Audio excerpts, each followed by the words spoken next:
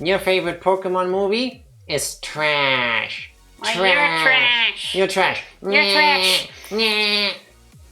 Happy Halloween, everybody. Happy Halloween. Tifa didn't do the focus. You should do the focus. This I is do the the focus. best Halloween costumes we have, so. This is the only parts of costumes we have. That's true. And it's not even a costume, is it? Tifa found those laying on the ground 3 weeks ago. So we took them along, cleaned them up, and yeah, I can be a sexy, cute bat now, but I have to hunch forward like Tifa sometimes does, because otherwise you can't see it because a little bit. And this hat I once got from my grandfather. Can I take it off now because it makes my temples itchy? No, you gotta keep it up the entire stream. That I'm not Halloween gonna isn't do. over. Happy my grandmother's 90th birthday, by the way. Yeah, I'm gonna take this off because it makes my temples itchy and it's Halloween, people. That is so much scarier than it was before, Tifa. Even better. I'm about to poop myself. It's gonna be the second most scariest thing today because today, after talking about this like half a year ago, we're going to rate every animated Pokemon movie ever made. Yes, we do. There will be emotions. Before we continue, Ranger, Love. thank you for the sub. Thank you. Love. I am not ready. There I am. Welcome in, Mame. And Smash indeed. Potentially. There might be some smashing. There might be Smash. Welcome in, Psycho. Congrats on being first. Hello, Ranger. Mame. Congrats on being second. Welcome in, everybody. Jack just went up in scary. Yeah, the more you see of what I look like without stuff hiding things, the better it gets. And I'm dressing up as Tired Dad for Halloween tonight. Are you gonna walk the rounds? Is it trunk or treat or is it trick or treat? What are you guys gonna do? I've seen some stuff about trunk or treating, which is completely new to me. And somehow, I don't know why, it makes me slightly sad. And it does not involve me at all. You know what makes me sad? When I thought I swapped for fresh batteries before the stream, and now my microphone is already dying. Tifa, go take over. Talk, Oh. I need to swap my batteries. I was like, take over what? The mouse? The stream? Well, that's fine.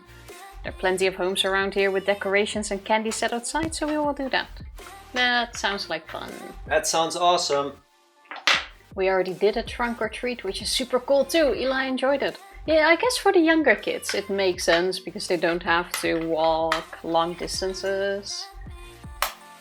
I don't know. I just always liked the idea of walking around, going past houses and trick-or-treating. So then I feel like trunk or treat somehow seems... I don't know, can't even explain it. Like I said, I've never even done it. We don't even have it, so... Do But I'm I glad sound the Eli way enjoyed it. I'm supposed to? Also, yes. Imagine interrupting. Yeah, I would like to know whether this has worked the way it's supposed to early on. And not in an hour when we had no audio for part of it. I'm sorry, I swapped the batteries before we started, but clearly these need to be thrown out. I agree with you, Tifa. I would love to go trick-or-treating as well. I've only ever seen it in movies. Never went myself. Then again, what do we sell you as? I have gone trick-or-treating once as a kid in school. And it wasn't very successful because everyone was like, trick-or-treat? Like, Yeah, not really a thing. we don't really do that. We don't have anything in the house. And some other people just got some random stuff. Wrong continent for that kind of thing. Yeah, but like back then it was literally absolutely not a thing. And I think now over the years it got a little bit more, but still not to the point like in the US. I think it's a bit of a shame because by the time, trick-or-treating became more of a thing over here, we were already heading towards financial disaster. So when it became more mainstream, people already had less money to spend on fun things like this. So it like got nipped in the bud. Unless you live in one of those like suburban areas where people are really into Halloween, it's not really a thing. Also, you have to sing, I think it's a song, Yes, Psycho song, because yes. I do not know it. We have this lantern walking thing in Germany. Ich gehe mit meiner Laterne und meine Laterne mit mir. Hier So über I mir walk with funkeln my die Sterne, hier unten funkeln wir. I go with my lantern and my lantern goes with me. Above me the stars are sparkling and below it's us that sparkle. That Why are sounds we to doing you this? Not that kind of sparkle. Also, come into frame. Psycho, why do we sing that? Why do we make kids make lanterns and then walk around with it? True, I've seen kids walk around with lanterns here, but more like in the afternoon. Makes sense. Apparently they happen to remind us all of Saint Martin, who, according to legend, gave his coat to a freezing beggar. And it symbolizes sharing warmth and light in this dark time of the year. That's why we take the lanterns and walk past all the homeless people with them. Yes, because and then tell our kids not to talk to them. 0.9% of the people would just walk past them and tell their kids, yeah, just walk around the homeless person. Yeah. So this is to counter? No, it's not really to counter Halloween, is it? I don't know. Speaking of. I'm not gonna open the door. I don't even have anything I could give to people. You What? might keep hearing that because it's Halloween. Yeah, you do have some kids going around, which you seem to have more and more. So I'm glad it's becoming sort of a thing, because like I said, I really like the thought of Halloween. Yeah, I would just like it to be at a time when it wasn't like, the rents are exploding, things are getting more expensive, and money is tight. It would have been cooler if it happened like 20 years ago. It did happen 20 years ago, Not and here. now it will keep coming every year. That's the whole thing.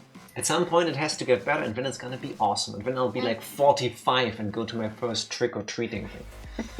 My parents were very anti-trick-or-treat because it was too pagan. So I'm glad our kids get to participate. It's a lot of fun. One day I will just sneak in with your kids and also dress as something spooky, I guess. Do you actually have a costume, or will the tired dad be your costume? Because we saw Rumi's costume. Rumi's costume? Yeah. Olivia is basically Rumi in that outfit. Yes, but it's Olivia's Rumi costume. Rumi from K-pop Demon Hunters. Wow. Her name isn't suddenly Rumi, Yeah, no so matter that's how good the moment the you costume. put on the suit. That's how it works. Okay, then what are you, Tifa? I think Tifa is a head hair demon. Excuse me? Actually, that's not even that. Yeah, no, it already looks like you ran a marathon with that thing. Maybe Give you me should keep back. it on. I think you should do that. Basically, I done Cookie goofed. Monster's sister. Who's Cookie Monster? Oh, you. Oh, because of her orange and stuff. Cookie Monster's spooky Dutch sister. Beautiful, Tifa. Jack ruined it. I did. I'm sorry. There. That's what I do. Benjima, happy Halloween as well. Welcome in. I'll just be holding Ila a derpy tiger by it. I didn't see the tiger suit. If you don't mind sharing, I still want to see pictures of that. I did not see that. Tiger's my favorite character. I'll go as a need. Oh wait. Going as a need seems kind of counterproductive to being in need. I mean, just because you are in need doesn't mean you cannot not go outside. But at the same time, you know. That suddenly reminds me that I also have to poke Andric later. His family also usually does like these themed Halloween outfits every year. Yeah, which we are need to awesome. see what he did. I love seeing Halloween outfits. Yes. Also, holy shit, I didn't even realize that earlier. I'm sorry. Ranger. Love, thank you for 5 years. But we said that. If we did, it didn't register for me. Sorry, I'm slow today because of how things are Jack gonna just work. went along with it. Yeah, of course, because it's the right thing to do. I'm just saying it didn't fully click until now, but it's been 60 months. I Do you didn't know what you even can do in know. 60 months? Didn't even know we've been streaming for 60 months. You could still be as unfunny as me, despite 5 years of training. Sorry, That's true. experience. There hasn't been much improvement there. You could have gotten better at pronouncing words like I just fucked mine up. Thank you very much. 5 years, yeah. That's a lot. Oh. Yes? Honestly, not really a big fan of the holiday Halloween itself. Okay, fair. Especially since the actual Belgian trick-or-treat traditions are slowly dying out while Halloween just keeps gaining popularity over here. What are the actual Belgian trick-or-treat traditions? Throw toilet paper. And I ask this because I'm only aware of the Dutch Christmas Sinterklaas traditions, which involve pretending that something insanely racist isn't racist. Talking, of course, about Zwarte Piet, Black Pete. Pete! Yeah. Yeah. Good word, actually. Good what? I was gonna say could wear that as a Halloween costume, but... It depends on how you do it, Tifa. Should you do blackface? No. Should you make yourself look like a offensive, stereotypical caricature of a black person? Tifa! What? No. Could you dress like Black Pete and find a way to not look like a racist piece of shit? Yes, you could do that. Yeah, you can do. We still have Black Pete in the Netherlands. It's just not as it used to. Now it's just people with, what do you call it? Soot on their faces. With soot on their faces. Which makes sense. But we still call them Black Pete. Which makes sense. Putting some soot on your face like you're cleaning chimneys is fine. Yeah, exactly. Otherwise, we also can never have chimney sweeps again. Hi, when you read this, welcome in silence. How have you been doing? Cheers. Happy Halloween. Hi back. I need a sip. So yeah, funnily enough, actually no. I was gonna say you don't never see that as a Halloween costume, but I also never see any Halloween costumes. Yeah, nice hat, indeed. Thank you. I was wearing the bad part earlier, but then it But looks Jack better was on a TV. party pooper. It makes my head itchy. That's not fun for me. We can swap. No, I'm good. That thing doesn't even fit on my head. We tried that earlier. Tifa was gonna be the bad and I was gonna be the orange Dutch monster thing. This thing doesn't fit around my head. I've got such an enormous noggin, it's crazy. On Old Year's Day, 31st of December, many towns in Belgium go trick-or-treating and other towns do it on Epiphany, the 7th of January. Huh. Oh, okay, but it's not really a Halloween thing then. Oh, but now I know what you mean with the actual Belgium trick-or-treat traditions. I thought you were still referring to something you did on Halloween. Well, yes, they do the Halloween thing later. Which seems strange to me, but also... It's not Halloween then. Yes. They just do the same sort of thing. But I guess not in costumes and stuff, more like... Tell us more, Mami, we're clearly confused. My Yoshi head keeps falling into my eyes. Oh, you're dressed as Yoshi! Damn it. But hey, I think any Yoshi hat usually looks really cute. I wish I had one. Every time it falls, you have to make a mlem sound. Yes, when you open up, like... Mlem. Or any other Yoshi sound. Like the flutter steps. Or... Yes, any Yoshi sound is good. They're all adorable. Both of those days are slowly dying out with a Halloween rise in popularity, which is kind of sad in my opinion. But yeah, understandable. Doesn't that mean you go trick-or-treating twice? That means potentially double the candy. Just saying. Gotta keep it alive by trick-or-treating yourself. Trick-or-treating yourself? I play both parts. I open the door and I jump out and I go, ha! I am dressed as a mummy. Trick-or-treat. By going yourself. Oh no, my head is super itchy. What was in that thing? We cleaned it before I put it on. It's probably just between my ears. It probably is, yeah. It really is. You do both days, man. That's amazing. More candy is always good. The cat's trick-or-treating by checking out all various sunbeams coming in from the window. That is adorable. That's really sweet. And way less calories. That's also a good thing. That is true. I would prefer the candy, but you know, We had super early dinner because we had to prepare for today's streams very early. So Tifa was very snackish almost immediately after our very early dinner again. As always. And then we realized we have no snacks left in the house. Or apartment. But still, we don't have any. That was sad.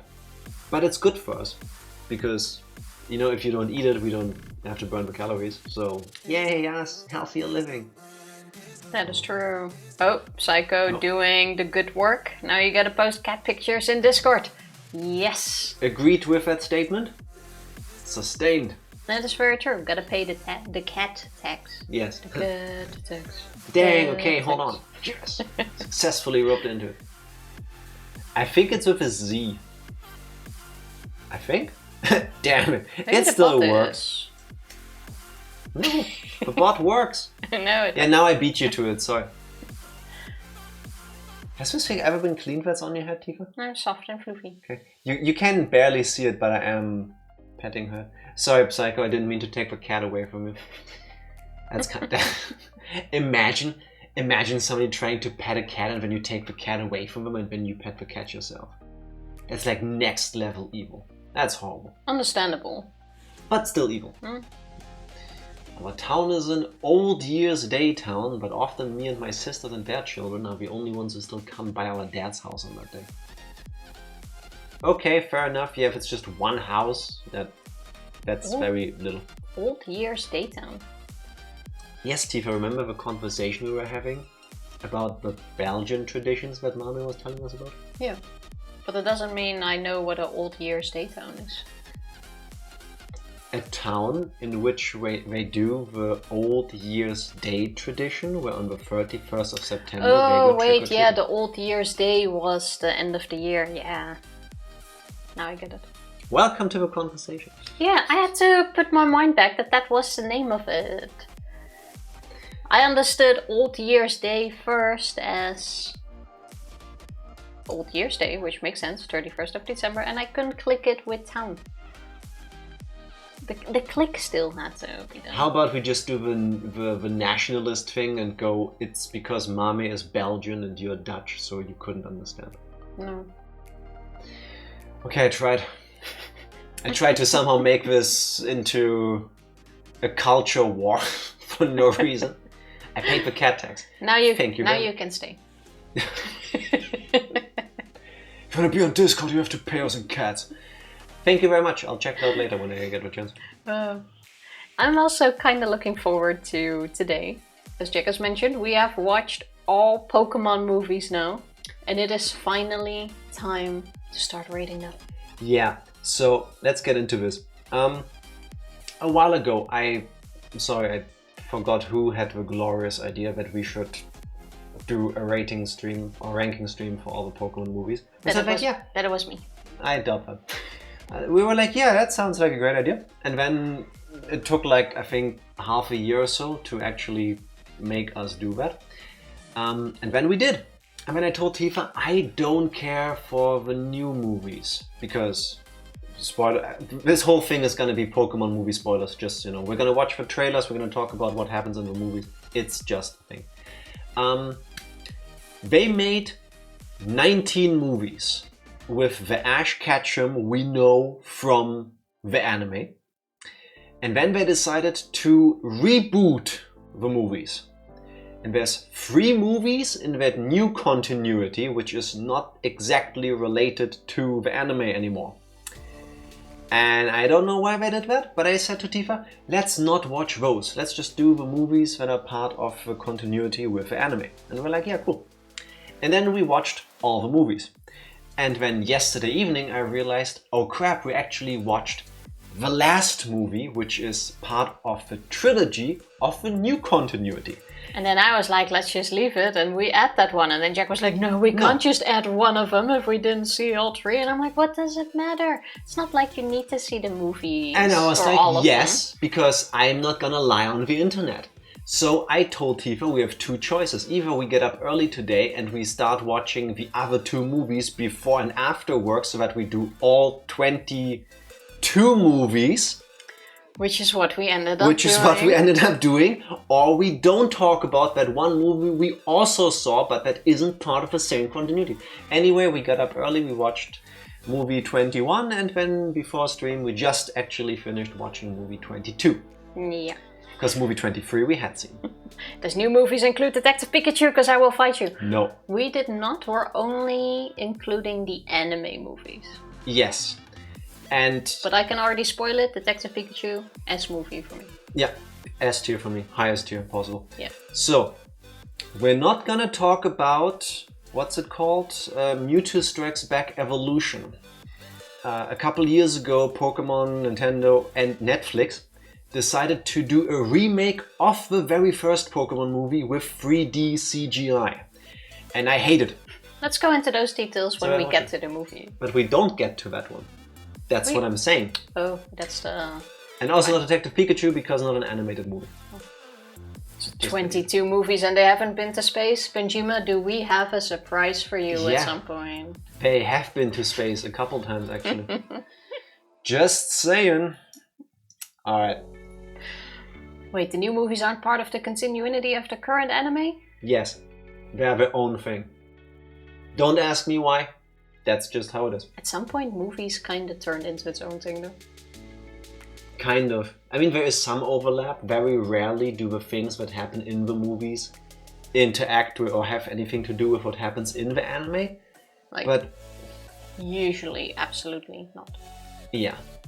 One last thing, because the movies, all but one of them, are kind of strange in the sense that you have to have previous knowledge of what Pokemon is, and specifically the Pokemon anime. Like, they don't introduce characters like Team Rocket. Usually the movies start with, "This is Ash, a young man from Palatown on his journey to become a Pokemon master." But the side characters usually don't get reintroduced. You just have to know who they are. It's one of my pet peeves, as you will learn. Tifa, are you ready? I am ready. Doo-doo. Glad we agree on Detective Pikachu. It's one of the only things I love about Pokemon. That movie was so good. I can't believe they didn't actually make a second one. Apparently that fell through. It's been in development hell because the movie came out like 6-7 years ago. Let's start with a trailer for the first movie. Yeah, we're gonna go through the trailers, rate it, talk about it, rate it, and then move through all of them. Yes, let's go. An unstoppable new enemy. We dreamed of creating the world's strongest Pokémon, and we succeeded.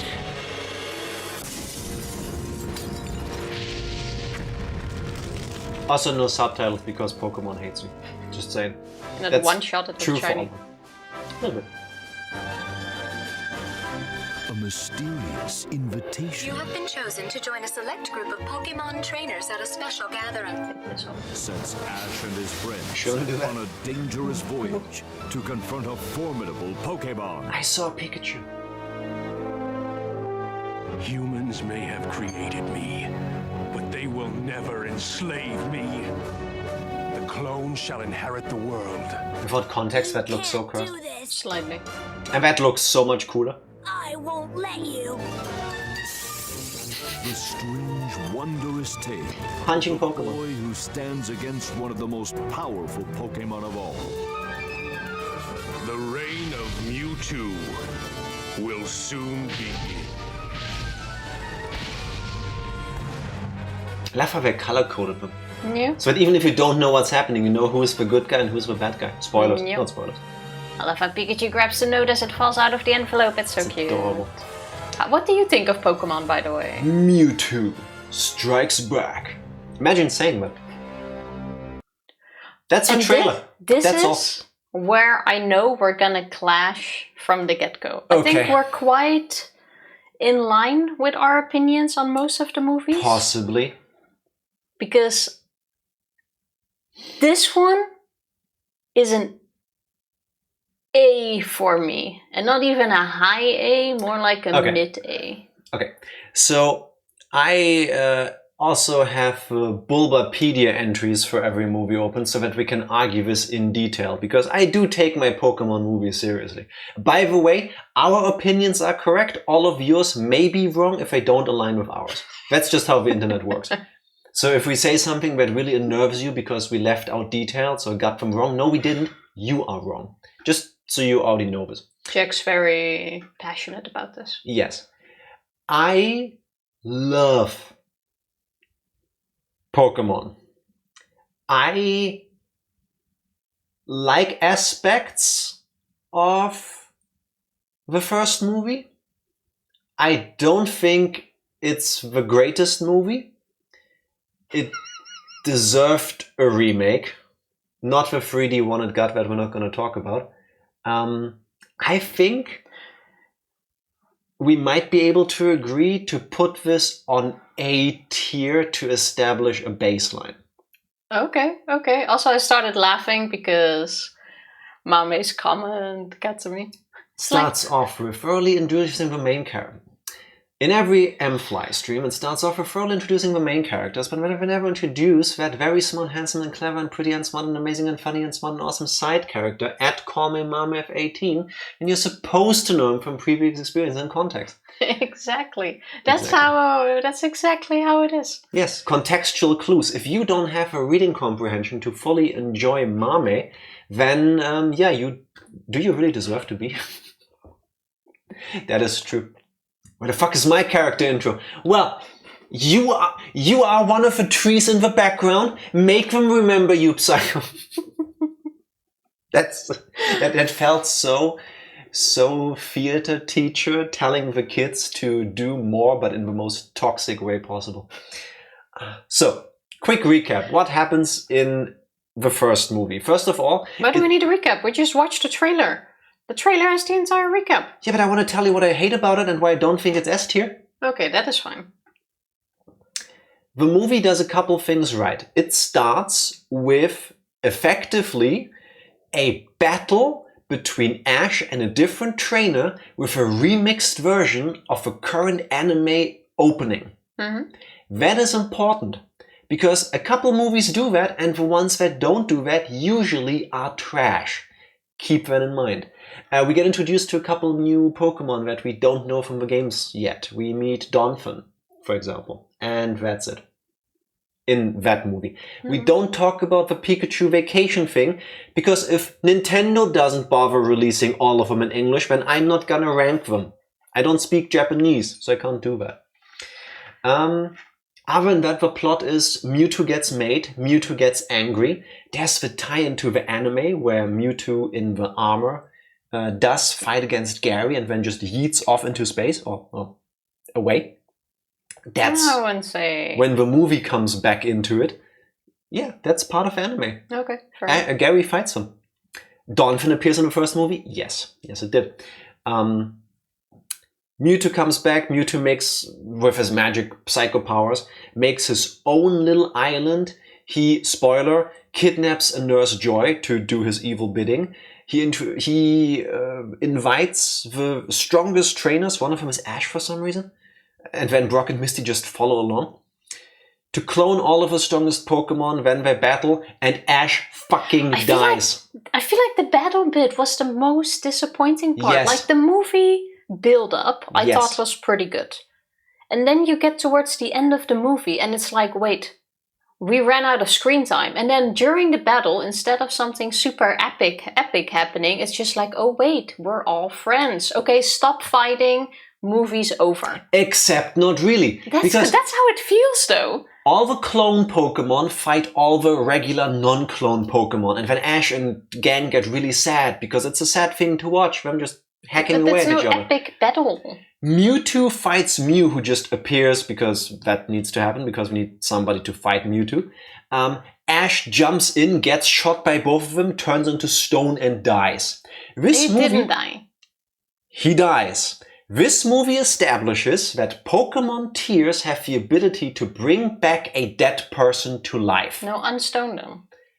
You cannot unstone people, Tifa. Ash gets turned into stone. All the Pokemon cry for the sacrifice he made, and when he gets to be a real boy again, Mewtwo goes, oh well, I guess we shouldn't be fighting. He takes all the clones and flies away.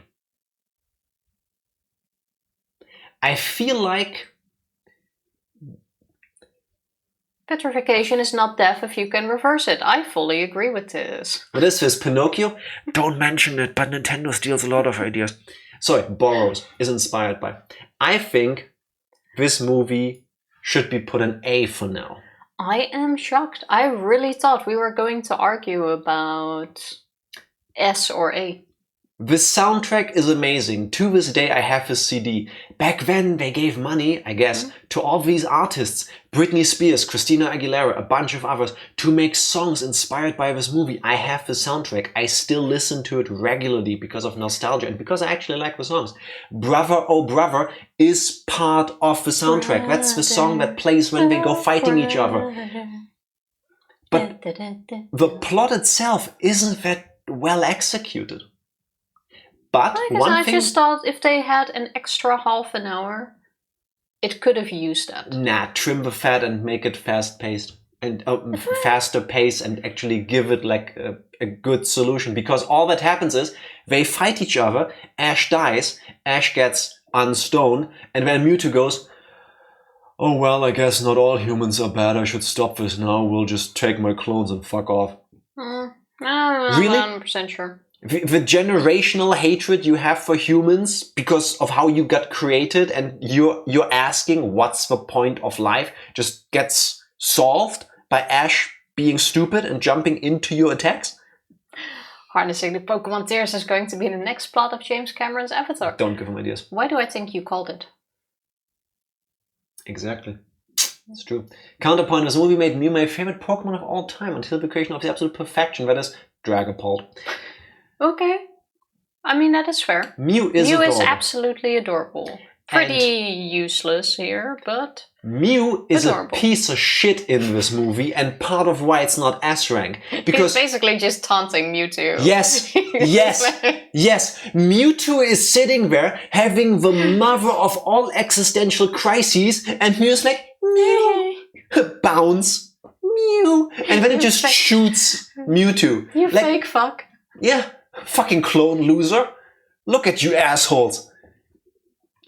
But doing it adorably. Yes, it gets away with it because it's cute, but it doesn't make sense if you think about it. A cringy 12-year-old username used to be MewMew18. I will remember that and keep calling you that, MewMew18.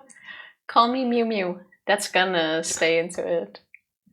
Yeah, that's true. Call me Mew Mew. I'll try to remember. Anyway. Okay, I'm glad we agree. A with a chance of sinking in the ratings.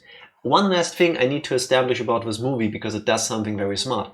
All the characters you know from the anime show, Ash, Misty, Brock, and Team Rocket, have something to do in this movie. Team Rocket is part of a plot because they want to steal Pikachu, so they help the kids go to Mewtwo's island, and then they get dragged into the shenanigans, and then they are mostly they have a bit more screen time to explaining what is happening because the movie does a bad job without them.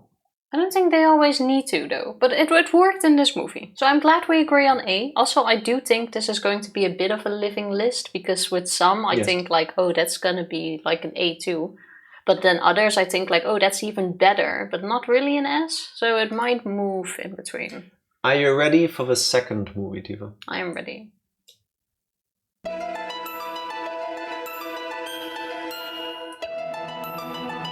Oh, by the way, now in Pokémon team. An ancient I always thought this was the first movie. Disturb not the harmony of fire, ice, or lightning. A ruthless collector. Lest these titans wreak destruction upon the world in which they clash.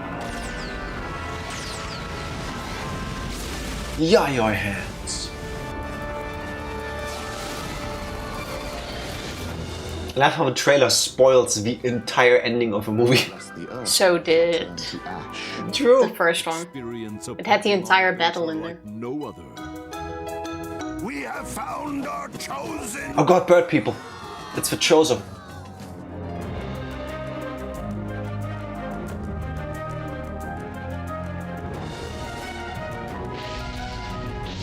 It will take the The courage trailer of music many. is epic. Look at this floating fucking fortress. It's amazing. I like the vibe already. This one's very pretty. It is. I can. To unlock the power of one. They literally give away every moment of a movie that is semi-steak heavy. That's crazy. I had this movie on VHS back then, and it was one of my favorites. And this was the first one I got, and I was so certain this was also the first Pokémon Power movie. of One, including an ad for the Pokémon TV app, which I don't think still exists. Oh well. I really want to put this one in S, but it's also not the best one, so I think it deserves a good spot in A. Oh! I Wait, think... you really... I agree that this one is better than the first one, but I didn't think you would agree. I So think... I'm so shocked. either low S tier or above Pokemon the first movie. So, what happens? All the stuff you saw in the trailer. Ash, Misty, and Tracy, because Brock is currently not available because of anime reasons. All together, they happen to be in the Orange Islands, I think. Tracy was already introduced in the anime. Yeah, but it's part on when they go on like their extracurricular journeys in the islands, the Orange Islands. Yeah, but Brock at this point was already staying behind with... That's what I just said. Yeah. With the other professor, because he's horny. Yeah, exactly. Yes. They get to an island. Somehow they bump into the chosen people, who are these bird-dressed people. They go, oh, you are just in time for this celebration. So this girl is going to play the music, and then you have to go to, like, just take the boat. You just go to these 3 islands, get the orbs, you put them there, and then, haha, she plays the song, and then we just pretend this is meaningful. Even the girl, Melody, doesn't really believe it. Until the Pokemon collector shows up. That's the guy in the throne-looking thing you saw in his giant flying fortress, which is cool as hell. Yeah. They go full Gundam with some of their designs. A flying fortress of that size is amazing, and that's epic. He spent like years building it. He also has the ancient Mew card you were able to get as a kid when the first movie came out. They bring it in there. That's what made him become a Pokemon collector. The tie-in. It's crazy. That's what I really liked about this one. Yes. Because you have a bad guy, and it's so clear. It just makes sense on why the bad guy is doing these bad things. And he has this entire setup that he's been working towards. And you know his motives. You understand why he's going after this. And it just all clicks and makes sense. Plus all of the epic scenes in between. Yeah. It's a great movie. And in a way, his only motive is, I'm rich and I like collecting things that nobody else has. As a kid, I didn't understand this. As an adult, I keep seeing this. He's basically the regular billionaire. It makes sense. What also makes sense is saying, love. Thank you so much for the resub, Dark Lord. Thank you, Dark Lord. Much appreciated. But not Dark Lord. The collector fucks things up because he starts collecting the mythical Pokemon Zapdos, Articuno, and Moltres. Thank you. For a second, I could only think of a German name. That puts... Which brings out nature the out most of whack. legendary Lugia, which is what we are doing all of this for. Yes. Because legend has it, if you pull nature out of balance by capturing these 3 birds who usually live in harmony, you can pull out Lugia from his hiding spot, which is exactly what he does. But by doing this, you also doom the planet, the entire Earth, because it makes... the water currents not go anymore. Basically, it's snowing in the Sahara. You have shit like that. You get shots of that. That's where all the Pokemon in the world try to come to violence. Snow in spring. Yes. It's crazy. It's crazy. And it's so freaking realistic in 2025. It was really good. Okay, I am glad even Mami agrees as well. I'm glad we can agree on this being us. Again, by the way, Team Rocket is in the movie and they try to steal Pikachu and then they fail and then they become the good guys. Like in the first movie, they help out the kids. Again, Team Rocket is in there, they have agency and they do things. That's not the same for all of these movies, so keep bringing it up. Also, the Avengers Endgame trailer has one of the last shots of the movie in the trailer. I love it when it happens, like the climax in plain sight. Damn. I feel like trailers nowadays are like 2 minutes long, and it has 5. everything in it. Yeah, all of these are like 60 to 90 seconds. I mean, I can't even say much about that, because watching these trailers, it also has everything in it. But back then, I don't know, it didn't feel like that. Yeah. Now I watch a 3-minute trailer and go like, okay, I've seen the movie. Ho-Oh didn't even try to do shit to help the other birds. We don't talk about Ho-Oh. I mean, Ho-Oh existed in the first episode of the anime as like a throwaway thing, not really mentioned ever again. No, that's not true. He comes back in one of the later movies. Spoilers. We don't talk about that. Not yet. But in this movie, it's just all Lugia. And somehow Ash is then allowed to ride Lugia in the end, and then they fly around. And also, I love the scene, by the way. Like at the end, you have Pokemon from all over the world collecting to this spot and waiting. And Lugia explains, like, they have all come here just in case they can be helpful. Yes, and that is such a sweet message. I felt that really touching. And it was like, but not today, because today you saved everyone. And I thought back then that was so cool how they then just fly over all the Pokemon and everyone is happy.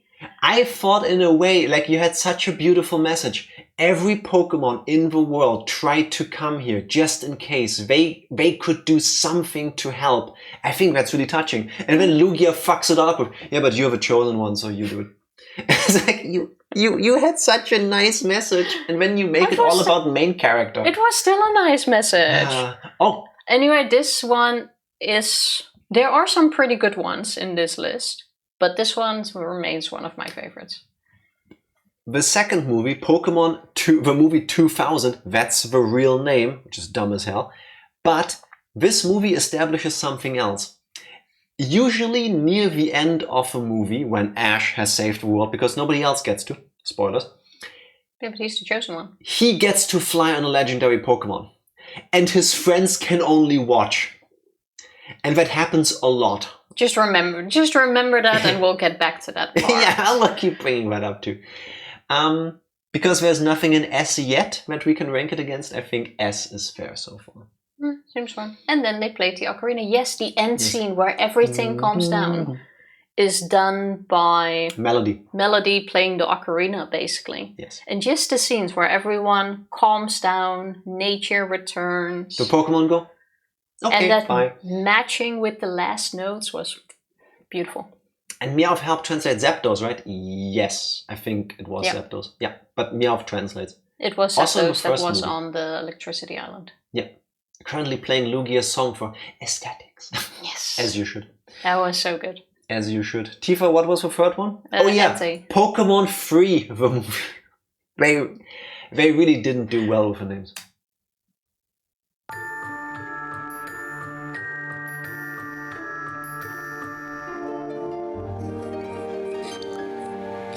When loneliness ignites mysterious powers and opens a doorway to another world.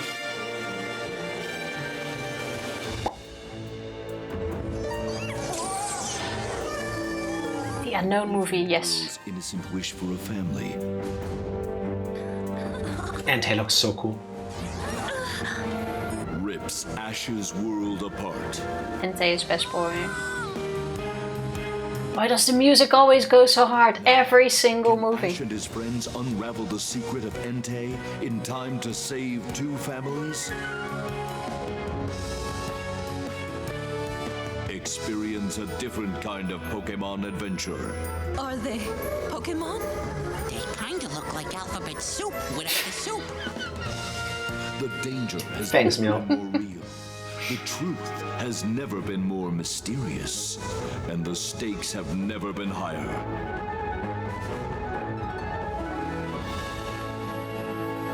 The spell of Hey, look, Charizard. unknown must be broken. Rewatch the movies again. Do it, Mame. Do it. Spell of the Unknown, and they still called it Pokémon 3 the movie. Why do you have Spell of the Unknown right there at the end of the trailer? It was easier, wasn't it? This movie is ass. The D-tier movie. D? D. What? Yeah. No. Hold up. C tier for that. No, wait. I agree, it's not S or A tier, but it's at least a B movie. This tackled an entire... No. What? No. Entei doesn't save it. This movie... What did you not... Okay, tell me what did you not like about it? Okay, so I will present to you my evidence why this movie is trash. And I've got the Bulbapedia pages open because I think they're the most complete for the plot recaps. So, the movie is about the little girl. What's her name? Molly. Molly Hale. And Molly's parents are archaeologists. The mom is gone. You don't know exactly why, but we'll get to that. So she is sad because she only has her dad, but her dad is a real workaholic. He's the other archaeologist guy, the one that was standing next to Oak in that little frame shot. The dad then goes off to an expedition to find where the unknown live, basically. Then he gets disappeared. The girl plays with a bunch of those little Scrabble things that have unknown on them, and she does like mom, dad, me, something like this. The unknown gets summoned. She wishes for family. Entei appears because the unknown suddenly changed reality around her. Make Entei appear. Yeah, but it all makes sense. She made a wish in that moment. The unknown got attracted to it and made all of her wishes come true. The unknown do this, Entei appears, and then this whole crystal chrysalis thing happens. She goes, oh, mommy, Entei goes, kidnaps Ash's mom, because just have a new one, I guess, that's fine. And then, through some weird unknown magic, Molly suddenly is cloned, and then you saw this girl with the long hair sitting on Entei. That's a grown-up Molly who has become a Pokemon trainer already. But at the same time, Molly also still exists, so it isn't just her magically aged up, so there's now technically two Mollys. There isn't! That was her wish.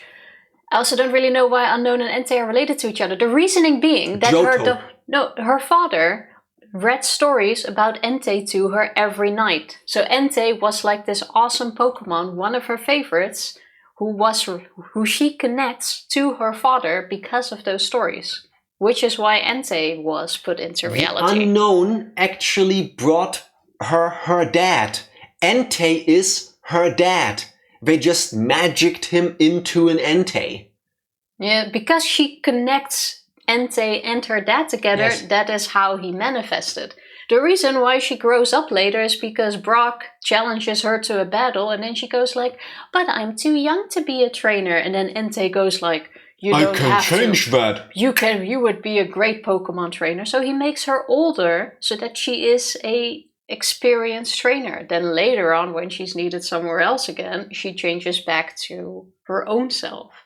The movie makes entire sense. The Unknown are doing everything according to Molly's wishes. And I thought they did something really nice and different in this movie. There's no obvious bad guy, it's just a young girl missing her family. That idea in itself is very sweet. The fact that Molly is perfectly fine with Delia Ketchum just being kidnapped and being the replacement mommy. She didn't even wish for her own mother to come back. She just took a random one. Nah. I understand that it's sad. Wait, what random one? They just kidnapped Ash's mom. Yeah, they didn't just kidnap her because of that. It's because there was an interview on TV with Ash and her mom, and then Ash goes like, and then Ash is like, oh, she's the best mother, which Entei sees and goes like, oh, that's gonna be the mother. So that's why he goes and grabs the mom. Everything you complain about is answered in the movie. So Unknown are so amazing that they know that she associates Entei with a storybook with her dad. But spoilers, her mother was also swallowed by the unknown magical plane of existence. We learn that in the post-credit scene. So instead of just giving her own mother back, they go, no, Entei, you deal with this one. Just kidnap a random woman. Because in that moment, she asked for her dad. When Entei and Molly were watching TV, saw the interview, that's when she wished like, hey, I wish that was my mother. I miss my mother. And that's when Entei went to grab her. It all makes perfect sense. It's been too long since you watched this movie. I agree. No, it hasn't. It's not an S movie, but it's definitely not a C, and I think it deserves a spot in the lower B, at least. Okay, now I'll come clean. I'm very okay with B, but... Even Psycho agrees with me. Why does that command not work? No, it is. It should. Oh yeah, it just took a moment. Oh yeah, is Tifa right here? Hot take. I am okay with B. I just said it belongs in D so that Tifa and I can find middle ground somewhere in between. I was wondering how long it would take to get Jack just to hate it just because it lasted a lot longer than I expected. This movie is just not good. However, this movie does something very important to the movie franchise in and of itself. With the previous ones as well, there's post-credit stuff, where usually there's still scenes happening during the credits, usually set to some music. I think this is the first one where you do want to sit through the credits to get the full story of a movie. Because only in the credits and after you learn that the unknown had her mom and that she comes back, and then Molly and her dad, who is not an Entei anymore, and her mom get reunited and they live together. And I think she even has an Entei plushie at the end. Something like this. I think so. Or they look at the book again. It's the really mom cute. got already disappeared years ago, by the way, though. Yes. Like when she was still a baby, and the dad was recently. Yeah. Ultimately, I agree with you, Psycho. It's almost like careful what you wish for. Yes. And I wished for a better movie. No, I enjoyed it. And my wish was not heard. Tifa, are you ready for the fourth movie? Almost. The credits are Eli's favorite part, so we always watch it. That is sweet. Nice. Okay, Tifa, go for it. You ready for Pokémon Forever? That's smart. No, it's not. Fourth movie? No. Forever? No. Totally watched every movie. The most powerful force in the world is back. It's Trailer Voice. Its most important mission of all time. Pikachu, let's go! Join Ash, Pikachu, and for the first time in Pokémon history, the rare and legendary Celebi and Suicune. Is that the epic Trailer Voice guy? The spirit of the forest has been captured. Celebi is mine. And all of nature is under attack. That's the end of the movie! But this fall, nature has a... Didn't we already establish this? And every hero needs friends. Celebi, I won't give up! They literally tell you what happens at the end, but nothing that leads there. Pokemon Adventure. No, they did a little bit. Only in theaters. Pokemon Forever. Get a limited edition Pokemon RD game card and carry the timeless adventure of Sit through the ad. home with you. Available only in theaters. Everybody gets a Celebi. Details at I Pokemon. never got a Celebi. It's Pikachu, I choose you, not Pikachu, let's go. Yeah, we'll get there. Celebi, the meeting that reversed time. Yeah. I'm not a Tifa? big fan of Celebi in general. I was slightly disappointed that Suicune didn't get its own movie and was kind Fair. of mashed into this one. Yep. I mean, the movie worked. We introduced time travel, of course. I mean, Because Celebi exists, so time travel has to be a thing. Yeah. Celebis do travel time, apparently. I would put it in a lower C. Like Celebi? Like Celebi, yeah. Okay. It wasn't the worst movie, but it wasn't like I would watch that again. Welcome back, Mommy. Welcome back, indeed. You are indeed in time, way in time before we get to the Deoxys movie. I have conflicting feelings about Pokémon Forever, because Pokémon Forever does something really cool, I think. The movie opens with a kid, some boy, going through a forest. Oh yeah, a Pokemon trainer named Sam. Pay attention to that name. So Sam is on his journey through, I guess, somewhere in Johto. he comes to this place in the forest, and they tell him, oh yeah, we're this village, and our guardian spirit, Celebi, protects us. If you hear this chime, that means a Celebi is around. We have like these wind chimes or something like that. He goes into the forest, shenanigans happen, and he gets whisked away by a Celebi. That's it. And then we swap to Ash and his friends. I wouldn't say whisked away. He was injured, tried to save himself, and teleported himself and Tingy into the future to save him. Oh, true. Because they were being haunted by the Masked Marauder, who is our obvious bad guy in this. Marauder. Who's our obvious bad guy in this movie? Indeed. He has no redeeming qualities. He's just a piece of shit. I just think it's important. Yeah. Because whisking away is just like, haha, 50 years in the future. It's 40 years, which we kind of learn when Ash and Co. Appear in the same place. And the girl who spoke to Sam earlier is now an older lady. And she has her own children. And they interact with the kids and stuff. There's something about the Masked Marauder. He's doing evil stuff, so they want to stop him. Eventually, they hear the chime. Celebi appears. And the Masked Marauder gets Celebi. He throws this dark ball at it. He doesn't get a lot of backstory. It's just like he wants to catch Celebi. Yeah, he's evil. He is metal as fuck. And he wants to do evil stuff. That monster thing you saw in the trailer is actually Celebi. Because Celebi uses its psychic and grass powers to create this ginormous demon thing around it. That did not look like something for 10-year-olds. And that thing has a lot of screen time.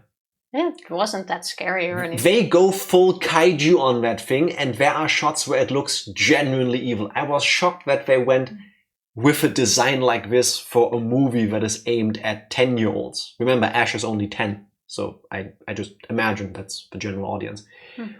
In the end, they win. All is well that ends well. Celebi dies. It is also established here that there's more than one Celebi, like a lot of Celebis. Which we don't know up until this point. But Celebi dies in the fight. And then we hear the chime again. Is close to dying. Like he's withering away. Celebi is basically a plant-like being. It dies. No, it does not. You see it wither away. It's not fully dead yet. They try to save it. They put it in like this lake which should have healing abilities. Ash places Celebi into the water. However, despite being clean, it has no effect. Suicune is there to clean the water because that helps Celebi. Ash tries feeding Celebi berries it liked earlier, but Celebi doesn't move and the berries fall into the lake. It is now clear that Celebi is dead, and Ash and the villagers start to weep. I saw it as a Celebi. Celebi was dies. just too weak, unconscious. And because we all wish for it not to have happened, we hear the chime and suddenly Celebis from different parts of time and space show up, do a magic dance and revive this Celebi because that's what they do. That's true. Yes. Ultimately though, after all of this is over, Ash calls Professor Oak and tells him about the story and how he met Celebi and stuff. And then we learn that the kid in the beginning, Sam, who had a notepad drawing Pokemon, is Samuel Oak, because it cuts away to this notebook with pictures he drew. We learned that, by the way, not Ash and stuff. That's what I found odd. He never told him who he was. At the beginning, when they get to the forest place, Ash also calls. He's like, yeah, I'm in this place now. You don't know anything about it. He's like, yeah, no, have fun. And then he hangs up. He's like, it seems like there was something about that. I shouldn't tell him about this. No, I think he was trying to remember something. Oh, one thing we completely glossed over. While they help Celebi, that's also where Sam shows up. So Ash helps Celebi with Sam. We completely fucked that part up, but that's what happens. So the young Samuel Oak is there to help Ash and gang, help Celebi fight the Marauder dude, and then gets whisked away back in time to at the end. Grow up He's to returned to his hometown. Samuel Oak, Professor Oak. I hate time travel. I genuinely don't like it. I didn't even have a big issue with the time travel. Like, they did it in a way where at least it makes sense. Like, I just wasn't a big fan of the movie. I found most of the movie to be really boring. What threw me off completely was the monster Celebi grass thing, because that looked genuinely evil. There's a couple of like 3D shots about that. I disagree with you on that, but I think we both agree on a C rating. C, like Celebi. Yeah. What if Hanyu saved Celebi? I don't know who that is because this is a Pokemon rating stream. I like it when it's done well. Yeah, and I feel like in this movie it works. It's just not a great movie. Oh, by the way, it starts now that Team Rocket doesn't really do anything. They immediately get outclassed by the masked marauder, and then they're basically just in the background. Well, no, they turned into lackeys for him.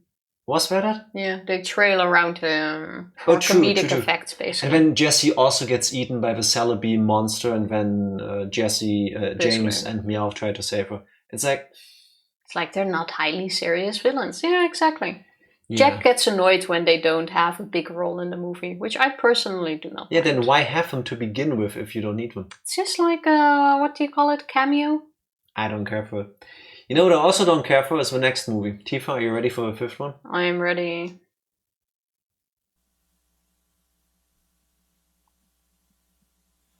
I know there's going to be no arguing about this one. I love the circle on the left. Faraway world. A secret garden, protected by a prized jewel, is under attack. Only one force is powerful enough to save the day.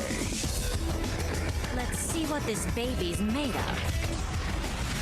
You're going to destroy the entire city! She did already, by the way. Ash, Pikachu, an all-new, never-before-seen Pokémon. In case you're wondering, we're in Venice. Yeah, clearly. Are about to team up and take on the ultimate challenge. I can control the whole world from in here. We have to stop them! Good luck.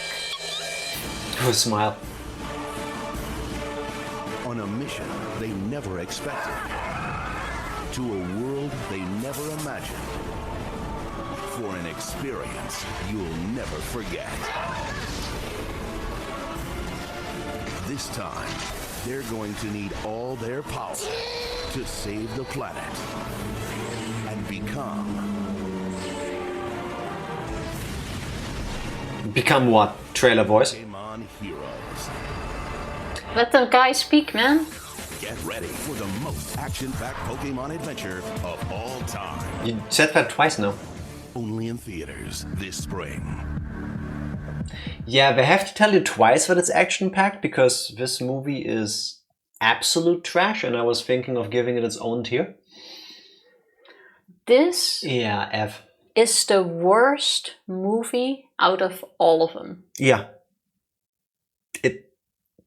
So, Ash... Wasn't this the Latias Ash was flirting with? Yes. Actually, the Latias was flirting with Ash. Yeah, yes. It was. I remember chasing Latias in the OG Sapphire, dumb piece of shit. Same, I hated that. I did not see Pocket Monster, the movie Guardians of a Water City. Good, you haven't missed anything. First things first, I posted about this on Discord, but this is the first moment where you could really tell. Pokemon is the biggest grossing franchise in history, still to this day. And I wasn't able to find trailers from the official Pokemon channel and stuff for some of these movies. This was one of them. They don't have a trailer for this on their own channel. That's why the quality was trash, and in the fast-paced scenes you could barely tell what was happening because the quality is trash. Whenever we complain about how the Pokemon games could be better, we need to remind ourselves they also don't really care about some of their movies that much. With this one, I fully understand. The trailer was made pretty epic, though. It did have all of the action scenes in there, indeed. But the movie itself just doesn't really work, especially like the machine that you saw in the trailer that the bad guys are after. The bad guys don't even know what it does, why they're even searching for it, and when they have it, how to use it, what to do with it. Like the entire bad guy part, or the villain part, was just, but why? And nobody could answer that question. Ash and friends are in a city that is clearly Venice. We've had the pleasure of being in Venice before, and it looks basically like this, very much so. And they do this fun water, jet ski, kite racing thing, because that's a cool thing to do. Then they bump into Latias and Latios, who are hidden away in this mystical garden. Latias is transforming into a human being, which also exists. She's a girl that she's friendly with. And she does kind of flirt with Ash, and I think at some point she even kisses him. At the end, yeah. Which is a thing. The two bad guys are Annie and Oakley. And they're members of Team Rocket, and they are there because they want to steal the Soul Dew, which is something Latias and Latios need. And they want to steal it because they want to steal it. And they want to control this machine for the defense of this place. And then they get the thing because nobody pays any attention to protecting it. What I think is important here, though, already, is during this, we also learned that the father of Latios and Latias died protecting this thing once before. Yeah. Like someone tried to do all of this before and he gave up his life to protect it. And that's why they show you where they put it. That's where we learned the backstory. Yeah, that's also how Annie and Oakley learn where it is, because when Ash and stuff happen upon this mystical place, they just get told, this is the super sacred treasure, don't touch it. We can't let it fall into bad hands. No, they don't come onto the place. Ash and stuff were walking through the city. They saw invited. The bad guys were chasing Latias in her girl form because they have this device on where they can see, this is actually a Pokemon. So they're attacking her. Then Ash protects her, obviously, and then you go like, they're friendly, let's go to the secret garden, and they get invited in there. Potato, potato. Ash and stuff get told, this is super sacred, better not let anybody know where it's hidden. It's there, watch, it's hidden there. It's so dumb. And immediately, spoiler, all of the secrets, like all of them. Yes, literally all of them. Annie and Oakley grab the thing, and then one of them, I was confused with two, but it doesn't matter. One of them just takes the thing and goes to the evil machine that is hidden in the museum, and she even says, I don't know how this works. The other one goes, do you know how this works? She jumps into the thing and she controls everything. What does it do? I can control the whole city. How she gets stuck in it. They even talk about how this thing has been not used for so long. Nobody lives that knows what it does or what it can do or how it's being used. And she just jumps in and does things. She just presses buttons. Suddenly things go bad. In the end, they defeat it. But yeah, what and throws me Latios off... dies again. Yeah, but it gets revived for somehow, or doesn't fully die. Latios dies. Latios dies, Latios is really sad, and then the Soul Dew reappears and a new Latios appears in the credits. Where did it come from? No, but that's why I don't think the other one died, because that's what throws me off too. In the credits, you see 3 of them. One is assumably the father who sacrificed himself, and then you have the Latios and Latias that we know flying with them. And that seems a bit weird.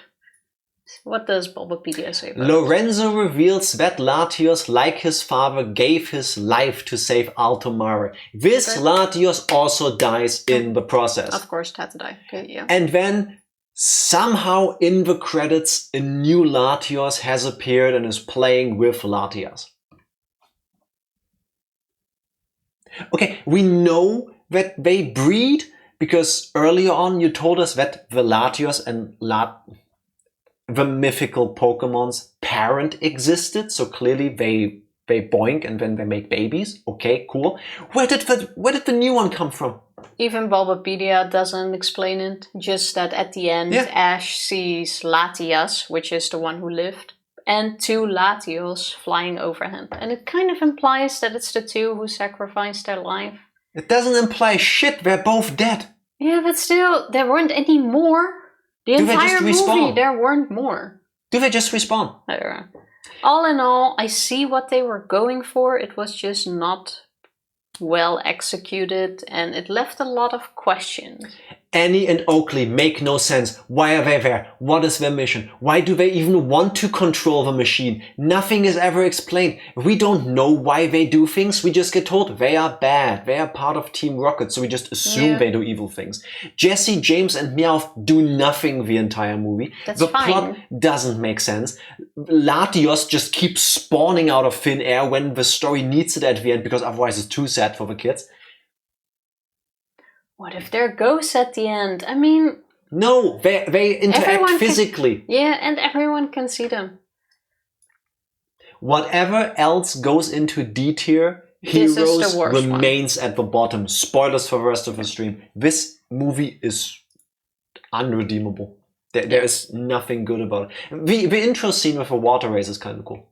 But other than that, starting Celebi, I felt like they got into a bit of a dip. They hit a funk, yeah. Yeah. Also, and then at some point, they pick up again. Yeah, despite technically a redeeming quality, in the Celebi movie, they don't have a battle at the beginning of a movie set to a remix of the theme song of a current anime season. In Heroes, they do. It was a sign. But it didn't help. Oh well. Are you ready for Jirachi Wishmaker, Tifa? I'm ready. If I can find the trailer, I have it. There you go.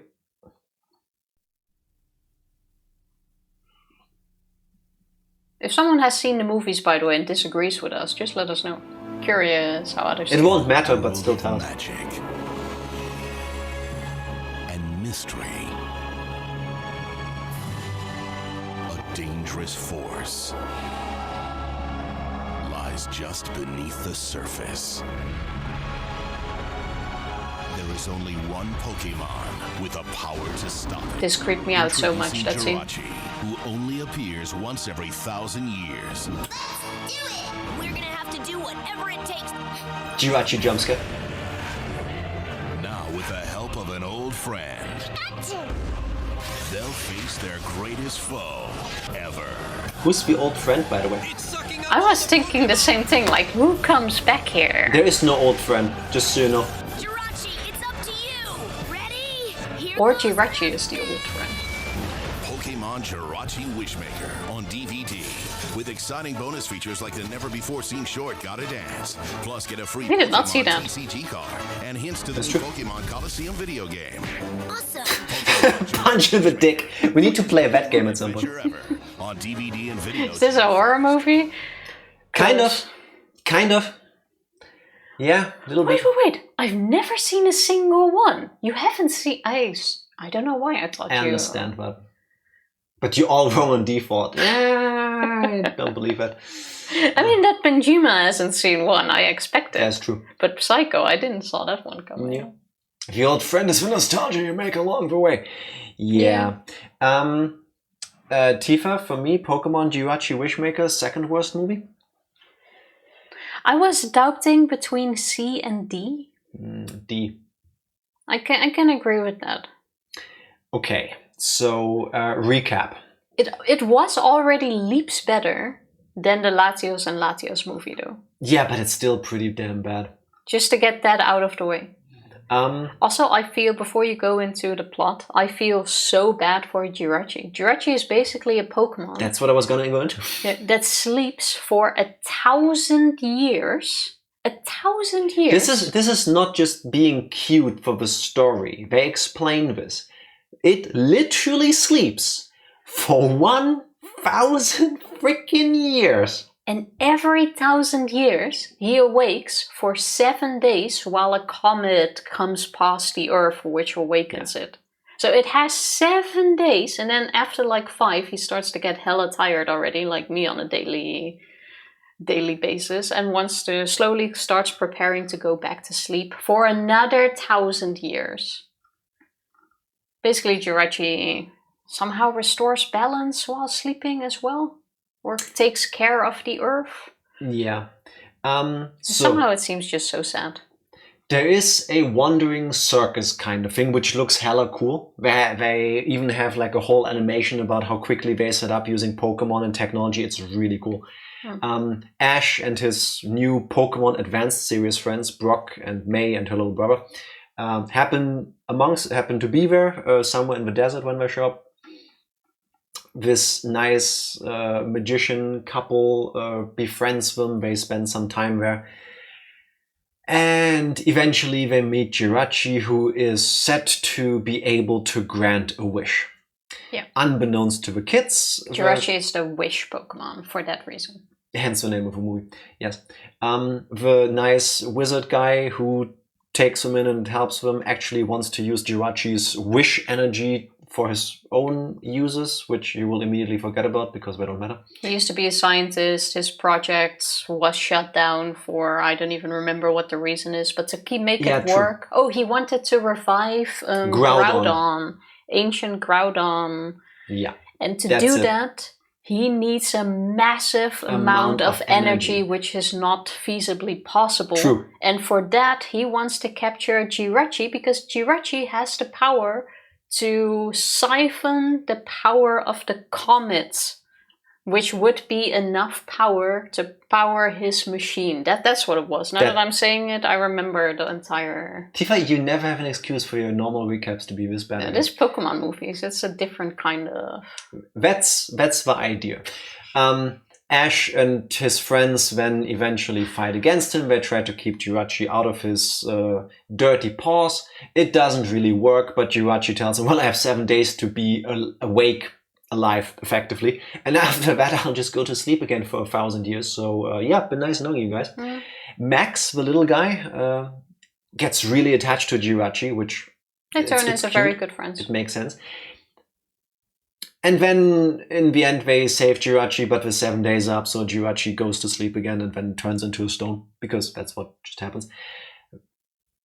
The bad guys do realize that what they were doing was wrong in the end, and help to put Jirachi in a safe place where he can sleep again for 1,000 years. And try to undo the damage that they've caused. Yeah, and I think even promised to guard him or something like that. For 1,000 years, good luck.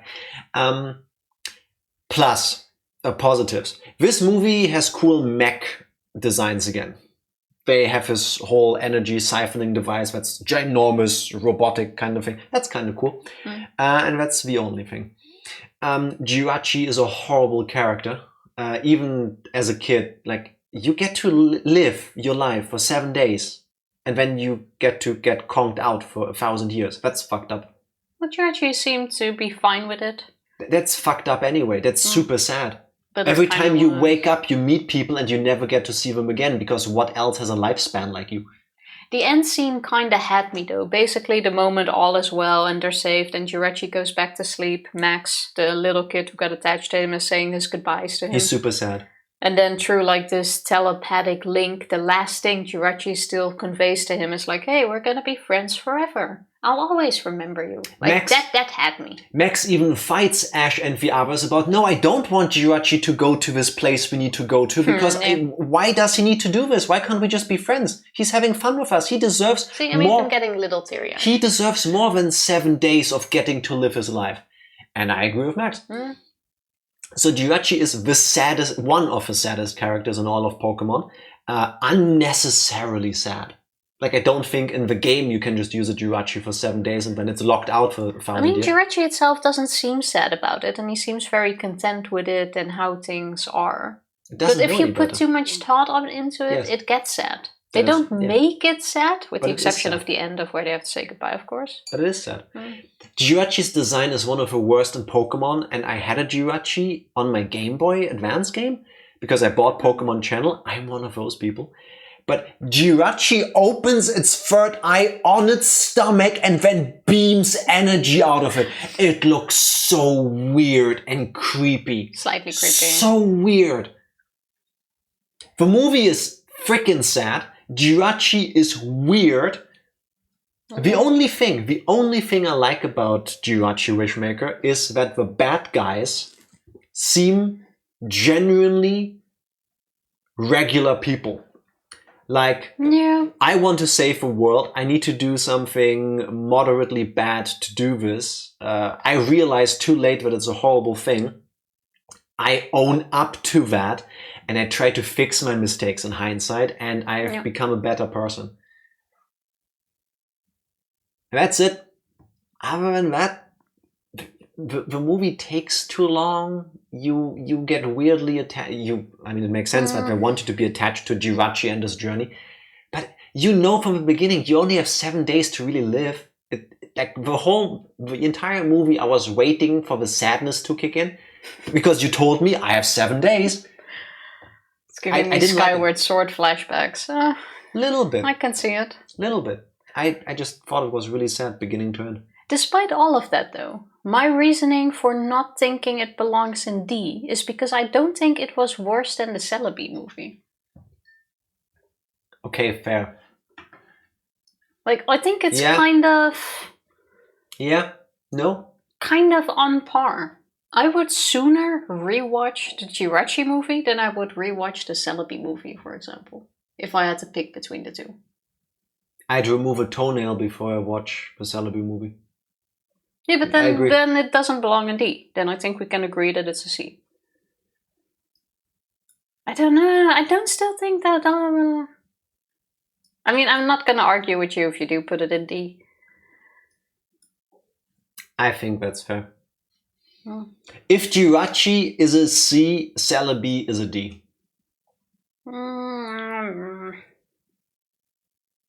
Like a higher D. It can be a D+, but that's still a D. Yeah, fair enough, fair enough. Okay, Link, our partnership is over. Return me to the stone now. Okay. Basically. It needs to happen for the story. We had fun.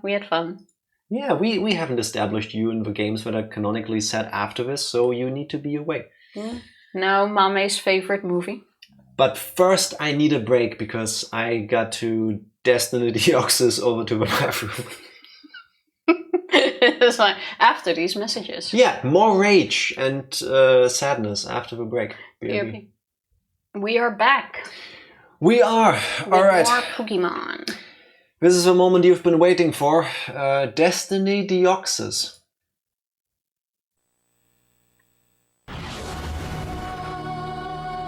Here's your space, Benjima. 4 years ago, a Destiny Deoxys down and struck the North Pole.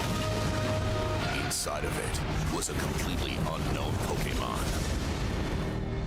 Unlike any Pokémon seen before. It regenerated. But how's that possible? Its powers are a mystery. It's multiplying. And this time, it will take more than Ash and Pikachu to stop it. It will require everyone. Literally. This Pokemon is out of this world. Pikachu! What is that thing? Deoxys. Pokémon Destiny Deoxys, now on DVD. Please don't ask me what's wrong with the colors in this trailer. That's the best quality version I was able to find. It's super bleached for some reason at points, but... Even though I don't share Mame's excitement about Destiny Deoxys, this is where the movie started picking up again. After they had this little dip. No. You disagree? I would... Oh, Mame about to unfollow. I would put this one below Pokemon Heroes. Below? Below Pokemon Heroes. Yeah. I mean, it's still a C movie for me. Look, I'm scrolling there. What's wrong with the colors in this? No good quality trailers existed for this one. What I did thought was really cool was the battles in this one between Deoxys and Rayquaza. Rayquaza. Oh, sorry, Rayquaza. We know thanks to this movie that it's pronounced Rayquaza. I think I'm gonna stick to Rayquaza. Yeah, it should be canon. I absolutely love Rayquaza. It's a super badass, awesome design. In this movie though, we do learn that he's basically a little bitch. Yeah. The movie starts with Deoxys crashing out of space. A Deoxys crashing into the planet from outer space. And I don't remember what the reason for it was. Doesn't really matter at this point too. But while crashing down, Rayquaza basically lives on this... In the ozone layer. In the ozone layer. And he sees that as his domain. And by crashing through space, through the ozone layer and onto Earth, Rayquaza felt like his domain was invaded, basically. And he turns into this giant asshole who keeps a grudge because these Deoxys keep going through his ozone layer. Yeah, please. That's the entire movie. Rayquaza being mad at Deoxys for passing through. Please be aware that also means space travel cannot really exist in Pokemon unless every time they do go to space, they fight off Rayquaza first. Because every time you go near that layer around Earth, Rayquaza will come and fuck you up. Because it doesn't like anything around it. It wants to be left alone. And then it gets even worse because another Deoxys comes to search for the Deoxys that crashed on the planet. And I don't remember the full details anymore of what else happens around that. So for that, I need you to do the... Okay. The movie starts, a Deoxys falls into the planet somewhere where it's cold. You've seen this, and then it comes out. But that core thing on Deoxys is damaged. So after a fight with Rayquaza, the Deoxys goes into hibernation, turns into this orb-like thing, and just sinks into the ocean. Kind of. It just does something. And then later, another Deoxys. I didn't realize that was a different one, first of all. But they're different colors. You can see them in the next you have a second one. That one comes and looks for the other one. S plus of a third gets it. No. This movie is trash. Another Deoxys comes to the planet. When they do some weird research, they shoot the Deoxys orb with laser beams to try to make some science thing happen. That causes a ripple effect. It sends a signal into outer space. Another Deoxys comes to the planet to try to save its friend. Deoxys again gets triggered because, oh my god, nobody goes through the ozone layer without me. And then Rayquaza, being mad, fights with Deoxys. They destroy part of the city's systems go haywire, Ash and stuff try Which to... is a super high-tech city, by the way. Survive. It also has the things on the ground where if you step on them, it goes into a certain direction and also back. Like what you have in the Pokemon games. Yeah. The mind your step. Yeah, from like airports and stuff. Yeah. But the entire city is basically like that. Yes. Deoxys fights the new Deoxys fights Rayquaza, gets to the orb, then the two Deoxyses together fight Rayquaza. Everybody fights Rayquaza. Rayquaza at some point gets bored and stops. Rayquaza leaves. The two Deoxy heal each other, and then they leave. And that's the plot. What did the first Deoxys want on Earth? I don't know. Doesn't it say here on what the reason is on... No. I think because of a fight or something, he crashed and... No. Rayquaza... A Deoxys comes to the planet, gets Rayquaza mad, gets tackled into a pulp, and then hibernates. And then another Deoxys shows up, and then they leave. I'm quite sure the reason was explained on why he crashed on the planet. On one hand, I want to applaud the people who made this movie, because you made me sit there, yell at the TV that it doesn't make sense. But if you think about it, that's beautiful. An alien comes to Earth and I don't understand why it does what it does. Of course not, because it's an alien. That's it. That's just the explanation. So don't sit like a human. I'm sitting super straight for this, Ranger. I don't need to understand its motives. It just came here because it can, because it's a time-space traveling alien. And then this is one of those moments where there is a reason and you just don't know it. You've proven that in the previous ones. Mame, you are the resident expert on Destiny Deoxys. Why did the first Deoxys come to Earth? The second one comes on a rescue mission for the first one. That I understand. Rayquaza is there because it gets mad because somebody went through its front yard without saying hi appropriately. Scroll up in the meantime. But why is the OG Deoxys coming to the planet?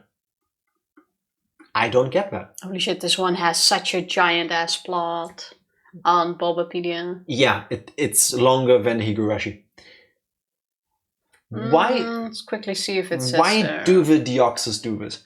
Because ultimately, the way I watched Destiny Deoxys is things well beyond my comprehension happen on the planet I live on, and I'm just there. All the people are just there and they try to survive. And then the evil kaijus just leave. Okay, it doesn't really say it here. It's been a while since I actually watched it. Don't remember everything, just that it was absolute cinema.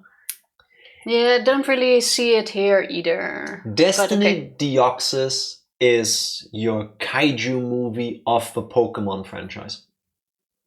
It's Godzilla versus Kong. Or versus Ghidorah or whatever they're called. It's just two monsters, two strong big things duking it out. And the humans are trying to somehow affect this and try to not die. That is fair. And I don't care for it. If I want to watch a movie like this, I watch a movie like this. I don't want that in my Pokemon. I don't need it in my Pokemon. Still, I would put it in C. With the risk of our frog no longer being among us. Above or below Jirachi Wishmaker? For me, it belongs below.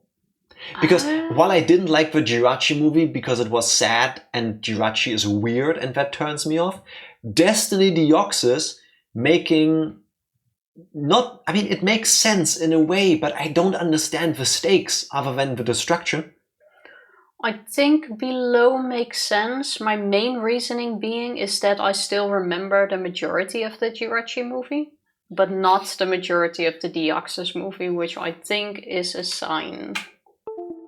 That was me, by the way, if you just heard a Windows sound. I unplugged the mouse that was charging. But what I do remember are the epic fights. I fully agree with that. And like I said, Rayquaza is awesome. But it does deserve a place in C. Yeah, I didn't care for that. Sorry. Didn't do enough for me. If anybody has any counter-arguments, mommy, feel free to present them. Meanwhile, we should move on to the Lucario movie. Lucario and the Mystery of Mew. Why does Mew get another movie? Because Mew is adorable. Mew. In a distant land on the brink of destruction, a Pokémon frozen in time finds its way back. Lucario. And when an ancient power threatens an entire civilization, an ancient evil awakens. There's one Pokémon trainer. Corphish, Bumblebee! With the help of an old friend. I saw you! Another old friend. Risk everything to save it all. I'm not gonna give up!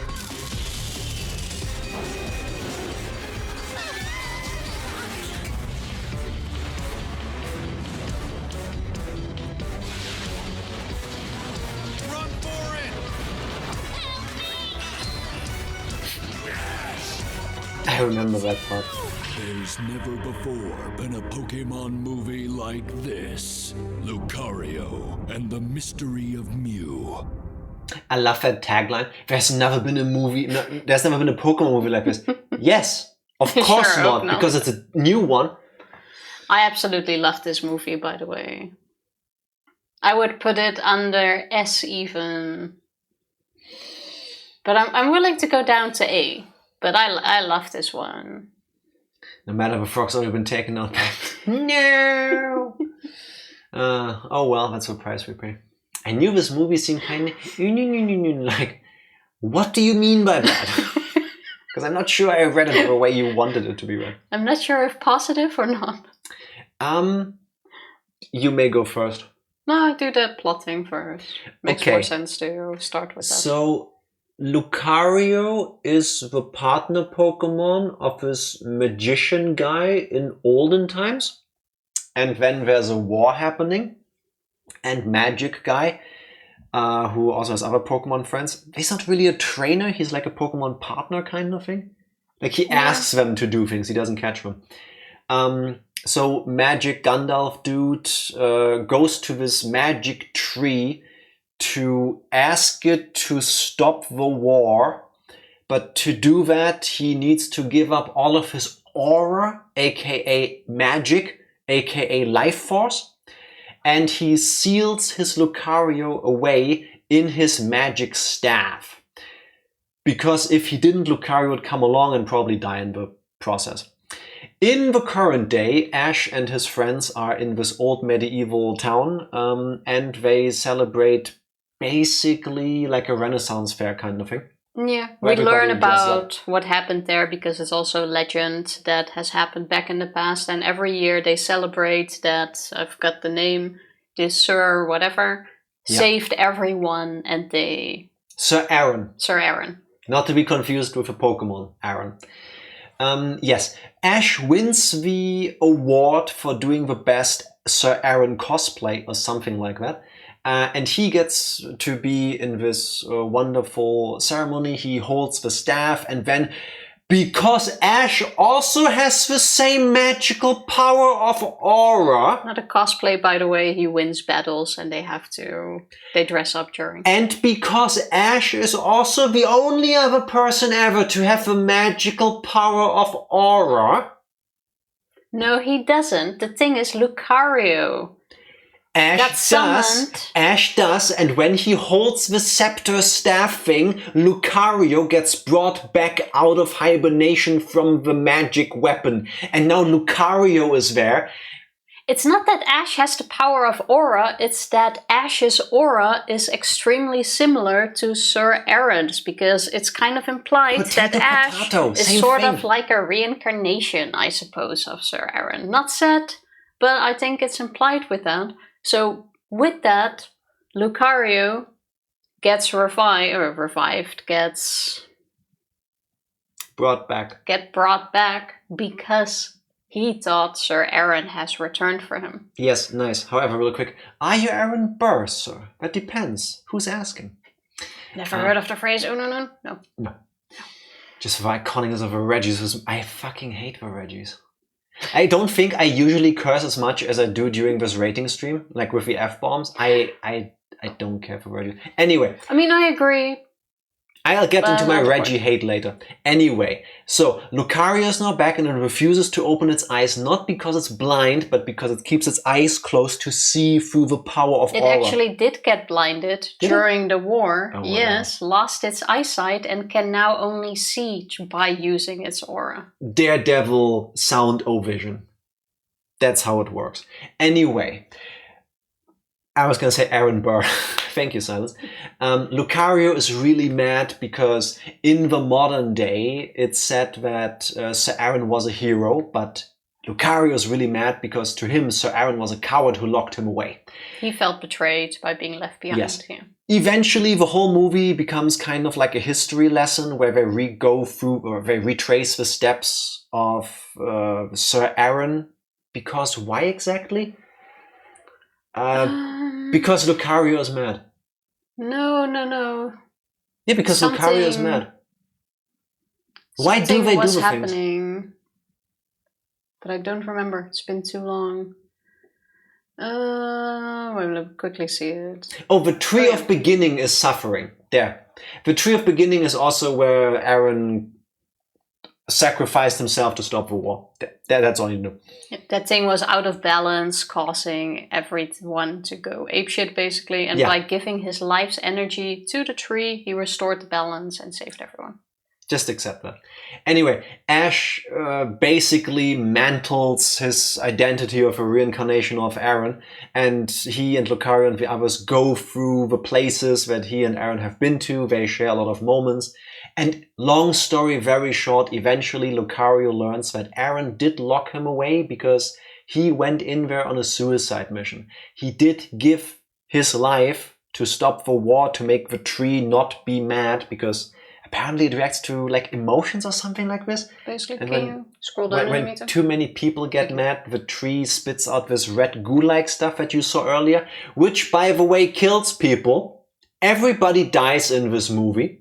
I'm not sure if they actually die. Yes, they do. Just get... You watch every character die, and then they get brought back. They just but let's make it seem like they didn't die.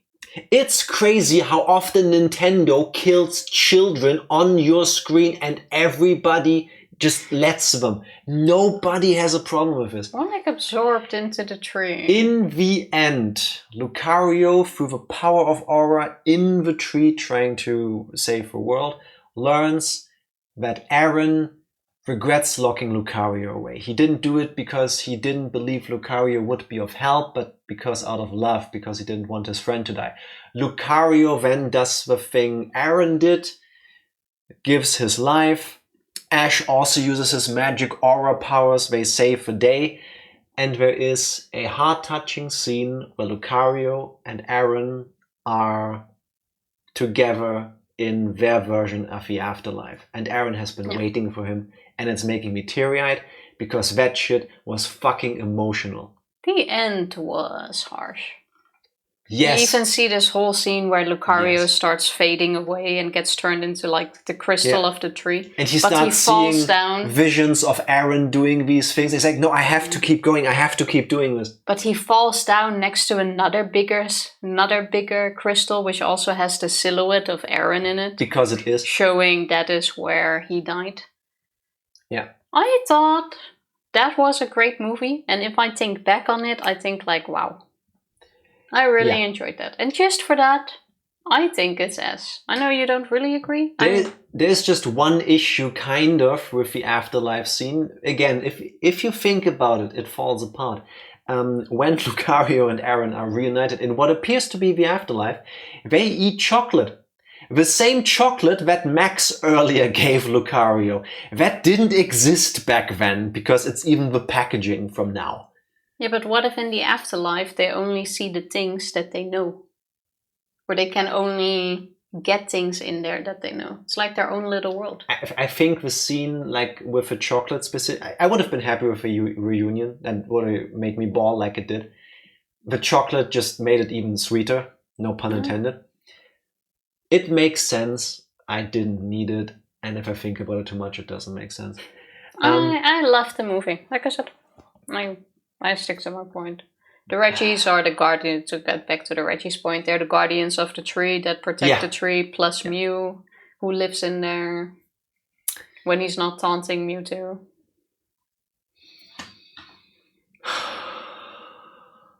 High A. I can agree with that. High A. Higher than the first movie, if the thing lets me. There we go. I think the movie suffers from being too long. They could have cut out a couple scenes. There's a lot of back and forth between Ash and Lucario, and honestly, I get it, but if you trimmed it down by like maybe a fifth or a quarter of those scenes, it still would work. Because really, Lucario, it warms up to being cooperative, and that happens relatively early on because otherwise the plot can't happen. But for me, the big moment where Lucario becomes friendly doesn't happen until very much near the end. So, oh yeah, and Mew is in this one. Mew is living in the tree, and it helps them. Mew is like the guardian of the tree. No really big part in the story, as far as I recall. Yeah, really Mew's quick. life is also connected to the tree, by the way. So when the tree gets in danger, Mew starts dying. Yes, and gets mad and stuff. Really quick, my hatred for the Reggies. I bought Pokémon Emerald and Sapphire when they came out in, I think, 2001. I was so pissed, no day and night cycle, only 8 badges when Gold, Silver, Crystal had 16. I've talked about my dislike for Gen 3 before. That's not the point. I get through the games, I learn Braille, the dots reading thing for blind people with your finger, because there's a bunch of puzzles for the Reggies. I hated the puzzles. I found them such a waste of time. And then the Reggies aren't even cool. Like, oh, it's a big rock with dots. Oh, it's a big piece of steel with rocks, with dots. Oh, it's a big chunk of ice. And then only in Gen 4 do they come, oh yeah, you know about the 3 Reggies? Actually, there's a 4th one, and he's much cooler. And he's Regigigas. And then later on, with Sword and Shield, they go, oh yeah, you know how there's 3 Reggies and there's a King of the Reggies? Actually, there's also Reggie Electro and Reggie Drago, and they look kind of dumb. Yeah, they look more alien-like. Get to the point, Game Freak and Nintendo. You don't need to keep making more of them. Anyway, because I don't like Gen 3, I don't like the Reggies. So when I see them in the movie, I'm like, I don't care about the Reggies. They didn't bother me in the movie, they made sense. Yeah. I really enjoyed the movie. I think I said I dislike the Lucario movie because it makes me cry so much. Especially at the end. I feel like really that's emotional. kind of a good thing. Yeah, I mean, it works. It could be a bit shorter and maybe less gut punches. Why does everybody need to die in these movies? It's so sad. I didn't feel like it needed to be shorter. Like I said, I probably would have put it up with the S, but I'm happy with higher A. Okay. Are you ready for the rise of Darkrai, Tifa? I am ready. I forgot, is it Darkrai No, wait. or Darkrai? Temple of the Sea is first. 1 sec. When did Darkrai come out? Pokémon Ranger and the Temple of the Sea. I'm sorry, I'm depriving us all of a movie. There we go. This one had some moments. Somewhere deep in the ocean, a sea temple built long ago holds a treasure that must be protected. The mythical Pokémon Manaphy, heir to the temple's riches, is the key to unlocking its secret location. But dark forces draw near, seeking the temple's power as their own. Super big ship, mech design. Pikachu and the Pokémon Rangers must work together to stop the pirates' plot. Shit goes hard. Also, I don't like Pokémon Rangers. Manaphy from the clutches of evil and save the day. Even the smallest drop in the ocean. Smallest drop of the ocean shows the biggest submarine ever. Pokémon Ranger and the Temple of the Sea. Generally forgot about this movie and its plot. Okay, Tifa, lead with your hot takes. I'm uncertain about this movie because I remember watching it and actually enjoying it. I hated it. It also had a lot of points where I was like, nah, like I don't like the concept of Pokemon Rangers where they use like this device to temporarily this needs to be explained. Catch a Pokemon. Or not even catch, they temporarily, I don't know even what they do, hypnotize a Pokemon to let them work with them. They cooperate. In the early 2000s, they made a spin-off of the Pokemon main franchise game called Pokemon Rangers, where with your DS, you circle around for Pokemon. If you do it well enough, you can make them do things. I've never actually played them. I have them, but I've never actually played enough of them. That's what that weird Beyblade-looking thing was. Yeah. That spins around a Pokemon and then it becomes friendly with them. It's like in video games when you go command creature. Tifa, bring me a cake. I'm not sure what's worse. Catching a Pokemon and forcing it into slavery. Which is kind of what has happened. But they like it. The games say they like it.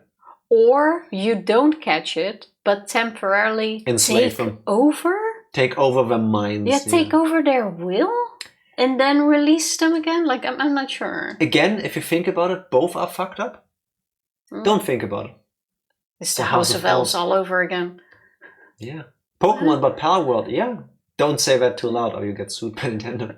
I get what they were going for with Pokemon Ranger, because they are like there for harmony and save Pokemon and all of that, but I didn't like the concept of this. And then to skip straight to the end, I did like everything happening in the underwater world, basically, and the stakes that were added. But it ends with, I believe, what's Pokemon's name? Manaphy turning Ash into God. Yes. Turning Ash into God. The ending of Sonic Adventure. Everyone. It's the ending of Sonic Adventure. It's basically the same thing. Ash goes supersonic. Yes. Yeah. Exactly. If so you know, suddenly he has godlike powers. I'm sorry, in the last movie, which you were just gushing about, he was the reincarnation of Sir Aaron and had aura powers. I feel like that is extremely different. He was the chosen one in the second movie. But that is completely different than turning into Super Goku How many Ash. things can this one kid be? He is the chosen one by Lugia and the prophecy. He is Sir Aaron's reincarnation. He is now Super Saiyan Sonic Ash. We could have had Super Saiyan Ash instead of Sonic. But we had Super Saiyan Ash, basically. That's a deep cut. Why do I not remember any of this? All in all, despite still my belief that the entire movie by itself was enjoyable, it's also very forgettable. That is not an Ash movie. Okay, here we go. Here we go. Out of all the movies in this list so far, this movie makes the most sense. Hear me out. Hear me out. So I'm gonna wait for this. Here's the recap.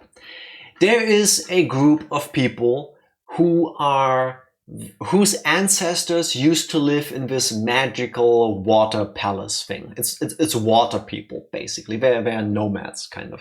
This revolves around the myth of the sunken city, basically. Atlantis. You can compare it to Atlantis. AKA the Neverland. Not yet. Not yet. Hopefully never.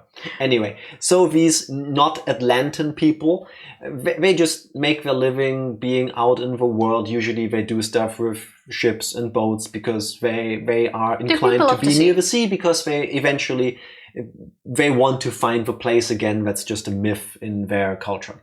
And they all have like this bracelet or thing that allows them to enter the place, basically, if they would want to. If it were real. Some of them don't even believe it anymore. Ash, along his travels, bumps into some of them. Eventually, they somehow find a Manaphy egg. It hatches. Manaphy comes out of it, latches onto May, who becomes its mother, kind of. That's the thing. It was already known that if that egg hatches, Manaphy will imprint on whoever it sees first. So there was this whole thing about this pirate. Who knows? Manaphy is... We get there. Manaphy, basically... We will get there. No, but I think it's important first. Yeah, but we will get there. Manaphy, according to legend, can lead people to Atlantis. Exactly. Which is why he's so important to everyone. Exactly. They get the egg, the thing hatches, May takes care of the baby Manaphy. It's all really adorable, how it learns to swim and learn how to speak. After everyone has been and stuff. fighting over the egg, by the way. Yes. There is an evil bad guy whose name is... It's the pirate guy you saw. Captain Phantom. He's the bulky one with a chatot on his stick. I loved Captain Phantom. He was your very typical pirate. He Captain even had Phantom the parakeet Pokemon. Is a pirate, through and through. And as a pirate, he wants booty and riches, and if there is treasure to be had, he wants it. That's his only reason to do all of this. He knows these sea people. I think he's even one of them himself. But he's evil. I don't remember if and he's greedy. Descendant. Parakeet, yeah, the chatot. Parrot, not parakeet, parrot. The talking bird Pokemon. That was with a bad guy. Sheds. So he follows them because he's also heard of a story. He has seen a Manaphy egg. That's a thing that they just know. It happens during the intro, but it doesn't matter. So he follows them around. Eventually, Manaphy does find the mystical underwater place. It's not a continent of Mu, it's more like the city of Atlantis. It's where its home is, basically, so it tries. Its instinct is to return to it. Yeah. They make it in there, they explore the place a bit. It's basically the water temple from Twilight Princess. Pretty much. When bad guy shows up, fucks it all up, starts stealing the mystical crystals that make this place... Wait, I don't think you mentioned it, but Manaphy made the island come up. So at this point it was back to a floating island, and then they went in and explored. As in floating on the water. On the sea, yeah. There's also some flying stuff. It's magic. It doesn't matter. Bad guy steals the magical crystals. The place starts kind of shutting down, sinks again, water floods the place. Ash has to play the hero, and he dives around with his Pokemon and restores the crystals, while heroically saving May and stuff by locking them into basically coffins. Which is creepy as fuck, by the way, because they're in there, basically half drowning in a coffin, under the sinking water, into the sea. Hoping that somebody will save them. Basically, it's fucked up. Anyway, Ash makes it. He puts the crystals together. Manaphy uses its mystical powers together with the place, and he gets deemed, what is it, King of the Water or something like this? Something... People of the Water? No. The people of the water are... Just scroll down to the end. The people that want to find the place. The place decides he is worthy. It doesn't matter what the title is. They mention it, but I forgot and I can't find it really quick. That means He now has Super Saiyan powers. Like literally, he has this golden glow around him, and he and Pikachu and Manaphy and stuff are just flying around underwater. They beat the bad guy, of course. They destroy his ship because they have to. And Ash has been granted the power of the king. That's it. Of course, because who else? Everything is Ash. And they start jumping and flying around the ocean too, with the other Pokemon. A Kyogre shows up and really does nothing, kind of. It just attacks the boat for a moment of a bad guy and then it just leaves again with the others. But then he also extends his king powers to his friends, so they all do this like dolphin diving and stuff. It's just the power of friendship. Whee! I mean, basically, yeah. And I think this movie is amazing because there is a myth. The people of the water want to find their place, and that's what they do. And some of them don't believe in it and they just go about their lives, and that's cool too. There is a legendary Pokemon, Manaphy, that's supposed to find the place because that's what its DNA tells it. And that's what it does. Manaphy is cute. There's the whole, oh no, May will lose Manaphy because it needs to do the thing. And there's that little drama, you know, the same with Jirachi and Max from the Wishmaker movie. Kind of that same beat again. But still, yes. The bad guy makes perfect sense. He's a greedy fuck. Yeah, my favorite detail, the people who wrote that movie thought about it. Listen, Captain Phantom is this like mid-50s or whatever guy he's supposed to be, and he is freakishly strong. They show this a couple times, that he can just lift things and throw them away and stuff. And everybody even reacts like, oh my god, you're really strong. At the end of a movie, after he's beaten and bruised, you learn he was wearing a suit, an exoskeleton the whole time. And when that thing falls apart, he's also just a weak dude who can't do anything superhuman. They thought about that too. They don't just have people who do all of these crazy stunts and get flown into walls and shit and nothing happens. It's just a guy using a machine to make himself stronger. Everything makes sense. Everything in this movie makes sense. I'm still not too sure about this being S. Visually, really nice scenes with this water palace and all the diving and stuff. The only thing that is off-putting to me is when Ash turns Super Saiyan and starts flying around, because that's a bit much. Like, what the fuck? And now that I'm reading it in the Bulbapedia, what also threw me off is that the Rangers at the end use their Beyblade to take over Zapdos and fly away on them. They fly away because they have the best Rangers. They can just do that. Come on. There should be a limit in what you can do with your Beyblade. Why can I catch a Zapdos with a Pokeball, but you can't capture it for a moment with your Beyblade? You can only do it in the games. You can't do that in this universe. Yeah, Ash is flying around like a Super Saiyan. What's your point? Okay. Can we at least put it under A? Because I agree. When I watched it, I enjoyed the movie. I'm willing to do this.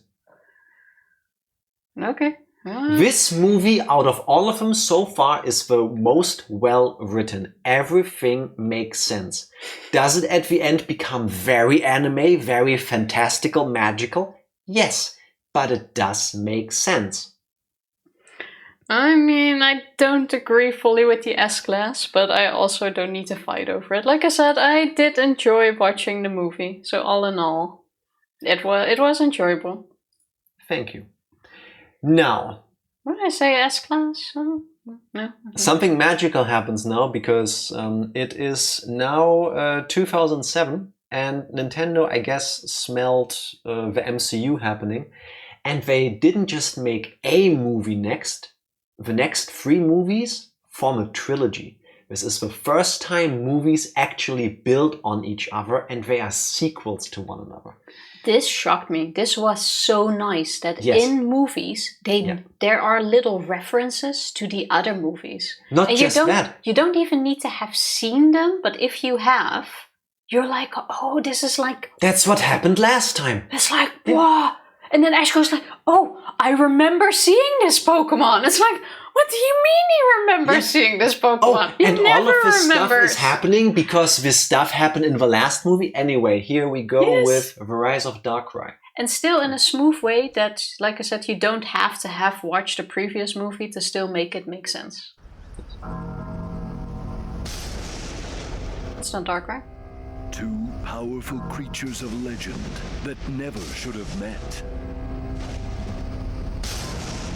Their unbridled wrath tears the very fabric of space and time. We're slowly entering godhood. An entire city, setting it on a collision course with oblivion. An epic, heart-pounding Pokémon adventure. Join Ash and his friends on an unforgettable journey.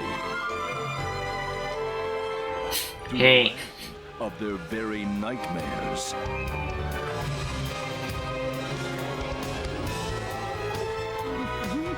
They must race to save an entire city and everyone in it from destruction. How can Darkrai even see with this much chest?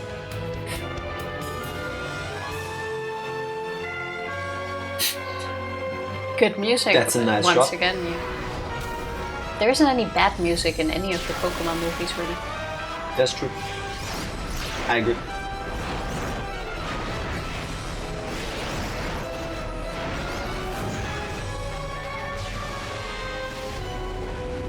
Pokémon, the rise of Darkrai.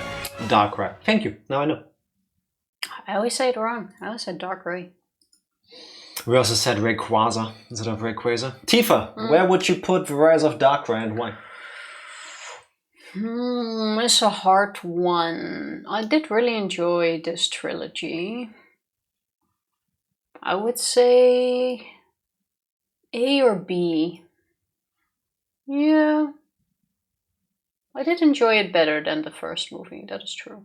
Yeah, I am very happy with that. You want to talk about why? I liked it. Thank you for watching. Well, I think it still makes sense for you to do the recap mode, because otherwise I give a rating, you do the recap, and then only after do you give your rating. It is what it is. So your plot talk. The movie opens with a thing that is actually, spoilers for the next two movies, what creates the reason for there being 3 movies to unfuck this. Somehow, between the concepts of time and space in their own dimensions, Dialga and Palkia, the aspects of time and space, clash. It's 2 Pokemon that are never supposed to meet. Yes, because one is the embodiment of time and the other is the embodiment of space. They are not supposed to meet. I don't remember why they suddenly meet.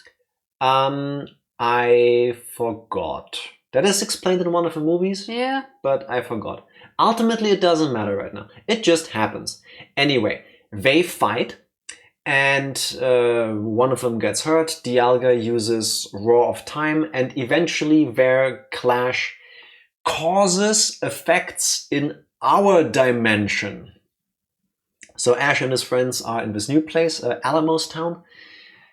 2007 predicted Legends Arceus. Yes. Basically, yeah. Yes. It's not an entirely new idea. That's what we're saying. They go to Alamos Town. They have this wonderful church, which is basically the Sagrada Familia from Barcelona. That super big church that's been built for like 7 years. Doesn't look like it, but kind of that. They also have like this one park from Barcelona in there, but not really because of legal reasons, I guess. They go to Barcelona. Can see some of the references. How do they meet Darkrai and why?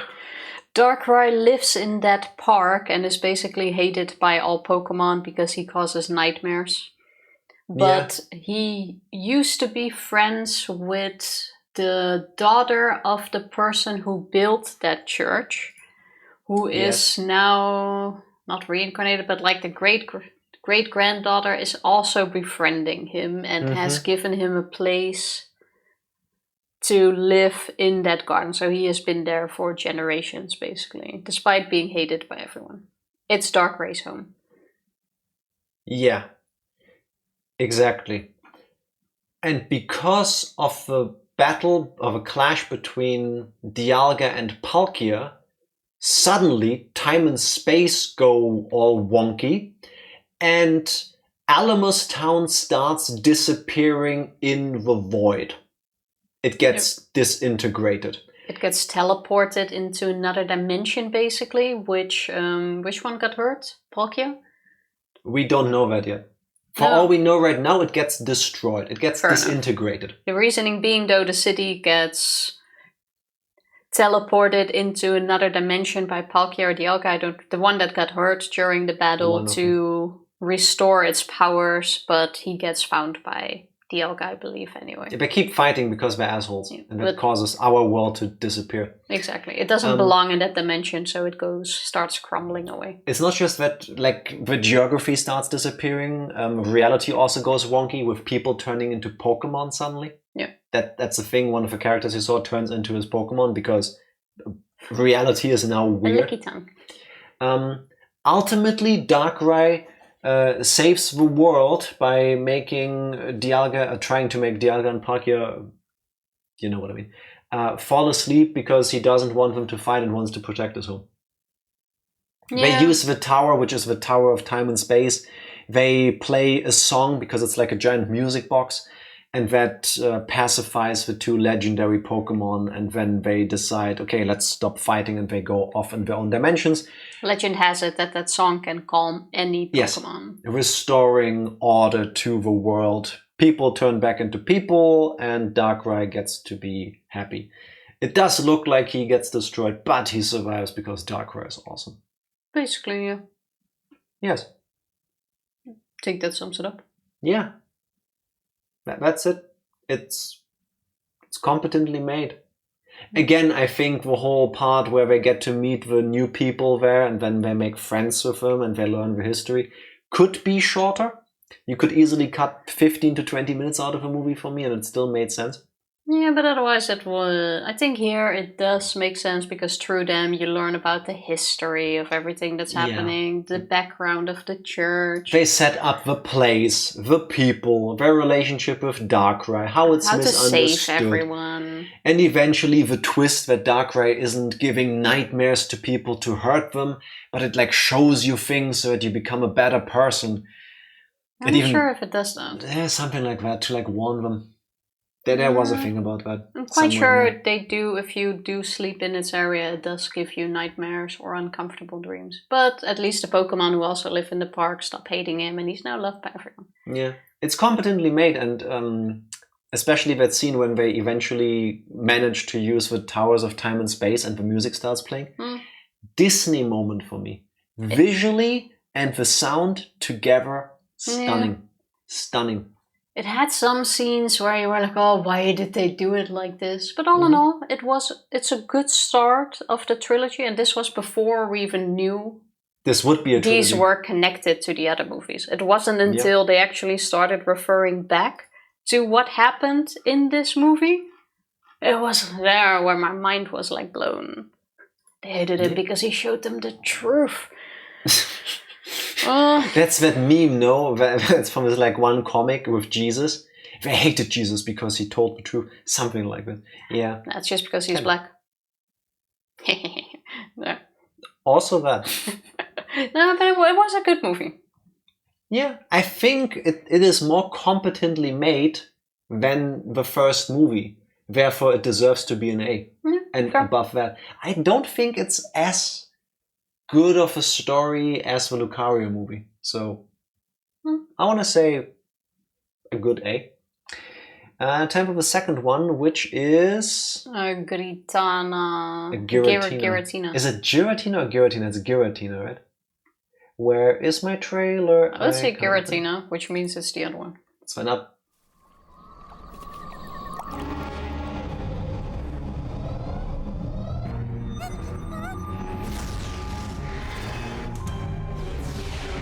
It seems so out of context. There is another world where a battle between legendary and mythical Pokémon unleashes mysterious powers and opens a gateway to adventure. Jump on S-tier right away. But consider. There is another world outside of this one. A reverse world full of wonders and mysteries. So much to say about this one. Join Ash and his friends on a breathtaking Pokémon adventure to a Cool mech designs! new realm.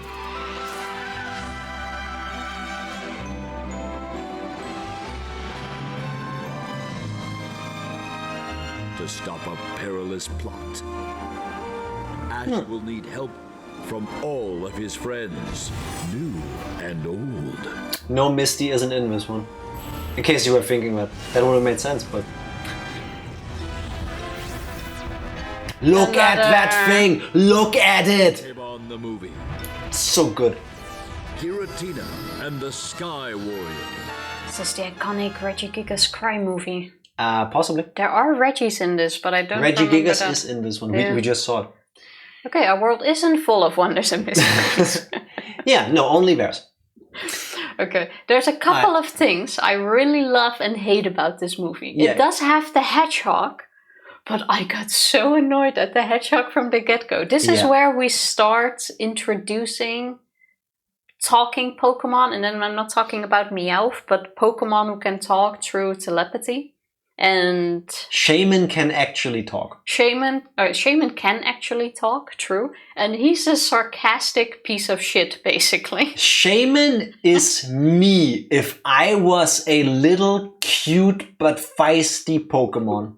Yeah. It's a douchebag. It really is.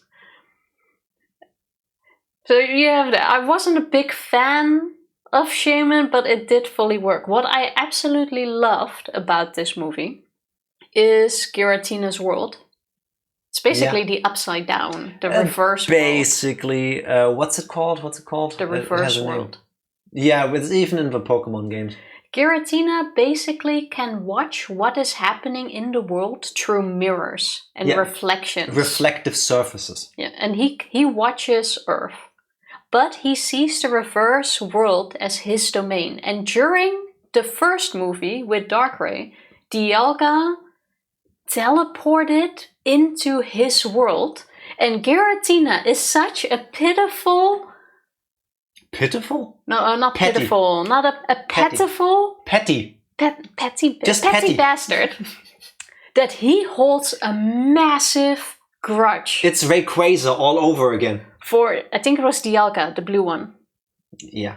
For entering his world. So he does everything he can to chase Dialga down and make him suffer for coming into his domain.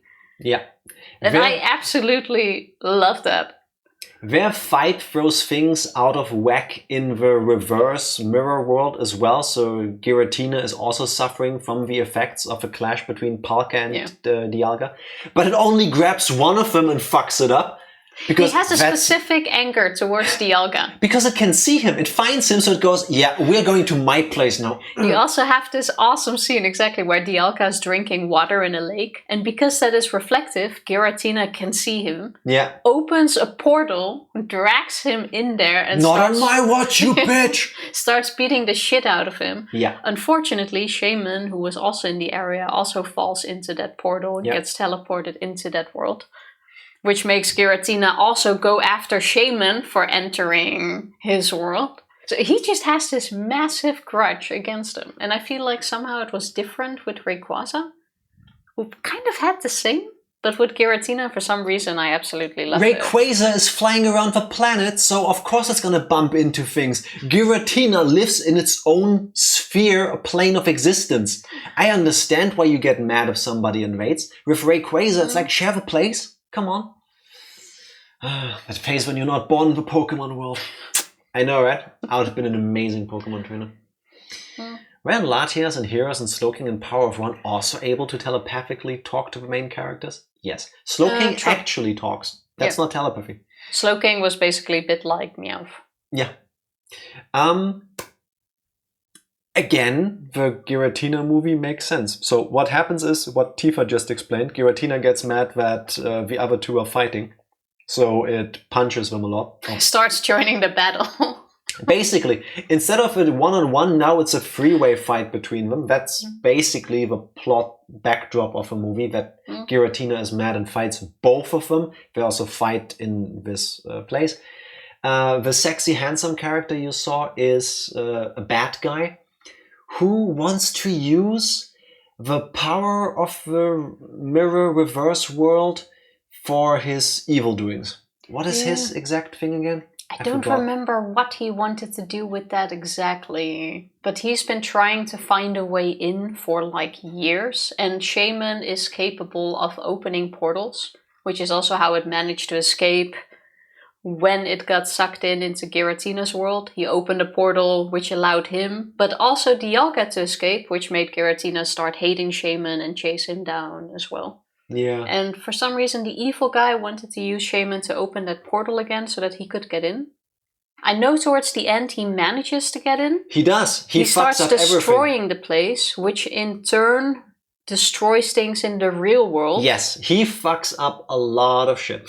Because the reverse world holds up the real world. It's basically a mirror. If something gets destroyed in Giratina's dimension, it gets destroyed in our world. They are quantum entangled or whatever. Scientifically, it makes sense. But I don't remember what his goal was. Whether he just wanted to destroy the world because he... And remember he thought humans were shit.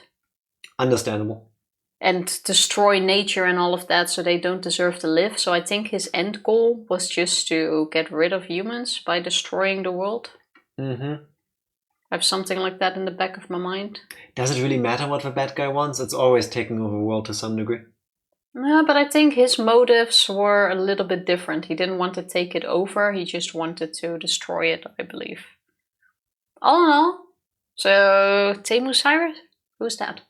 Basically, yeah. Cyrus is one of the main bad guys from one of the games. Don't ask me which one. Basically, yes. Effectively.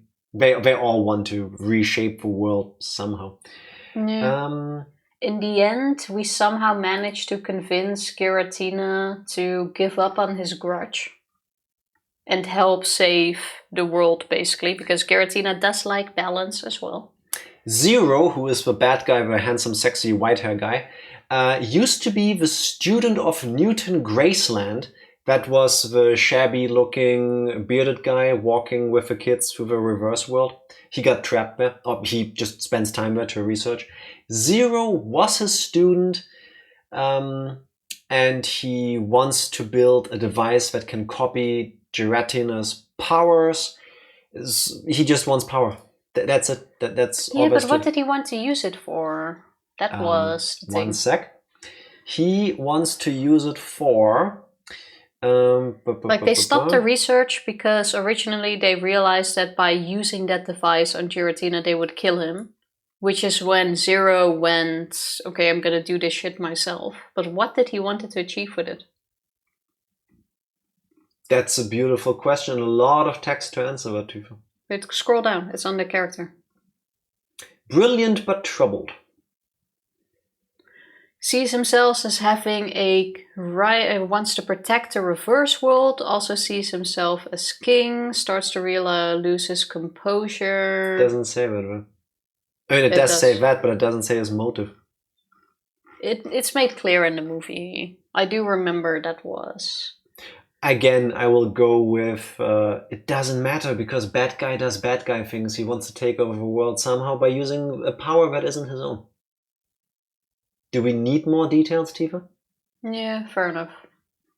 He uses this super cool big mecha robot flying fortress kind of thing for it, so he gets brownie points from me. But ultimately, again, Shaman steps in. Shaman can use aromatherapy, again, calming things. So in the end, everything is fine because Dialga and Palkia and Giratina get saved, and then they stop fighting, and everything is good. Because Shaman saved the day, making the battle stop. And Regigigas gets summoned into this somehow when this like glacier explodes and is like about to swallow a town, and then Regigigas and other Pokemon stop that. That's why you saw it in the shot. It doesn't really do much to the story, it just happens to be there because it's a legendary Pokemon. We need to show those. I think better than the Darkrai one. Better? Yeah. Yeah, fair. Agreed. I really enjoyed the reverse world. The reverse world to me visually reminded me a lot of Skies of Arcadia, and at some point we're probably going to stream that, and then I will remind you of this, and then we'll go, oh, that's what he meant. Yeah, was fun. The guy from Diamond, Pearl, Platinum who wanted to use Giratina to destroy the world in order to reshape it. I think that's exactly what this guy wanted to do as well. Basically. You ready for the conclusion of a trilogy? Yep. Here we go.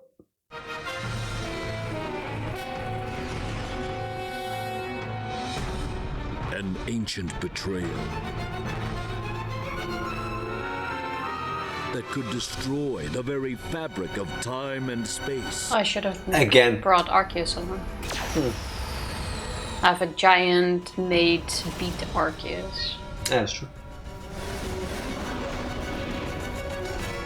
A cataclysmic battle that can rip the world apart. Oh look, it's them again. What was that in the center? A cat eye? Plot device orb. It's always a ball. That's just the thing in Pokemon. It's always an orb. Pokémon Adventure. God gets red eyes. Or red eyes, you know you fucked up. Yeah. Yeah. Tifa? Follow Ash and his friends through time and across dimensions in a race to save existence.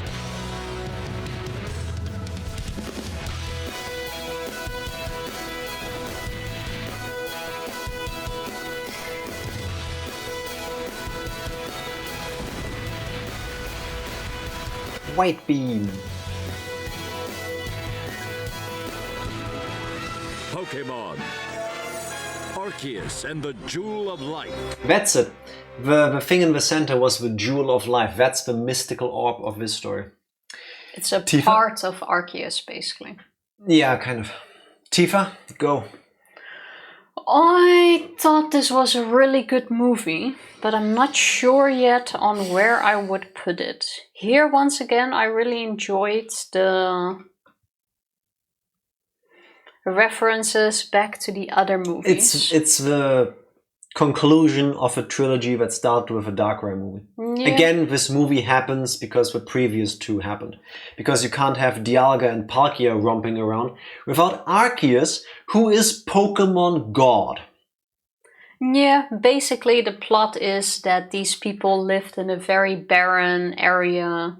Their lives were hard. Arceus took pity on them, basically, and started befriending... Ancient Greece. Oh, ancient Greece. And started befriending one of the people there. Damos. And decided to help them out by giving them a part of himself. I think it was the power of... The Jewel of Life. Oh, the Jewel of Life. And he could have that for 1 year, 4 years, I don't remember. Until Arceus returns to take it back. Because the Jewel of Life is actually made from some of the Arceus plates.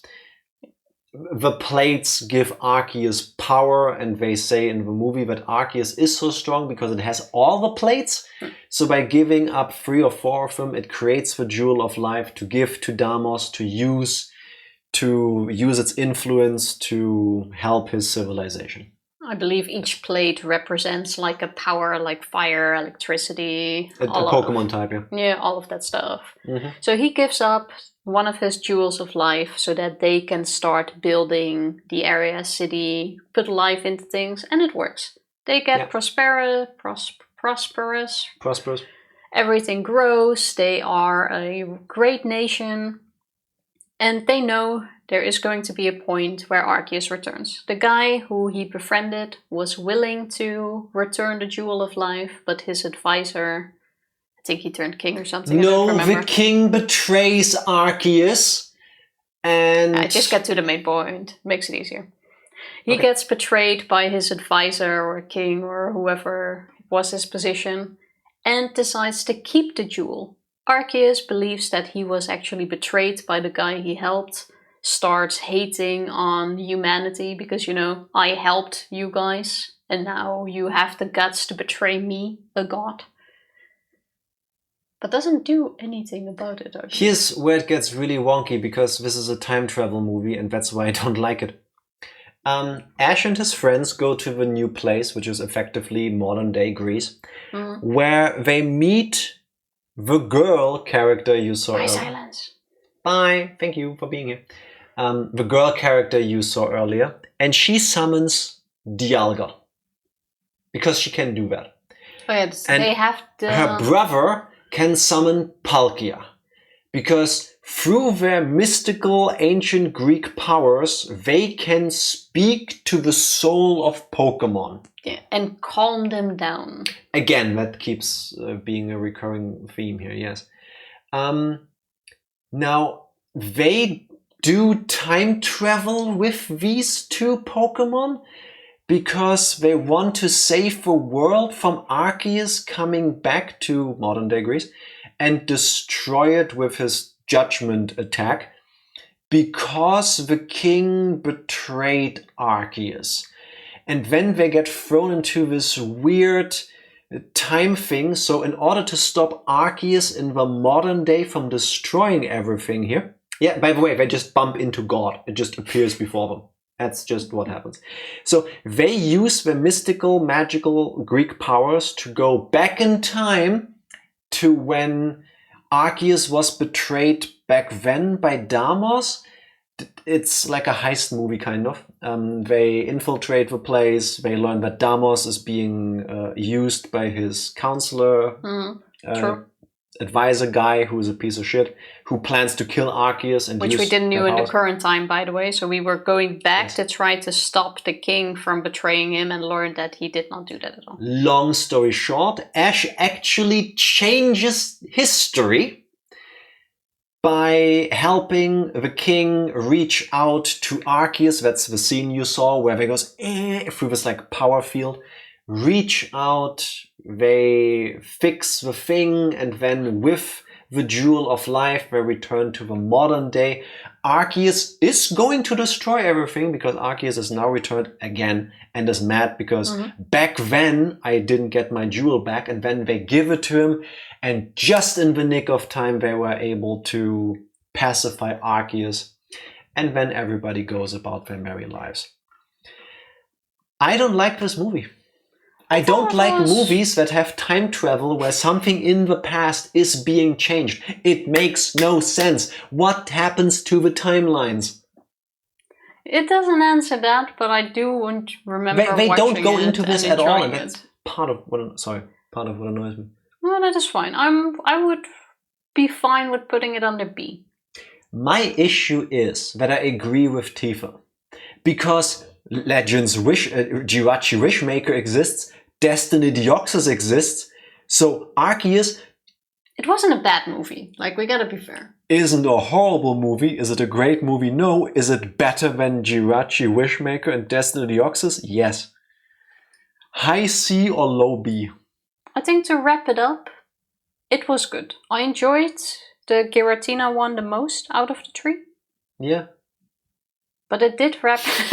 Where would you have put it, Mami? It did wrap it up nicely, I think. It didn't, because time travel doesn't wrap anything up. Time travel is a poor man's excuse when you wrote yourself in a corner like this. Unless time travel has been a thing for the entire story, then it's okay. Wink, wink, nudge, nudge. I didn't care for it. It's fine. It's not technically a bad movie. I just don't like the use of a plot devices. Fair. And I never like the idea of introducing all of these legendary Pokemon. Then you go, oh, there's also a god.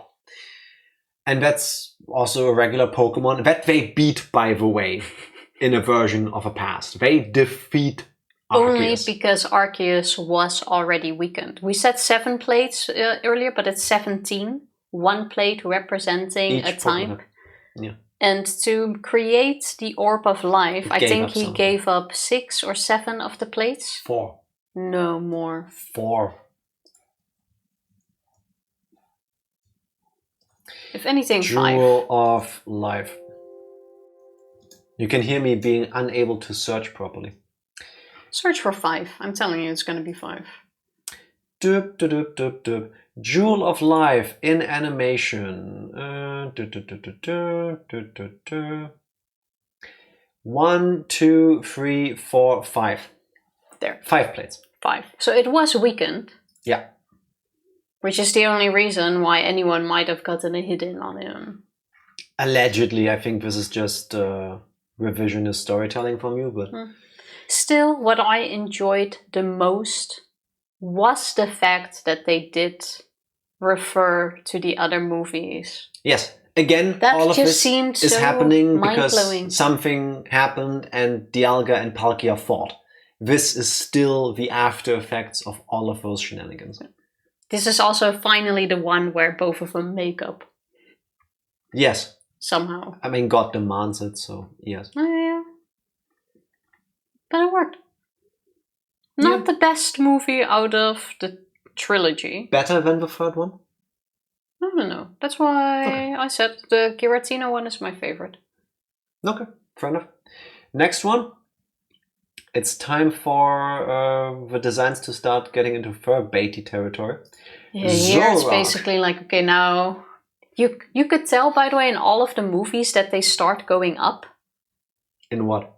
Like, at some point, they go go up. into... They become helium and they rise. Yeah, I What? mean up in like a sort of legendary hierarchy. Yes. Because at some point you But how have... do you improve, how do you outrank God? Yeah, because at some point they go into the time and space topic already. Then they move on to like, okay, we have this Other Pokemon who is dimension. in charge of darkness. Mhm. Then we go into time and space. Okay, how do we top that? We have God. dimensions. We have which keeps up Earth, like the reverse world basically. And then we go, okay, now we have God. We have literal God. What do you do after God? A fox. Yeah, and then it turns more Oh look, Celebi is back. Beautiful day in Crown City. neutral again, do you know what I mean? A very special visitor.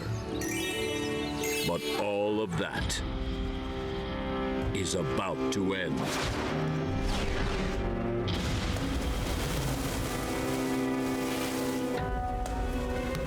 Hey, look, it's a Suicune. I absolutely love Suicune. Be as they seem. It's Entei. All of your favorite Pokemon are back. It's Raikou. Raikou? Pokemon adventure That thing. full of mystery and wonder. Follow Ash and his friends down uncertain paths filled with peril as they try to solve the riddles of the strange, dangerous powers that have been unleashed.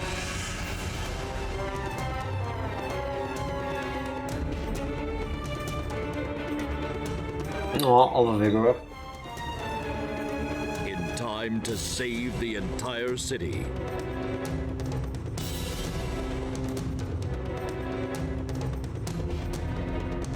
Evil fairies.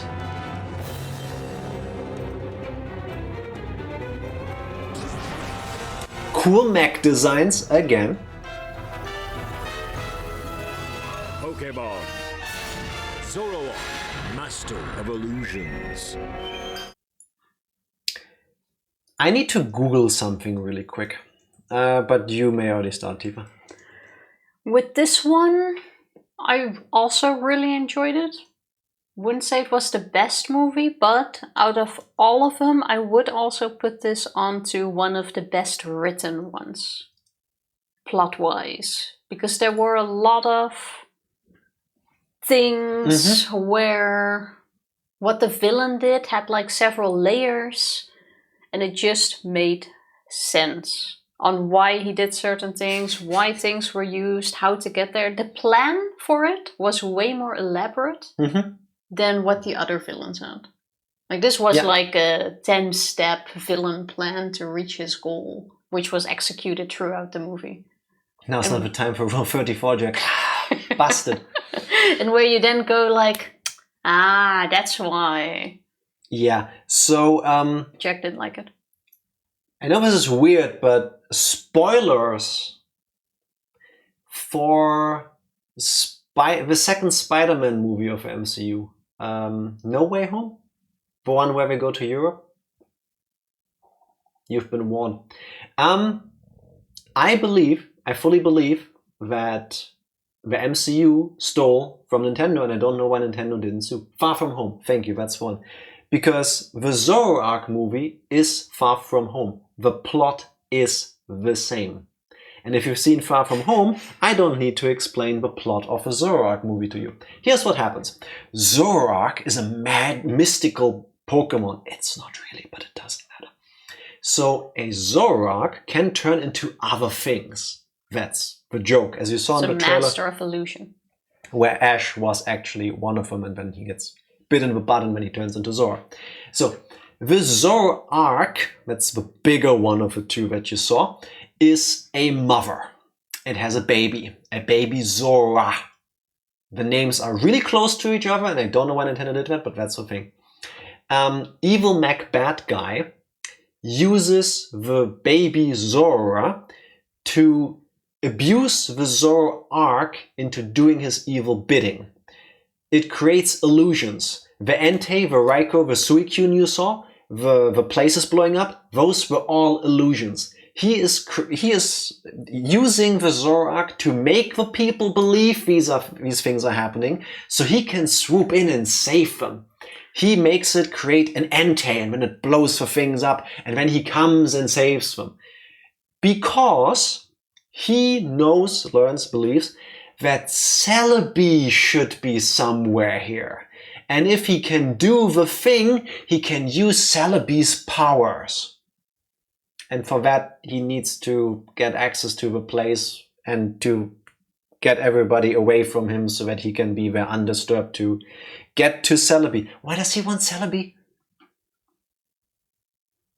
He can create infinite illusions on that scale. What does he want Celebi for, Tifa? That I don't remember, but Celebi, probably the time travel part.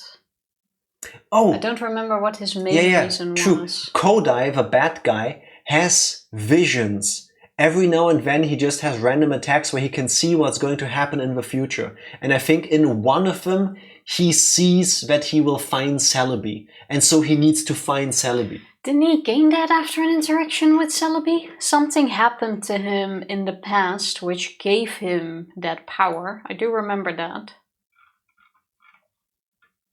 As a young man, Kodai traveled to Crown City after reading about its legends and history. In particular, he was interested in the city's relationship with Celebi and hoped to use its Pokemon time travel abilities for his own ends. Even Bulbapedia doesn't tell us.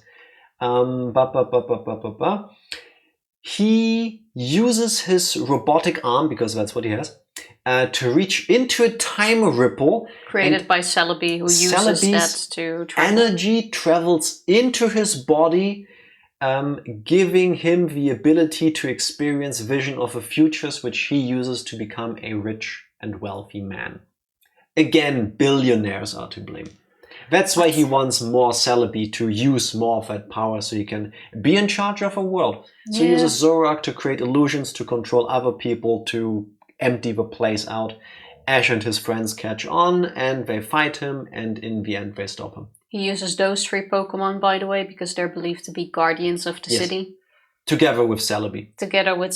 Because we've run out of ideas. We've made movies about most legendaries already. Nobody cares about Ho-Oh. So we're bringing back the Johto once again. But with 4th generation Zora and Zoroark. Yes. Ultimately, the story is really sweet. You have, you basically have a question. What are you willing to do to protect your child? Yeah. That's why Zoroark does these things. It's not a bad Pokemon. It's not evil. It's just being abused into this situation. And in the end, they get saved and then they live their happy ever afters. Fuck you. Best I can do is a Hoopa movie. Yeah. It took them almost 30 years to make a whole movie, but we'll get to that near the end. Yeah. Question is where to place this movie. I would say A. Yeah, I would agree. Do I like it better than the Darkrai one? The story makes sense, so I would place it above the Pokemon movie, which was our baseline. At this point, I would say the Pokemon movie belongs more here, because it makes sense, but I would say Arceus and Pokemon, therefore Pokemon 3 are better. Yeah, fair. I think the Zoroark one is above Darkrai, though.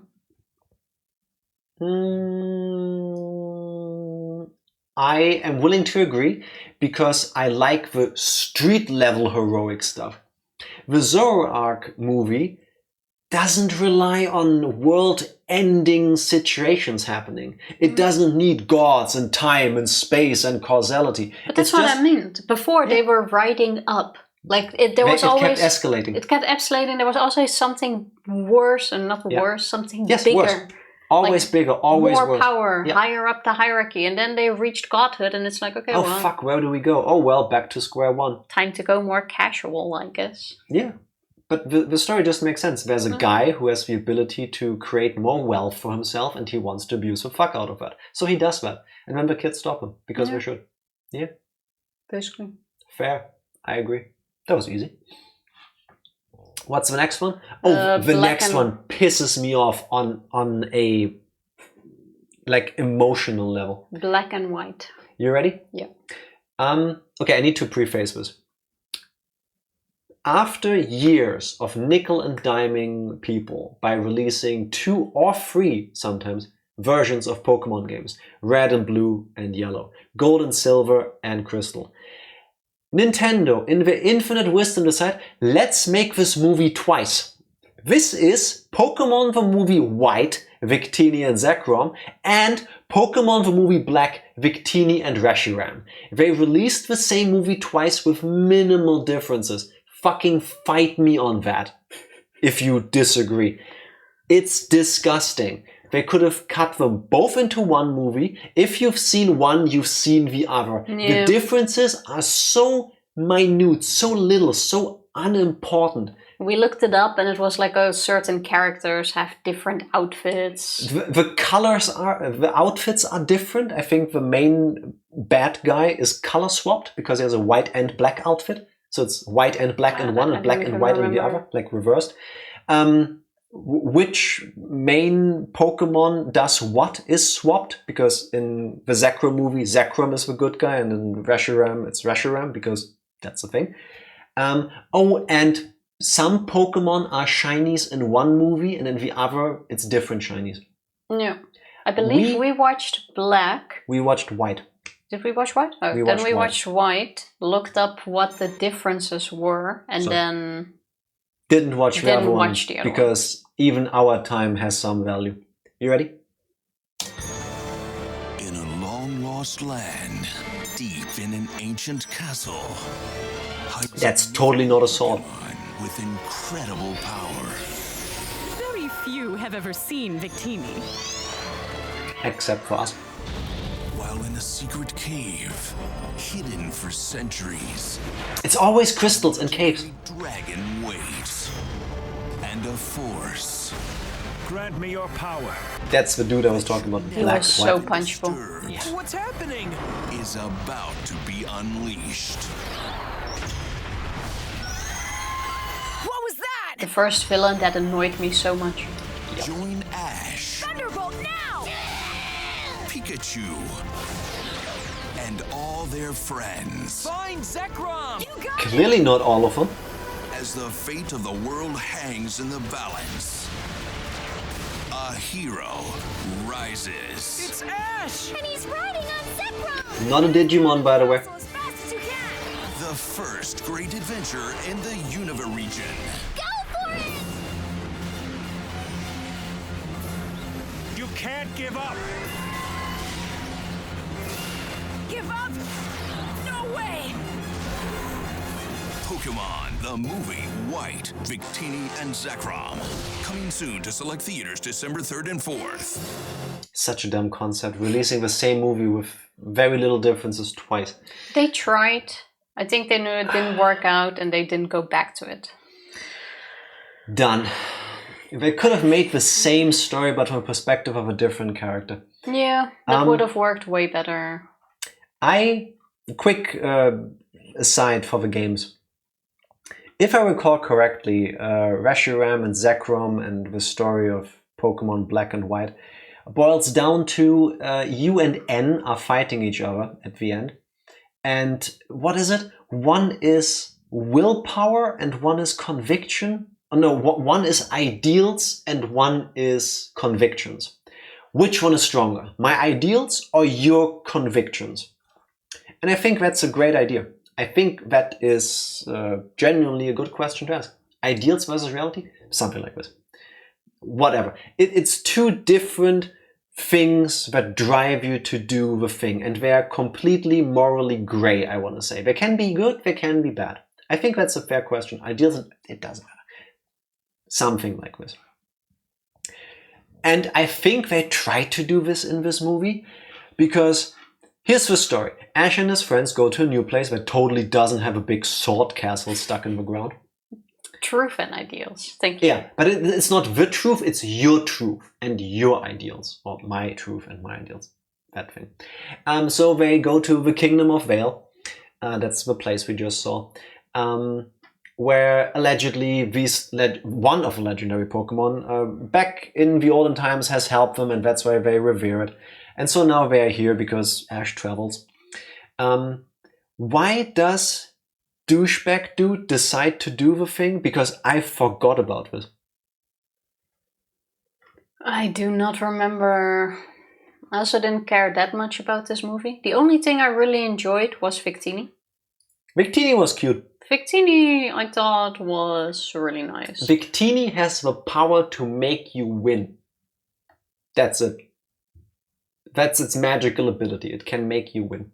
For some reason, he believed that the city they're in was moved to a different location, and I don't know what the reasoning was, and he strongly believed that it had to be put back into its original place. 3 years prior to the events of the movies, Damon, the white and black-haired guy, traveled to communities of other descendants of the people of the Vale, hoping to garner support for his goal to revive the Kingdom of the Vale. So he's a patriot. He wants to bring back the glory days. He was soundly rejected at every turn. This dream had been instilled in Damon at an early age when he traveled to the ruined site of the Kingdom of Vale with his mother, where she voiced her own desire for the idea of repopulating the area. I believe that's where the city used to be before it got moved to the mountain it's currently stuck in. Yes, back in olden days, because Dragon Force or Dragon Power. Yeah. So he wants to move the city back to its original location. That's what it was. Not the city, the sword castle looking thing. Yeah, but the city is in that, no? No, the city is next to it. Oh, I thought that was part of a city. Back in the olden days, Reshiram/Zakrom, depending on which movie you watch, used their magical powers to make everybody prosperous. We've heard that before. But then bad things happened because dragon energy ravaged the land. And to stop that from happening, they used their mystical Pokemon, lifted the sword castle, and stuck it in the heart of a dragon power force, whatever. It doesn't make any sense, but that's the plot. And that's why the castle is up there. He, because of his mother, going, oh man, I wish it could be like in the stories of when this was all a nice. You can make this one a bit faster. City. He decides it is my truth, my ideals, my justice, my whatever, to make that happen. I want to make that wish come true because it needs to happen. So he does the evil thing. He gets one of the Pokemon because, oh, your conviction is strong. I come with you. They use their dragon power to lift the thing up, bring it back to its old place when, shock horror, the evil dragon force ravages the land again. And then Ash and stuff fight them. Victini almost sacrifices itself, but it lives. The other legendary Pokemon shows up, helps Ash. He finds it in this crystal castle thing underneath the place. And they bring the sword back with only a lot of damage. Yeah, basically, but it works. Evil dragon force gets subdued again, and then he goes to jail or something like this. So it's crazy how we got 2 movies about Reshiram and Zekrom and 0 stuff about the original dragon in either. Yes. Yeah, I think D is where it can stay. Like, I think it's a shame because I really did like Victini itself. The movie itself isn't horrible, but the fact that they tried to make you watch the same thing twice is disgusting and deserves to be punished. And I'm very glad they didn't do it early and they never did it again. Because I think they learned their lesson. They tried, it didn't work. They forgot about it. Yeah, and besides that, the movie is dumb. Like, the plot doesn't hold up. They had a good basis. Yes, the idea, I want to fulfill my dreams, the dreams of the people I love, that's beautiful, that's touching, everybody can understand that. But to go, I'll just destroy the world in the process, oopsie.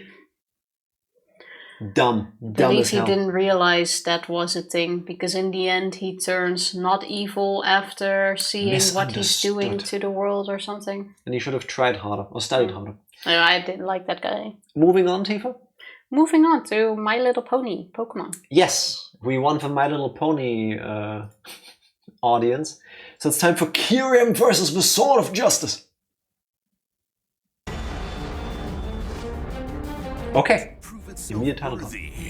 Come on out, Kyurem. My name is Keldeo, and I'm here to challenge you to a battle. One mythical Pokemon will risk everything to battle the legendary Pokemon Kyurem. Able to transform into White Kyurem or Black Kyurem, it wields the power of both Reshiram and Zekrom. It changed the game. Remember both. But when the fearsome Dragon-type Pokemon proves too strong, Keldeo must overcome fear to save its friends. I knew you'd come. In a heart-pounding battle of heroic resolve, where friendship Way to go, Keldeo! and courage Do it! conquer all. Watching this trailer again makes me already angry. Saying again a movie about Kyurem. But no original dragon. Okay, let me start this rant. Yes, please. Basically, the plot is that we have the three musketeers who are considered your local heroes. They do good things, save the Pokemon around them, and they are just considered good guys. Cobalion, Terrakion, and Virizion. Not Verizon, that's something else. Basically, Keldeo is basically an apprentice to start joining them and hold the Sword of Justice, which they use. And by the way, this group is extremely corny. They even do whole pep talks to one another and have their own speeches. Yes. And stuff like that. It's Power Rangers, basically. In order to join them, you need to challenge... In order to be accepted as a Sword of Justice officially, you need to pass a test. Tifa, what is the test to become a Sword of Justice? The test is basically to challenge Kyurem and defeat him.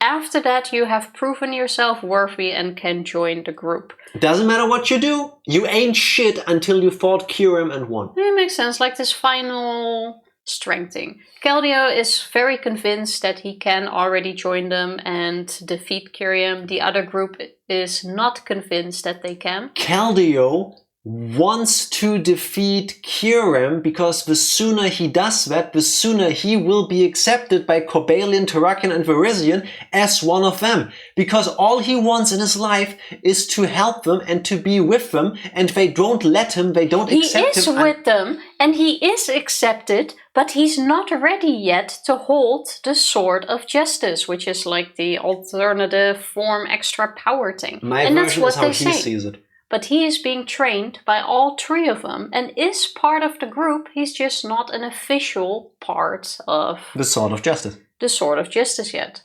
So despite them training him and going like, hey, you're not ready yet because you can't summon your sword form yet, he runs off, believes he can do it. Kyurem goes like, aha, you are here to challenge me. Are you sure? Because the moment you step into the fighting ring, you have to finish what you started. So be very certain. This doesn't end until one of us is defeated. Exactly. So the rules... Literally. The rules are very clear. He's not being aggressive or anything. He has set the rules and they are clear. The other three also run to the location trying to stop Keldeo from stepping in. When Keldeo walks into the ring, so it's too late.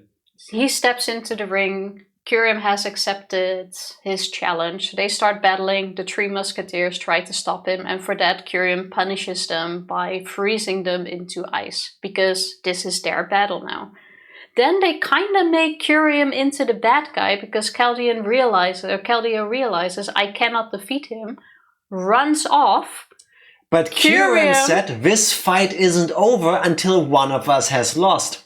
So he keeps chasing Keldeo everywhere this pony goes, which obviously makes Kyurem the bad guy, because he's not backing down. Long story short, in the end, they finish the battle. Curium is now content because the rules that have been set are done. He goes back into his cave. Keldeo becomes an official part of the Leagues of... The Sword of Justice. The Sword of... League of Justice. The Sword of Justice. Justice Gang. And it all works out. But yeah. I also don't really care about Keldeo itself. A Pokemon the movie, Kyurem versus the Sword of Justice, is the dumbest movie I've ever seen, and I don't know why you should show it to a child, because you'll give them really dumb ideas. Everything Tifa it's has about just said... overcoming your fear and challenging it, because he got really scared of Kyurem, obviously. Ran Kyurem, off. not Kyurem. Kyurem, yeah. Ran off and then gets back to save his friends, get over his fear and beat them. Like, I get the story behind it, but... The movie has two components. The first one, and that's why the movie exists, is fuck around and find out. Because Keldeo insists he is ready and strong enough, and he challenges Kyurem when he shouldn't. And that's when 90% of the movie happen. And then at the end, Keldeo realizes to be a Sword of Justice isn't to fight for myself, to prove myself. I want to fight to protect those close to me. I want to protect the people and the Pokemon around me, because they deserve somebody to stand up when they cannot. That's when he is able to summon his horn thing, and he beats Kyurem and becomes a Sword of Justice. The entire movie, I think 60% of it are Keldeo fighting Kyurem. Running away. And running away. This movie is so short, there is no plot. There is none. Keldeo, we get backstory. But this is after we had God. They were back at square zero. Agreed. This movie is trash. For Victini's sake, though, I want it after Black and White. No, it cannot be lower than Black and White, because fuck you, Nintendo, for trying to make me pay you twice to watch the same goddamn movie. No, fundamentally, nothing else is as bad as that. Okay, fine. The movie is again competently made, but it's trash. The story is trash. Why does Kyurem... Everybody is afraid of Kyurem. Kyurem can also suddenly, they just say that it can do that, turn into Black and White Kyurem. DNA fusing with Reshiram and Zekrom from the previous movie, who are never brought up, by the way. Again, why would you, right? It's just directly connected somehow. Why is Kyurem there?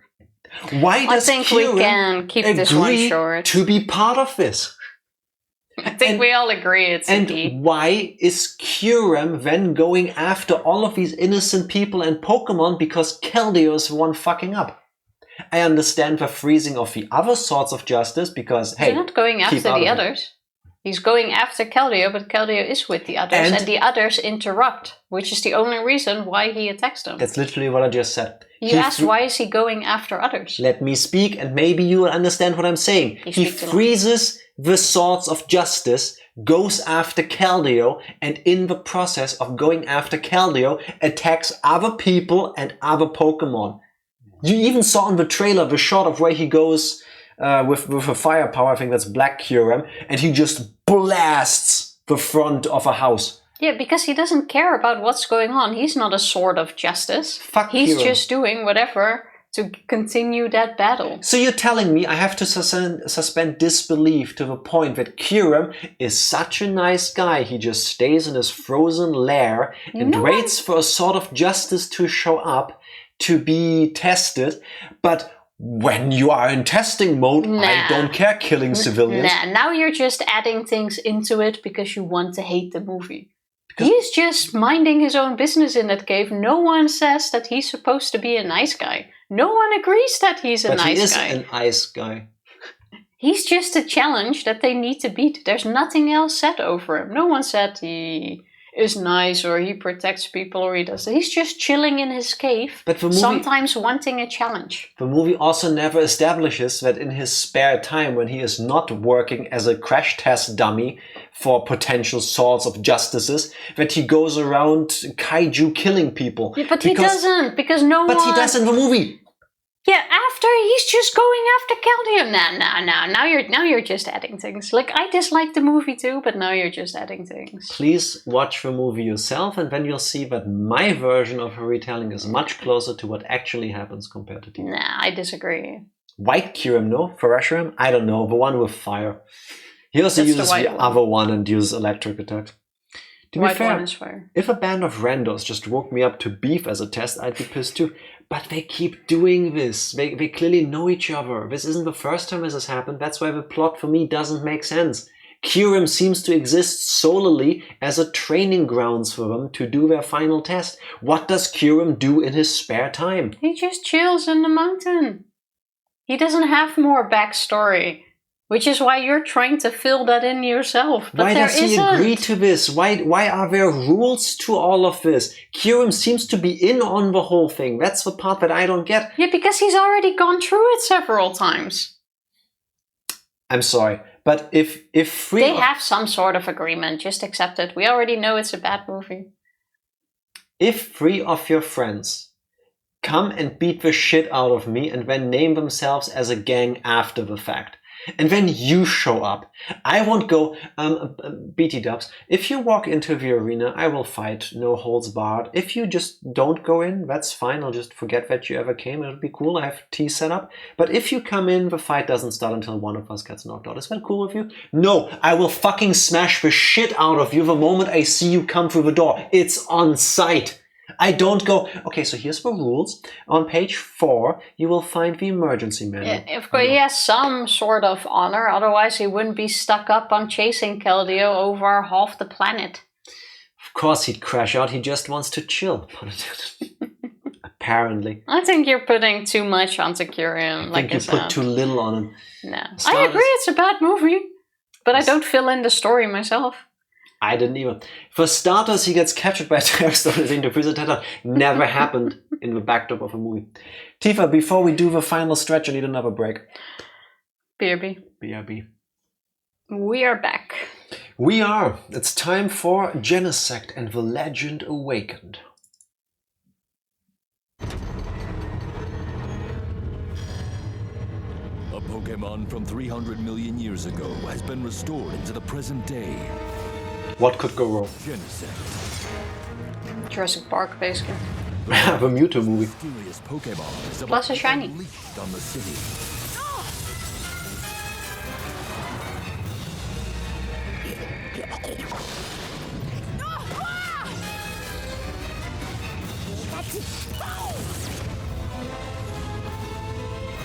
It's Genesect! As Genesect directs its red-hot fury at our heroes, a legendary Pokemon appears to join the fight.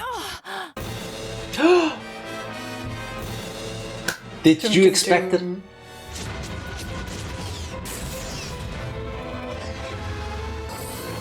But is it friend or foe?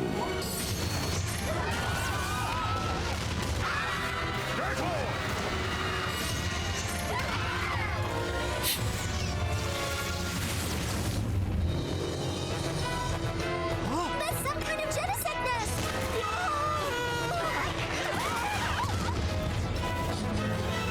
Pokemon, the movie. Are we gonna see it? We're gonna see it. I hate Mega Mewtwo so much. It looks so weird. Mewtwo is such a cool design. Why did they make Mega Mewtwo Y like that? Also, Mega Mewtwo is on the poster. Yeah, but they don't see that. Oh wait, yeah, you do. I used the poster. It's a bit small, but... Welcome back to the stream. Why do you keep doing that? The screen is in front of you. For a second, that will be fine. Man-made horror beyond human comprehension 1 versus man-made horror beyond human comprehension 2. Yeah. Basically, yeah. I think the story of Genesect made a lot of sense. You have these creatures, as it said in the trailer, remade by humans.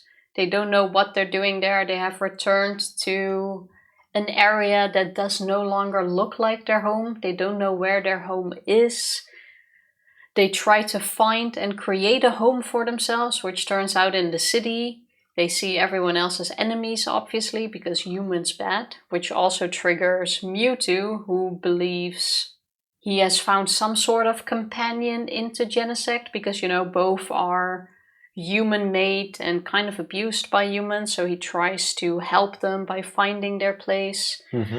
And that's kind of what the entire movie is about. Mewtwo trying to help the Genesect to find their home, which in the end they manage. Mewtwo takes them away because he knows of the perfect place for them where they can be. They live happily ever after that, probably. That's kind of everything. Team Plasma uses old DNA, does some funky, weird sciencey stuff with it, and creates Genesect. Reminder, Genesect, before Team Plasma changed their DNA and built a bazooka into their backs, didn't look like that. That is the man-made horror version that we saw. They're a bit more machine-like now. Yes. So Team Plasma creates them. They get reborn from their DNA stuff, but somehow they have this DNA memory of their home, which is specifically signified by a particular flower that only used to grow 300 million years ago in this one place. That's where they lived. Team Plasma uses them to cause havoc. They go to the city, they start destroying stuff because Team Plasma evil. They want to take over the world. Why are we doing my recap? Because earlier I did. Mewtwo shows up because we need somebody to fight him and nobody else can. In the end, they somehow magically find one of the flowers in this place, and then, like what Tifa said, Mewtwo takes them away. If you're thinking, hey, Mewtwo, cloning, man-made horrors beyond human comprehension, that's the Mewtwo from the first movie, right? That one comes back. No, that's a different one. This is not the same Mewtwo. How do you know? Because it isn't. Ash doesn't recognize it, which would make sense. Yeah, but because we've already... at the end of the first movie, Mewtwo erases their memories. This is a different Mewtwo. It has a different background story. And I even quickly double-checked while you were introing the Bulbapedia. This is a different Mewtwo. It's similar to the one from the first movie. It's not the same one. I thought Mewtwo is unique. Not so he's anymore. Mewtree. It's Mewtwo number 68. I don't know. Okay, Mewtwo tree. All in all, for me, it's a high C. I don't really care about Genesect. Yeah. The story was alright. It made sense. It wasn't like, oh, this movie sucks. But it's also not like, oh, I'm gonna rewatch this movie. Yeah, there's also a little bit of a... I would call it like a deeper thing. The Genesect do all have individual thoughts and feelings, but the red one, the shiny, is their leader and he can command them. It's like a hive mind sort of thing. Yeah, exactly. And there are moments where one of the friendlier Genesect just does something and then the red one commands them, no, shoot them, do the evil thing. And then you can see it struggle with that. Which I think is beautifully realistic because insects are freaking weird. They are basically biological machines. Kind of goes into the ant hive sort of feeling. I saw a video the other day, like it's been a while ago, but I saw it on Reddit, I think. There was a wasp and the wasp was being attacked by another flying insect thing. And the wasp was in eating mode. So the wasp was eating a different bug, while at the same time a third bug was literally ripping the wasp apart in the middle. So the wasp in the middle was so programmed to must consume, must eat. It kept eating. It didn't even react to the fact that it was being ripped apart. Genesect are very much the same. It's a hive mind. It's like, I'm programmed to do this. I will be doing this thing. Only kind of nuts. Only at the end, when they find that flower, do they go like, oh, this is memory, home. And then want to take over the world. Better than Jirachi? Or not as good? I would say better than Deoxys, because at least they had a plot. There's a reason why things are happening. Other than, oh shit, aliens. I'm fine with where it is. Okay, fair enough. That was easy. Also, the fly that rips their own head off. Yeah, that's crazy. I need to see those videos. Some insects are like, I cannot comprehend it. Nature sounds is like weird. a parasite, maybe. But yeah, possibly. Instinct is weird. Yes. Where's the next one? It's Diancie. And the Cocoon of Destruction. Ready? Yep. There is a land where the balance of all living things is maintained by Why a is it special always diamond. crystals? Now, Because they hold power. Holds destruction within is about to open. Where are we? The balance of this domain is maintained by our ruler, Diancie, and the powers of Xerneas. That diamond belongs to us. No, you cannot fix her. Attacked by unknown thieves. Their goal, the power of the mythical Pokémon. Will Ash and friends be able to rekindle the light within the Heart Diamond? And It's going to awaken! That's the Pokemon of Destruction? Despite it being the Pokemon of Destruction, it never clicked that he's evil. when destruction rises, can life prevail? It's implied. What's gonna happen? There's no way we can give up! I was kind of sad to learn that. What? Diancie and the Cocoon of Destruction. Well, it's basically evil. I mean, No, blame it's like they Arceus. said. Blame Arceus. It's okay, she can ruin me. She can fix me, the duality of man. Indeed. Indeed. Alright. You can do the plotting. Don't think I can sum this up properly. So Diancie, which is totally not the scrapped evolution of Carbink, is the queen of a Carbink. In this case, she's the princess. Potato, potato. The Carbink live together with the Princess Diancie in the Diamond domain. She is told that there is a super cool diamond that she Basically, needs to they protect. have a massive diamond which holds their kingdom together, and it is her job as the princess to every once in X years when the power of the diamond runs out to create a new diamond. Oh, That is yeah. a power that only she has. Because only Diancie can do it. And the power of the old diamond is running out, so she needs to start making a new one, but she doesn't have the power to do so. So she needs the help of Xerneas, the oolululu thing. I don't know why I made that sound. But it was funny. Because Xerneas has the fairy aura. Xerneas is the Pokemon of life. It's eternal, it can make things live. Because you cannot have life without death, and X and Y are Xerneas and Walvital. They didn't say the name, I don't know how to pronounce it. That thing gets summoned, and then they have a big standoff, as you just saw. They fight. Diancie is trying to become stronger. Long Lots story of short, text. Bacon Boy gets summoned from his cocoon, which he rests in eternally, destroys the place. With the power of everyone, they defeat him, put him back in his cocoon to not destroy shit. Diancie gets the power after talking to Xerneas to create that giant-ass diamond crystal But that the is power was needed. always inside of her. It's not the fairy aura thing. That just helps someone, but it's still in her. It was the journey that she made or something. Basically, she needs some XP. Yeah, and I think that sums it up, the most important bit. I didn't really care much about the movie. Oh, Pikachu dies in this one.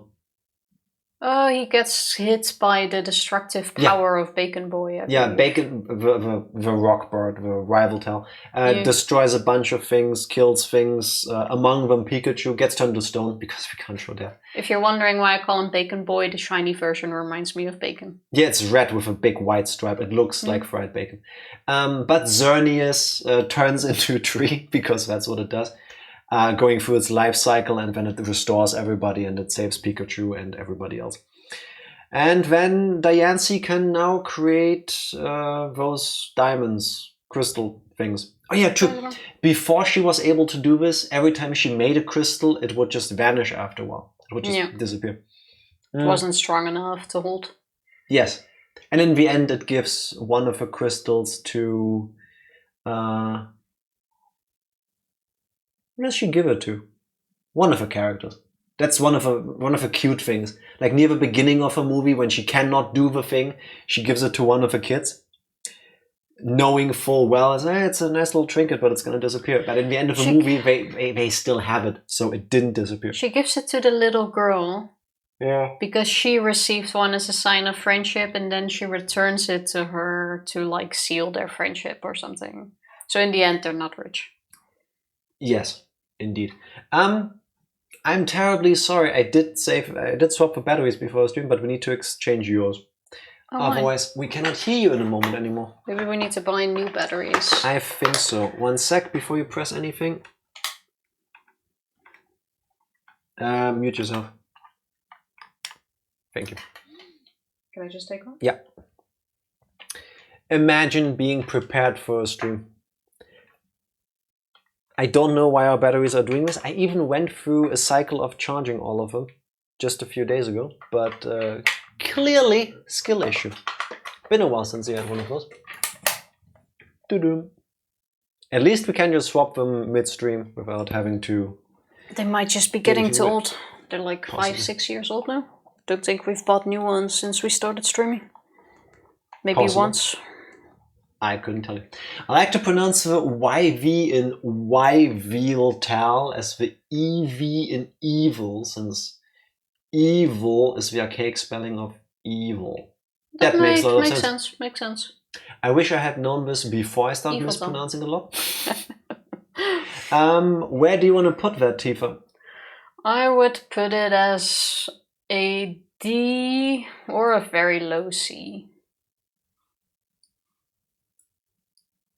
I would put it above Destiny Deoxys because, again, I don't understand the movie. Again, it's competently made. It's just very forgettable. Yeah, I think I like the Deoxys one better, but I'm fine with the order. I'm okay. You can leave it. We cannot put them on top of each other, unfortunately, but I would be okay with it. Next one, Hooper and the Clash of Ages. Gotta catch 'em all. Oh look, intros for intro. Sands of time, flowing winds, open this ancient seal as I command. It's not the same guy as the black and white movie, by the way. He just looks very similar. Did I scare you? Who are you? The mysterious Pokemon appearing before Ash is... I'm Hoopa. Hiya, my name's Ash. Ashka!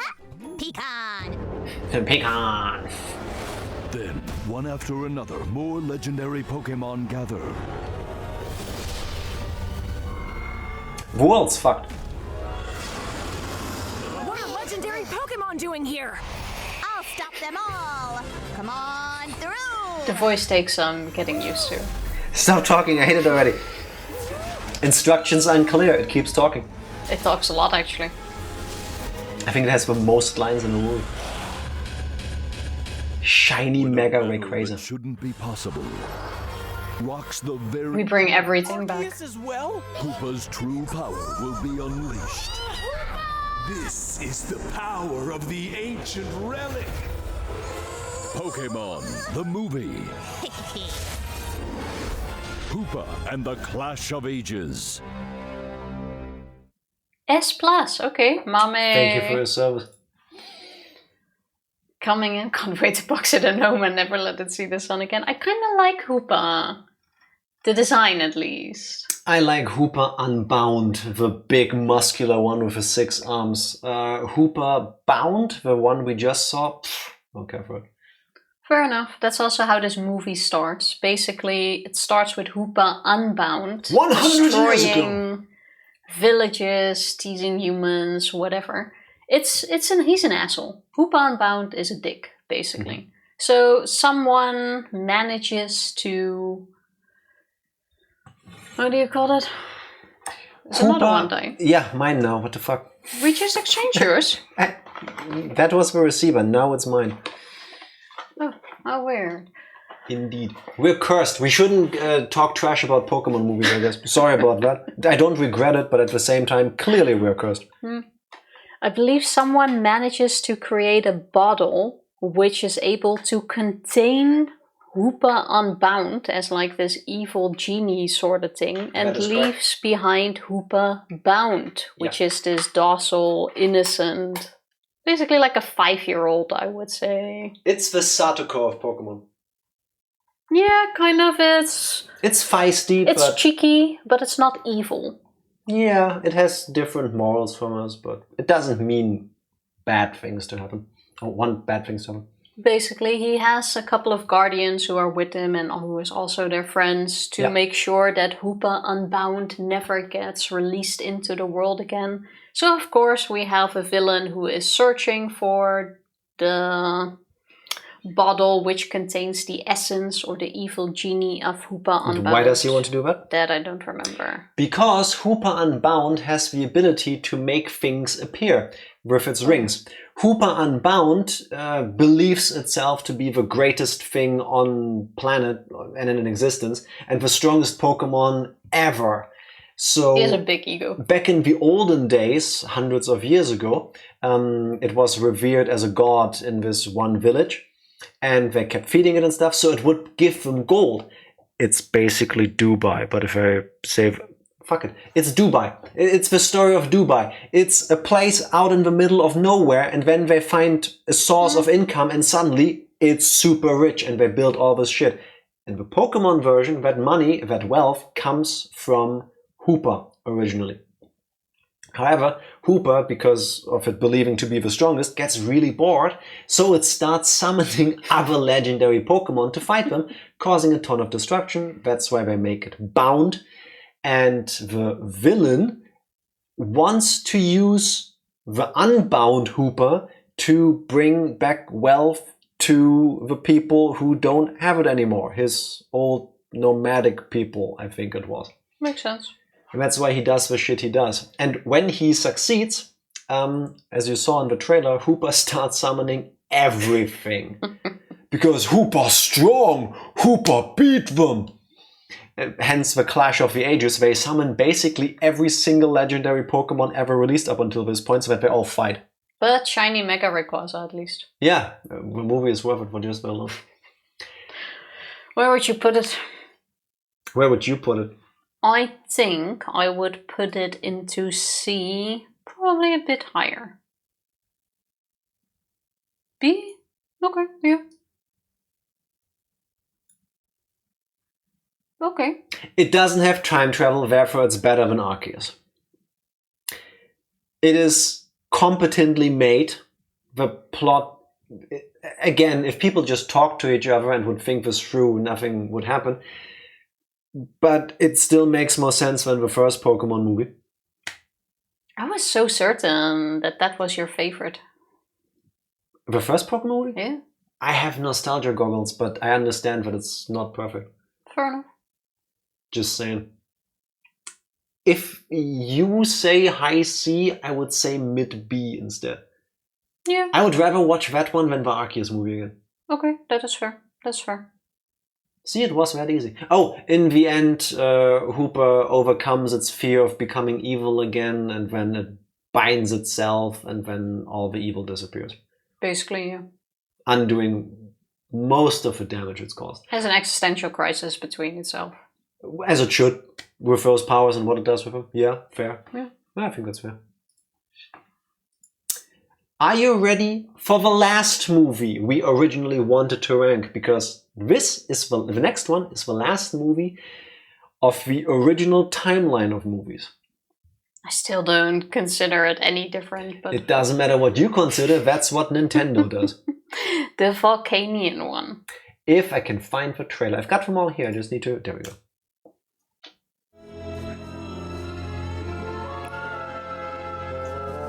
Magirna, please protect this kingdom. Become its guardian. It's a Pokemon movie. Wow! This is the mechanical kingdom that has over 500 years of history! Suddenly, an unknown Pokémon appears.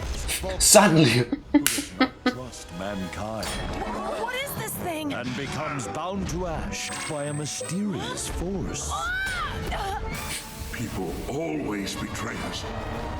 That's why I don't trust them. And then, from the shadows, Big machine. Cool Big Mac design.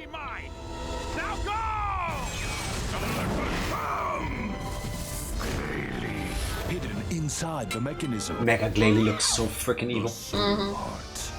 What is its secret? Mega Steelix. A never-before-seen mythical Pokémon will soon be revealed. Totally not Attack on Titan. Pokémon the movie, Volcanion and the Mechanical Marvel. Tifa? Oh, those three. I thought they were part of a continuation. Nope. It Apparently sort not. of starts over, I guess. Do you mean the new movies? There are no new movies. At least none released as movies, according to any wiki I found. But Tifa? Volcanion, I have a little bit of a harder time with. I would say A or higher B. I didn't care that much about Magearna, but I did really enjoy Volcanion, and the story was pretty good. I think that's the movie I cried the second most. Yeah, it had some feels. So I think it's probably like an A. So effectively, Volcanion is a super old Pokemon. Don't ask questions. It's just very, very old. We have several legendaries. Why would we suddenly start questioning them now? Because some of them seem to be immortal. At least they don't age.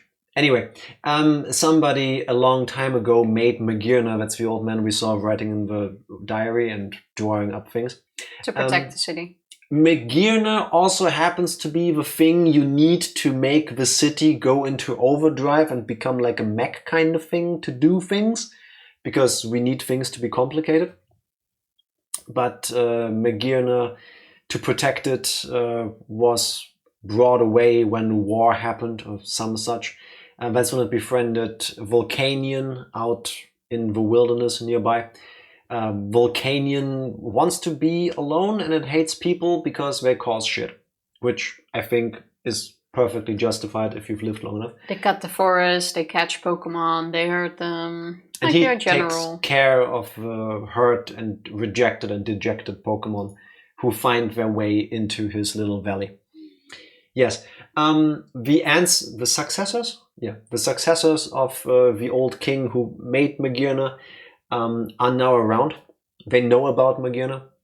And once again, the evil advisor people want to use Magearna's magical powers of mechanic things for their own devices to do what exactly again? There's so many evil plots that I lost the plot. I don't even remember anymore. I believe he needs to use the jewel or gem inside Magearna, which also fuels her, basically, to put it in his evil machine to do something. Yeah, it makes it into like a flying fortress kind of thing. Again, he needs the energy. It's we want to be better than everybody else. Honestly, it all bleeds together at some point. Magearna, Ash, and friends stop them. Magearna in the end sacrifices itself after everybody gets out and blows itself up. But it survives. Volcanion does. Volcanion, what did I say? Magearna. No, Magearna dies. Magearna dies. They abuse it to the point where its soul breaks. And then it's just a living husk. At the very end of the movie, you learn that Volcanion survived, which is touching. And they try to revive Magearna. And at the very last moment, there's a flicker of it's still in there somewhere. It's still not fully, soullessly just a husk. Yuki, welcome in. How are you doing? Welcome in. Why is Destin Deoxys so low? Because it's a trash movie. The better question is, why is it so high? It's not in D. I'm surprised out of all of the movies that Deoxys seems to have the biggest fan base. Okay, Yugi, here's one question. I can feel you typing already, but I have one question. Why did the Deoxys at the beginning of a movie, why does the first Deoxys come to planet Earth? I don't think that even if it has a legit answer, would that really change your rating? Maybe. Just imagine it has a good one. But I don't know. I don't like aliens just suddenly showing up and causing shit. Because I don't like anybody just randomly showing up and causing shit. That is not the reason why it's so low. Is that an answer? Is that a question you might want to answer? Yes, but the outcome doesn't change the movie. Vaporized Jaguar. We get to this in a moment. Tifa, where would you rank Volcanion and the Mechanical Marvel? Either A. I think A. Yes. Really? Yeah. Really? Yeah. Okay. No, I can live with it on S. No, I'm thinking. I'm fighting with myself. It's just that Magearna doesn't do much for me, but I did think the story was good. Like this? I can live with that. Yeah. Like I said, I really did like Volcanion and his character. Alright, now really quick into Destiny Deoxys again. Maybe it's just curious. If that is the case, and the first Deoxys comes to Earth because it's just curious, then I want to say from the bottom of my heart, fuck you, Curious Deoxys. Because you made it into a planet in such a way that you angered Rayquaza, so that caused unnecessary harm to people. And you did it in such a way, you didn't just come here and observe because you were curious, you crash landed into the planet causing more shit. There. I still don't think that's enough reason. And that's totally on Rayquaza. Rayquaza is xenophobic. Rayquaza isn't xenophobic. Rayquaza is a ginormous petty piece of shit and hates literally anything. Anything that goes near the ozone layer. He's spiteful. Imagine trying to go to space. That's the point I brought up earlier. Imagine trying to go to the moon on a moon mission. You can't. Rayquaza is gonna come and grab your spaceship out of the air and destroy you because fuck you, that's where I live. He's just a dick. Yeah. That's been established in this movie. Yeah. So, but honestly, Deoxys should have known better. I really don't like Deoxys.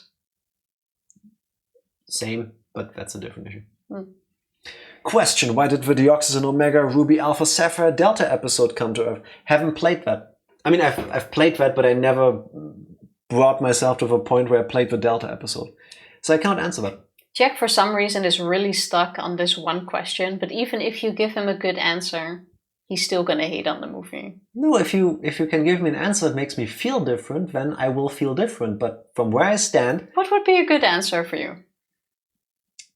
Deoxys fought something else and crash landed. Okay, that's the reason. But he did arrive on Earth injured, which makes it a very No, it got injured in the fight with Rayquaza. It is the answer is what you said. Now what? It's confirmed by Nintendo. That's what happened. No. And now what? No, I just want to know what changes for you then. Then that would change the story for me in a way that a Deoxys got hurt, landed here, Rayquaza being a petty piece of shit, fucked it up even more. Then it had to reduce itself to its orb form. Then sciencey stuff happened, and then another Deoxys came on a saving it mission. And fuck Rayquaza. Okay, so suddenly you like the movie a whole lot better. Yeah, now I that understand. Changes your reasoning. Now I understand why the plot is happening. Okay, then how would you rate it then? It's still in the C lane for me, but... one above the first movie. Really? To B? Yeah. That changes so much for you. Yeah. Oh, well, there you have it. I like to know why things are happening. Deoxys literally crash lands. Yeah. I also think he just crashed. Okay, one sec. And besides, why is curiosity a sin? I never said that. Why are you making things up now? You were like, oh, if it's just curious, then fuck Deoxys. And then it still sucks. It should have known better to cause all of this if it's so smart and curious. Why would it know better? Because I assume... Because I assume if it's smart enough to be curious about a different planet, it can be smart enough to realize, oh shit, there's something living on the way there. Maybe. Kids are curious about fire. That doesn't mean they should be smart enough to know not to touch it because they're curious about it. Accompanying Professor Lund on a research expedition to a polar region, his son Tori walks over to a group of Spheal, Celio, and a Walrein. As he pets the young Spheal, adorable scene by the way, a meteor crashes down, frightening the Pokémon, making them run towards the sea. This is a lot about the kid that gets introduced. Listen, if Deoxys was so great, why would it get hit by a meteor? Checkmate, atheists. Can't be that smart as an alien, though, can it? Oh, here, he was stuck in the meteor and crashed on Earth. Yeah, how did you get stuck in the meteor? Well, that's a skill issue. Now you're just making it difficult. It was born on the meteor. I didn't see that. Yugi, if you're correct, I would be willing to put Destiny Deoxys next to the first movie. You just have a confirmation. No, I don't. It's lore from the Pokédex in the games. Yeah, the Pokédex doesn't mean shit in the movies. Because the Pokédex also says there's one Mewtwo and it was made in Cinnabar Island. In the movies, there's at least 2 Mewtwo's by now. Just saying. I disagree that the reason on why it crashed on Earth changes the rating. Because it doesn't matter why it's there. But again, it matters to me because I want to understand why the thing I'm watching is happening. It crashed, and the fact that the search party came means that it was not on purpose. Okay, but why else would Deoxys appear for Meteor? I don't know, the movie didn't tell me. If you want me to if as a movie maker you want me to understand the story, give me enough to let me understand the story you're trying to tell. Otherwise, I will go for them saying, it's a kaiju movie. It's the big bad alien versus the big bad dragon, and I don't care about it. It's fine if that's what you want, but I don't care for it. It's like the top of the iceberg Pokemon lore that all Deoxys are born on Meteor. See, there you have it. No Pokedex in my movies. Poor thing was born and then got immediately bitched at by Rayquaza. It's so much more. Yes, it's also an endearing story of another Deoxys coming to save the first one after it's been stuck there for so long and then scientific stuff has been done to it, causing this. Yes, there's also the story about friendship. But and to be I fair, don't though, see it because there's an alien kicking a dragon. There's not a single one technically that isn't about friendship. That's true. So at this point, it's also expected and not anything special, I want to say. That's the best point I never would have been able to make. Thank you. What? What you just said. Oh. That's really good. That's really smart. I wish I had said that. Haven't you ever jumped someone with your friends? Actually, I haven't. I've never been in a fight. I am one of those people. I am very blessed. Those Deoxys are tight like that. I understand that. Just because I haven't been in the situation doesn't mean I don't understand. But doesn't look like you've convinced Jack. No, it's still aliens versus dragons. Same reasons I like Dungeons and Dragons. Destiny Deoxys are the same reasons for like the power of us that you haven't talked about yet. I will in a moment. After the next one. Tifa, are you ready for the reboot of a movie franchise? Go for it. If I can find the trailer. Which we had to get up early for, Yes. by the way, to watch so Yes. that we could finish it before work. Jirachi being solo is crazy too, but I'll hold my discourse. The movie is sadness porn. It's sadness porn. Oh my god, there's this really cute, adorable, endearing being that gets to live its life for 7 years, 7 days, every 1,000 years. Fuck you, whoever wrote that. Fuck you. Why is your life so shit that you need to make me sad on an existential level like this? Sadness porn is not enough reason to put it in, see. It is for me. The story just isn't as great for me as some of the others. And I enjoyed the movie. It's not a bad movie. It just wasn't like, oh, I'm gonna rewatch that anytime soon. The overwhelming existential dread I feel if I imagine only being conscious for 7 days every 1,000 years overwhelms all of my other feelings about the movie. Well, these things mixed put it into C. And the more I think about it, the lower the ranking is gonna get for Jirachi Wishmaker. Why is Entei B? Well, for me, Entei is an A. Jack isn't a big fan. So we compromised and put it in a high B. Because the unknown are pieces of shit too. I miss my mom. That is super fair. It is horrible that a young child like Molly loses her mother and then her father like this. Let's not argue about why the parents did those things, but it's super sad. The parents didn't do shit. They did their job. What does she want? She wants her parents. What do the unknown do? Well, she was looking at an ente. Let's turn him into an ente. Fuck the unknown. It made complete sense. She didn't want her parents. She was thinking of her dad and the story she has been told about them, which is how things turned out the way it is. It makes the unknown perfect sense. No concept of parent-child relationships. Yeah, he's also projecting on them. Yeah, I do. So where do the unknown come from? How am I to assume they don't understand Where this? do Pokemon come from? Where does anything come from? Where does the egg come from? Out of the Ditto. Where did the Ditto come from? My Pokeball. Where does your Pokeball come from? And how did the Ditto ended up in it? I went to the Poke Store. Nah, your logic doesn't make sense. What? Your logic doesn't make sense. But like I said, for me, Entei is an A. Jack doesn't like it. So it's a compromise on a high B. Can all agree Pokemon Black and White, the movie, deserves a low D tier. Worst ranking of all of them? Yes. If we had lower than D tier, it would be there. Hate the Caldea movie. Yeah. Same. Yeah. Also trash. However, Pokemon I Choose You is next. So you're the last of the 4 young ones starting out on their journeys today. Being a second late for a train or even a Pokemon can be life-changing. Does that mean I go on my journey without a Pokemon? Well, there is another. This Pokemon is called Pikachu. Hi, Pikachu. My name's Ash Ketchum. You and I are gonna be best friends. Nope, don't think so.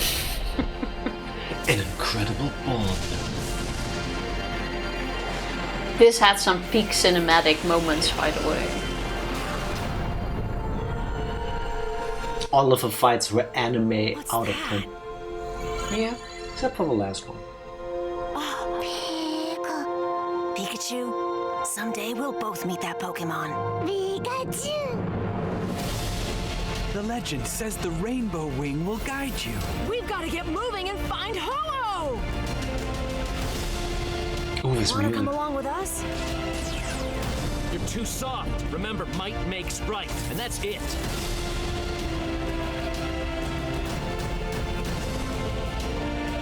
Let's go, Pikachu!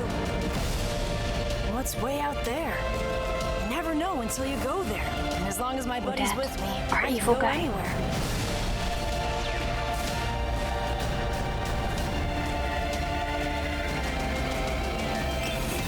Damn, the music in this trailer with those scenes. Ah, goosebumps. That was well made. I have mixed feelings about this one. Same. Like, it has some peak moments in there which are absolutely beautiful. The first 10 minutes of the movie where they reintroduce you to the story, I thought was really well done. Mm-hmm. The changes they made to it also really worked. But they also cut out things that I don't really like Brock and Misty aren't a part of this. Mhm. They introduce new main side characters, and basically here, after meeting or seeing Ho-Oh, actually, let me rephrase. Ho-Oh chooses a rainbow warrior as a chosen one every year and gives it a feather. The rainbow wing. So here, the moment Ash sees Ho-Oh in the anime, it's just a sign that you will be great. Here, Ho-Oh actually chooses Ash as the rainbow wing. I don't or think... as the rainbow warrior. Rainbow wing. It's not every year, just... No. it The keeps- old guy at the end says that every year Is it? Ho-Oh chooses someone. Yeah. Okay. So Ash is chosen, I'm guessing, to find Ho-Oh. Like, that isn't even really clear what he needs to do with the wing. You're confusing me. May I do it? Okay, fine, you do it. Pokemon I Choose You is an alternative it's a reboot of the entire anime series. It starts as a retelling of the very first episode of the anime, as you just saw in the trailer. Ash gets up late, goes to Professor Oak, gets Pikachu. When they leave, they get attacked by the Spearow. Stuff happens and they form a very close bond. And after that, it kind of like fast forward through some of the story. He catches a Weedle. He gets his a Caterpie. Sorry, thank you. He gets a Caterpie. It evolves into a Metapod. He goes after the gyms. He has a couple battles. He fights Erica for the Rainbow Badge, the fourth one. It has some references to things that also happened in the actual series. Gary is shown to have chosen Squirtle. Yes. So if you know the anime, if you know the story, I was like, hey, I know this. But it doesn't really matter that much. Ultimately, he bumps into a group of people, a girl and a boy. He wants to become a professor. She wants to have fun and impress her mom. They meet an Entei that fucks them up. Later on, you get a retelling of the story how he meets Charmander. They introduce a new character. That's the asshole guy you saw. His name is Cross. He is one that was the owner of the Charmander abandoned. Might makes right. And then he has an Incineroar and he's an asshole. Throughout this, we follow Ash on his journey to become a Pokemon master. Even the others make fun of him. Like, what does that mean? Do you want to be the strongest trainer? Do you want to catch all of them? He's like, no, it's much more than that. I just want to make friends. Basically. They befriend the Entei when it disappears, but that's cool because they're friends, kind of. Ultimately, they learn through talking to each other that Ash, when he saw Ho-Oh after they fought of a Spearow, one of the two, confuse him, he was granted a rainbow feather. Ho-Oh, the mystical Pokemon, like in Gen 2, the tower burned down, he caused a rain that spawned Entei, Raikou, Suicune, and they meet them along the journey because this is about Ash trying to find Ho-Oh. The feather leads the way, basically. Yes, they bump into some archaeologist guy that helps them along the way, and they find the place where he needs to put the feather to summon Ho-Oh to meet it. Eventually, Cross gets there too, they fight. Unbeknownst to them for the most part, what's it called? Not Marsh Tom, that's the Mudkip evolution. Marshadow. Marshadow is in this. It lives in the shadow of Ash, mostly, and it wants to test you, corrupt you. At some point, Ash loses a battle and he gets really sad. He's like, screw it, Pikachu would have won, Charizard, not a Charmeleon ain't worth shit, stuff like this. Then he has a horrible nightmare where Pokemon don't exist and you get like a slice of life anime sequence where Ash is in school, daily life. Which is so weird. But he fights his way through that. Marshadow disappears for a bit. When Cross beats Ash, Marshadow takes over because Cross is evil at heart. Marshadow takes over the feather and causes the good energy to go bad, and all Pokemon around them turn angry and they all attack, and Ash gets evaporated. He gets blasted by all the attacks of all the Pokemon in all the land, and you watch him die. He gets Thanos'd away. Yeah.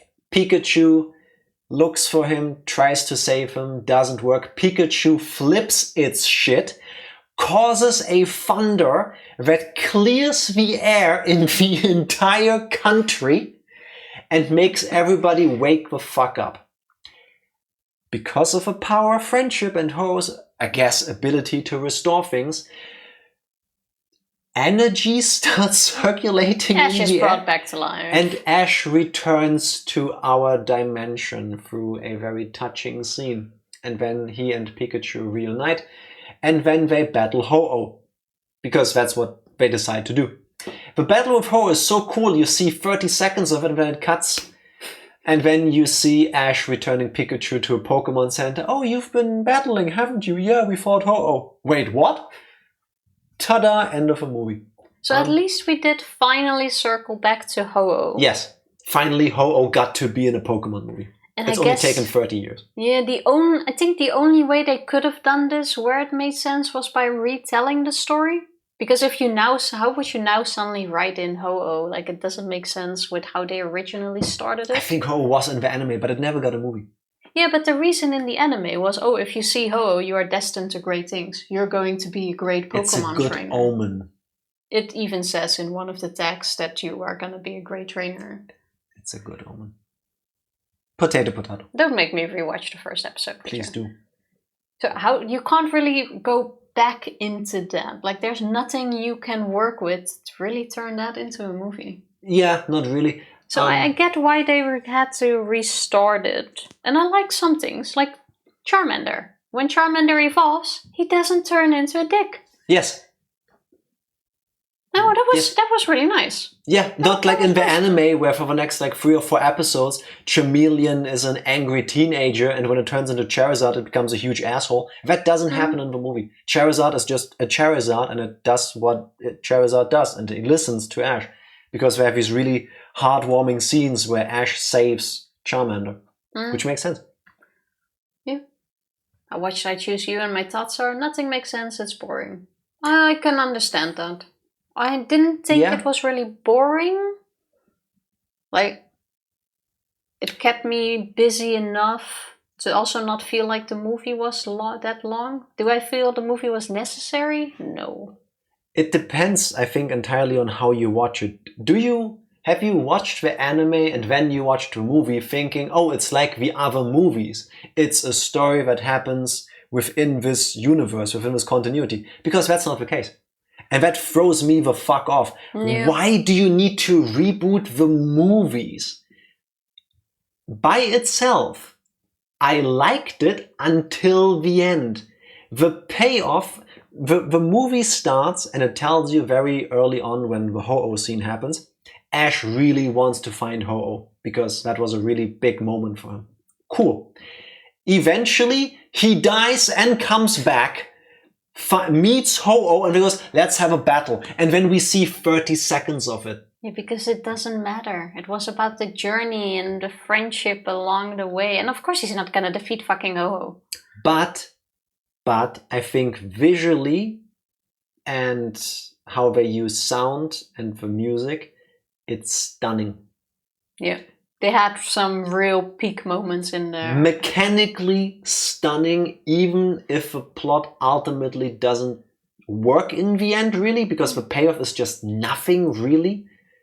One thing I missed sorely was the Pokédex, because I remember in the beginning of the anime, the Pokédex was sassy as fuck. Like when Ash first encounters a Pidgey, and he throws a Pokeball and it bounces back, and then the Pokédex is like, well, a proper trainer would first fight the Pokemon before catching it. I missed that. The Pokédex doesn't exist at all in this movie, which is a choice.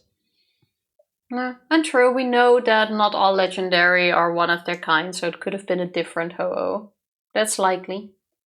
Possible.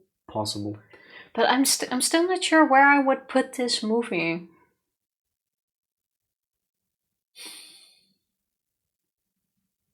It wasn't bad, but it wasn't great either. I feel like it didn't need to be made because I find the idea of rebooting the movies so dumb. But when I get over that, or if I can look beyond that, the movie is nice. Yeah, you really gotta watch it as a separate thing. Yeah, if you've seen those anime episodes that it clearly is a retelling of, you go, hey, I've seen that before. Hey, wasn't that a different order? Who's that character? I know him from the other thing. But it's different. It's like an alternative universe of the anime. Yeah. I would say low A, high B. In B then. High B?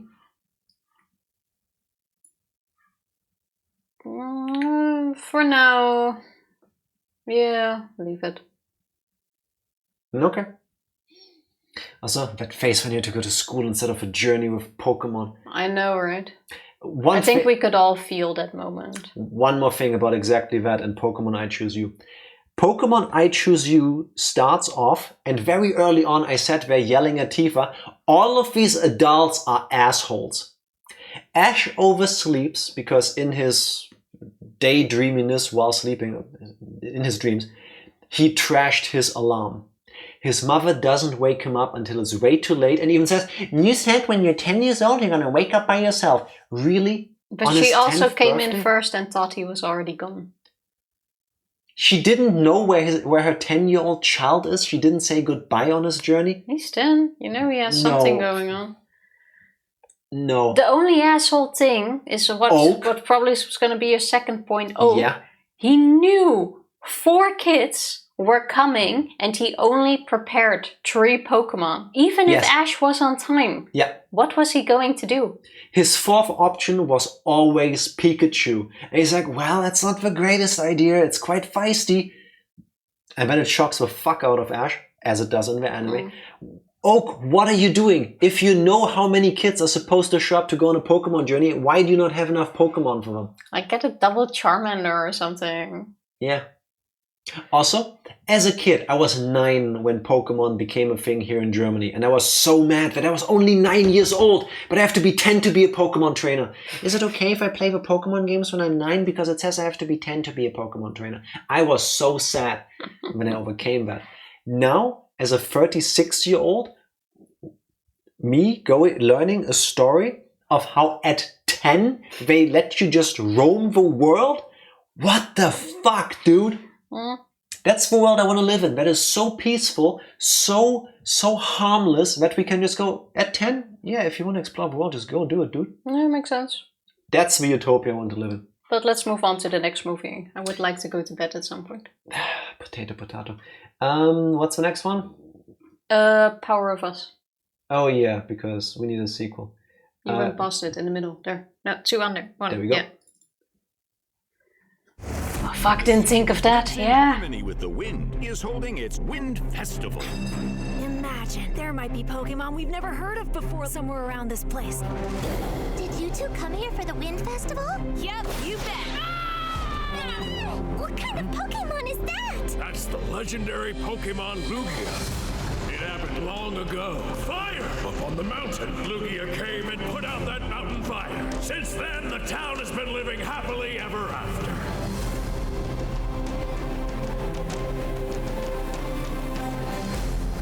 There's trouble. The winds have died down. We can't have our citizens panicking.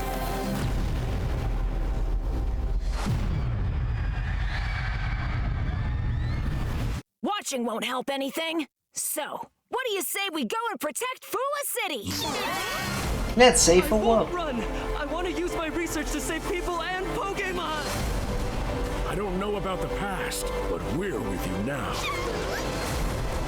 When you're with a Pokemon, it's like your muscles and your mind get a lot stronger. And that's called Pokemon Power! Never been used as a phrase before. Ever. But now it is.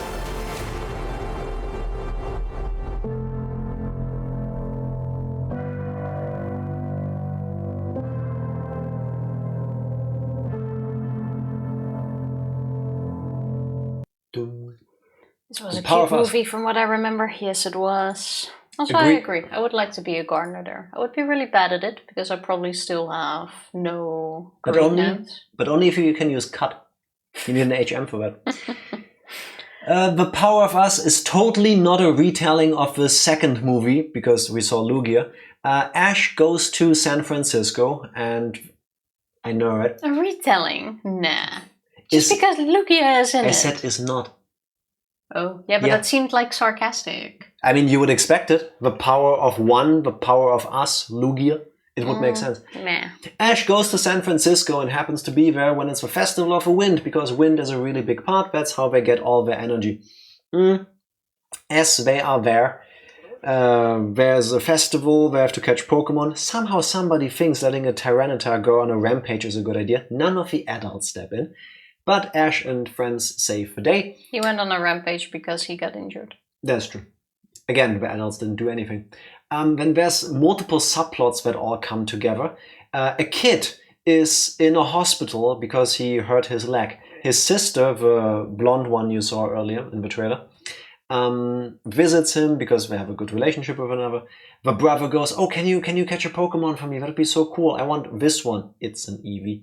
So she goes, fine, I'll do it. She travels there to try to catch an Eevee and wants to become a Pokemon trainer-ish for her brother.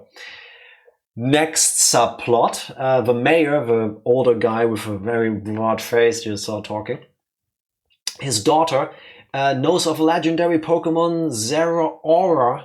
Why is there Zora, Zoroark, and Zeraora? They kind of seem from the same family. Yeah, the Digimon-looking thing, the fur-bait one.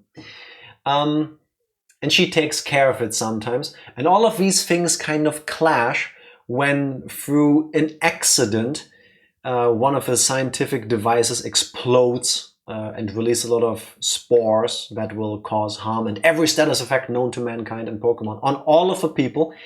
But the wind is gone because somebody stole the magic lantern in their city. It turns out it was the mayor's daughter, because if a thing is gone, they can't do the festival, and then nobody will try to catch Zeraora because there are no Pokemon trainers nearby. That sets off a chain of events. There's a fire that some people are trying to put out. Others are trying to fix the spores being released. And the girl with the Eevee overcomes her being afraid of running because she was an athlete, hurt her leg, hasn't really done it since. But together with the Eevee, she overcomes that. In the end, all of these subplots get a resolution. Everybody together saves the day. And it's a beautiful movie. I agree. Despite you covering all of the points, I feel like your plot didn't make a lot of sense for some reason, but it's a lot in this movie, so I get it. But it was a really good movie. Suddenly they introduced Zeraora because we need more legendaries. I never heard of a Pokemon before. That plot doesn't go anywhere. It doesn't need to exist. It's like, oh, this Pokemon caused a fire 50 years ago. No, it didn't. Humans did. Okay, let's have a fight because it still hates us. We need some action scenes in this movie, so we make a plot happen. I feel like it worked. I think it was an A movie. I recommend you watch The Power of Us and you look at it with your eyes very intently. This is the least Pokemon movie looking Pokemon movie out of all of them.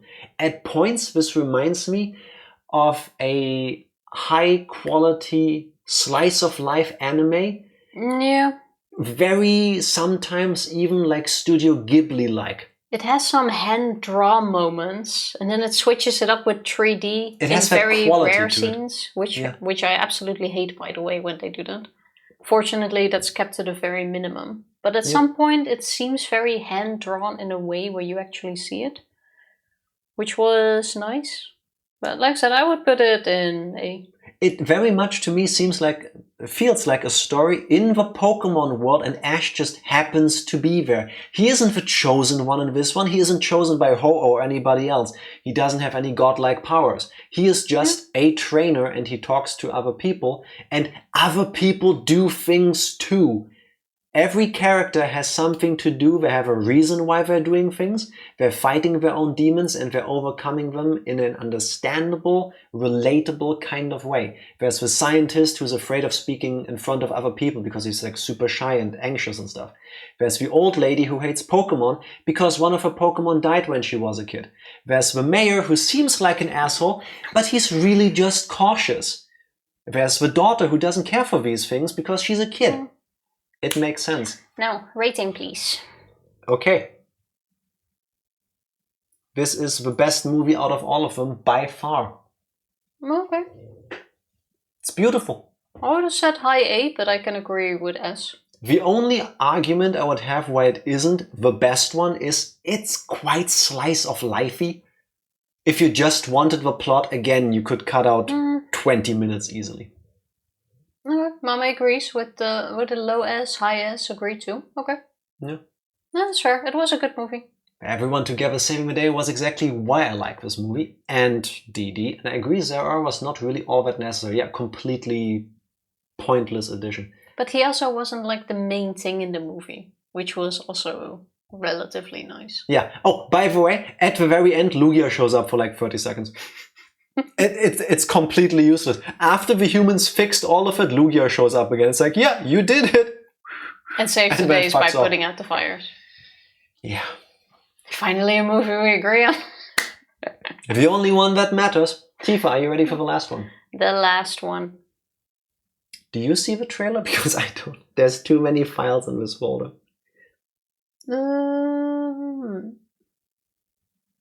Secrets of a Jungle. There we go. For last time tonight.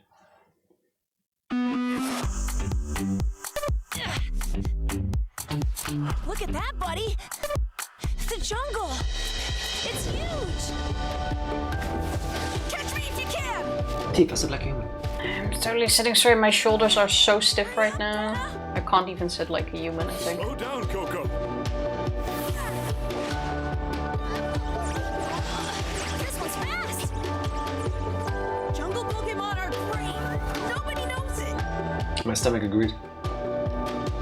This water sample will be all the proof we need of the Healing Spring's existence. We were just transferred here from headquarters!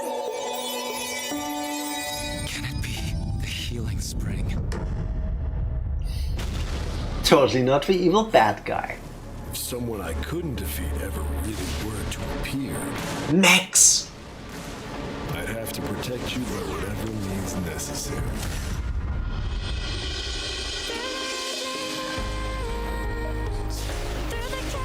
You're gonna have to fight us now!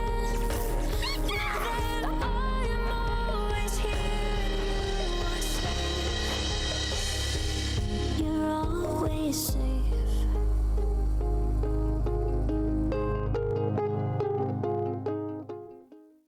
Didn't see there's no opinions here. When I saw this movie the first time, I wasn't a huge fan. Mm-hmm. But after having seen it like 2 or 3, no, more like 3 or 4 times in total now, for I don't even know why, I have really started to enjoy this movie. The last time we watched it together, I was like, Meh. Yeah. This is actually pretty good. And I would even put it in A. So, recap. There's this forest with that tree that spits out water that has healing powers and rejuvenating powers. That's why people want to find it. There's stories about it, but nobody has found it. It's very deep in the jungle. I'll tell you the story in the order it happens, not in the order the movie shows you. Scientists are trying to find it, and they do manage to find it after all. However, a couple, a husband, wife, they have a child together. It's basically Tarzan at this point. That part is Tarzan, 100%. They go, okay, we found it, we know where it is, but we cannot let people get there because we're going to destroy everything. And this is nature, this is beautiful, and we cannot touch it because people will misuse this.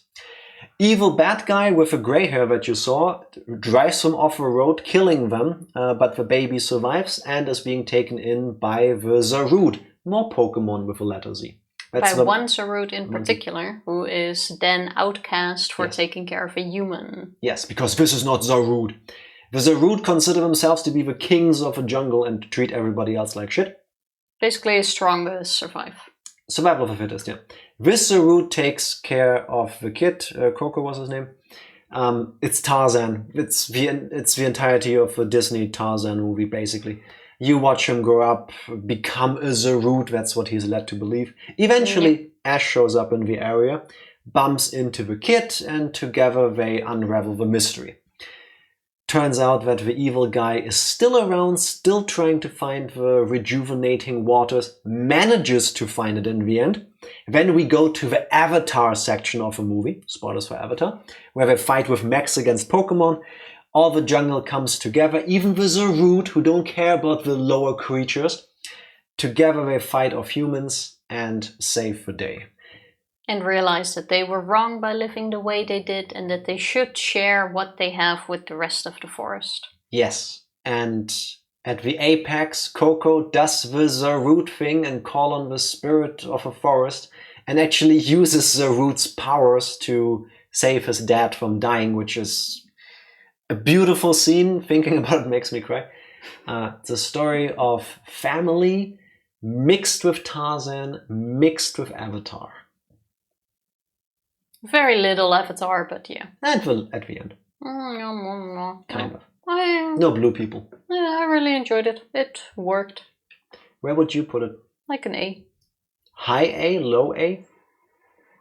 Better than the Volcanion movie? Better than Lucario? That's a good question. I'd put it around there. Like this? Yeah, I think I can agree with that. Save or download? Neither right now. Thank you. So you also thought it was nice? I Yeah. don't recall. I didn't care for that at all the first time I watched it. I hated it. But watching it again in preparation of the stream, it's not bad. And especially because we're rating them against each other. There's worse movies. There's worse Pokemon movies. Yeah, that absolutely.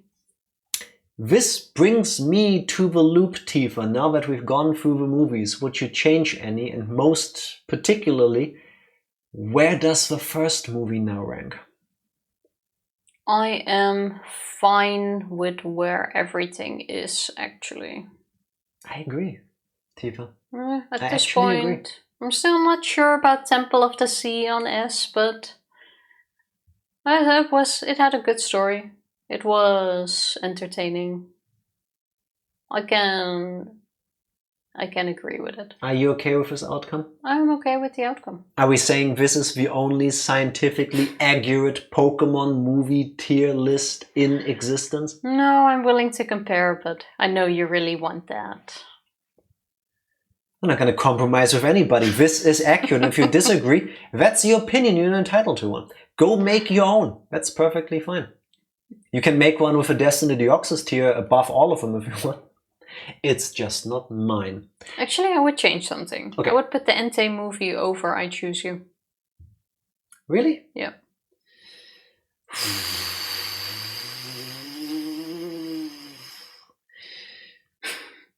I Choose You has the cinematic touch to it, but story-wise, I think the Entei one is better. Yeah, I guess. Maybe. Oh, by the way, I think we mentioned I this still earlier. think that belongs in A, by the way, but that's the B is a compromise. Starting with like the second movie, they do mid-credit and post-credit scenes.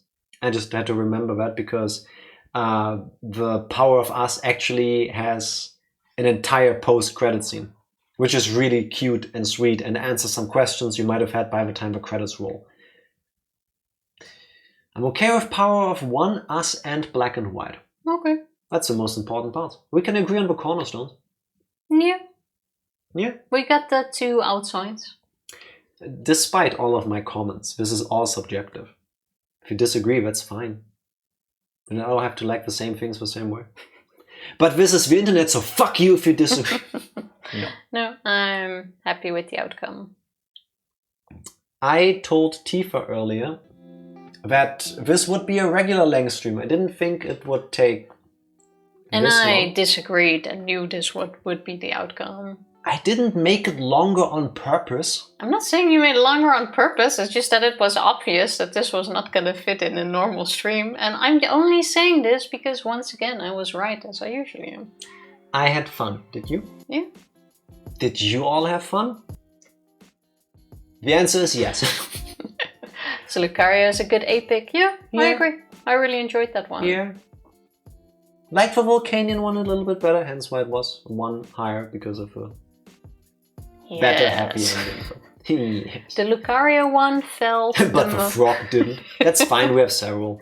also felt the most fantasy one. Does that make sense? Yeah, it felt kind of JRPG-ish. Yeah.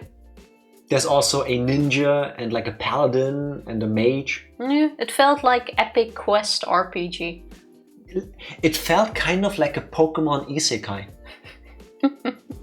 Yes. Yes. I think that's on purpose, by the way. Yeah. At least I wouldn't be shocked. Tifa, do you know what also doesn't shock me? What? Skinner playing Tekken? Raiding Skinner. I'm willing to go with that too. Where's my buttons? There we go.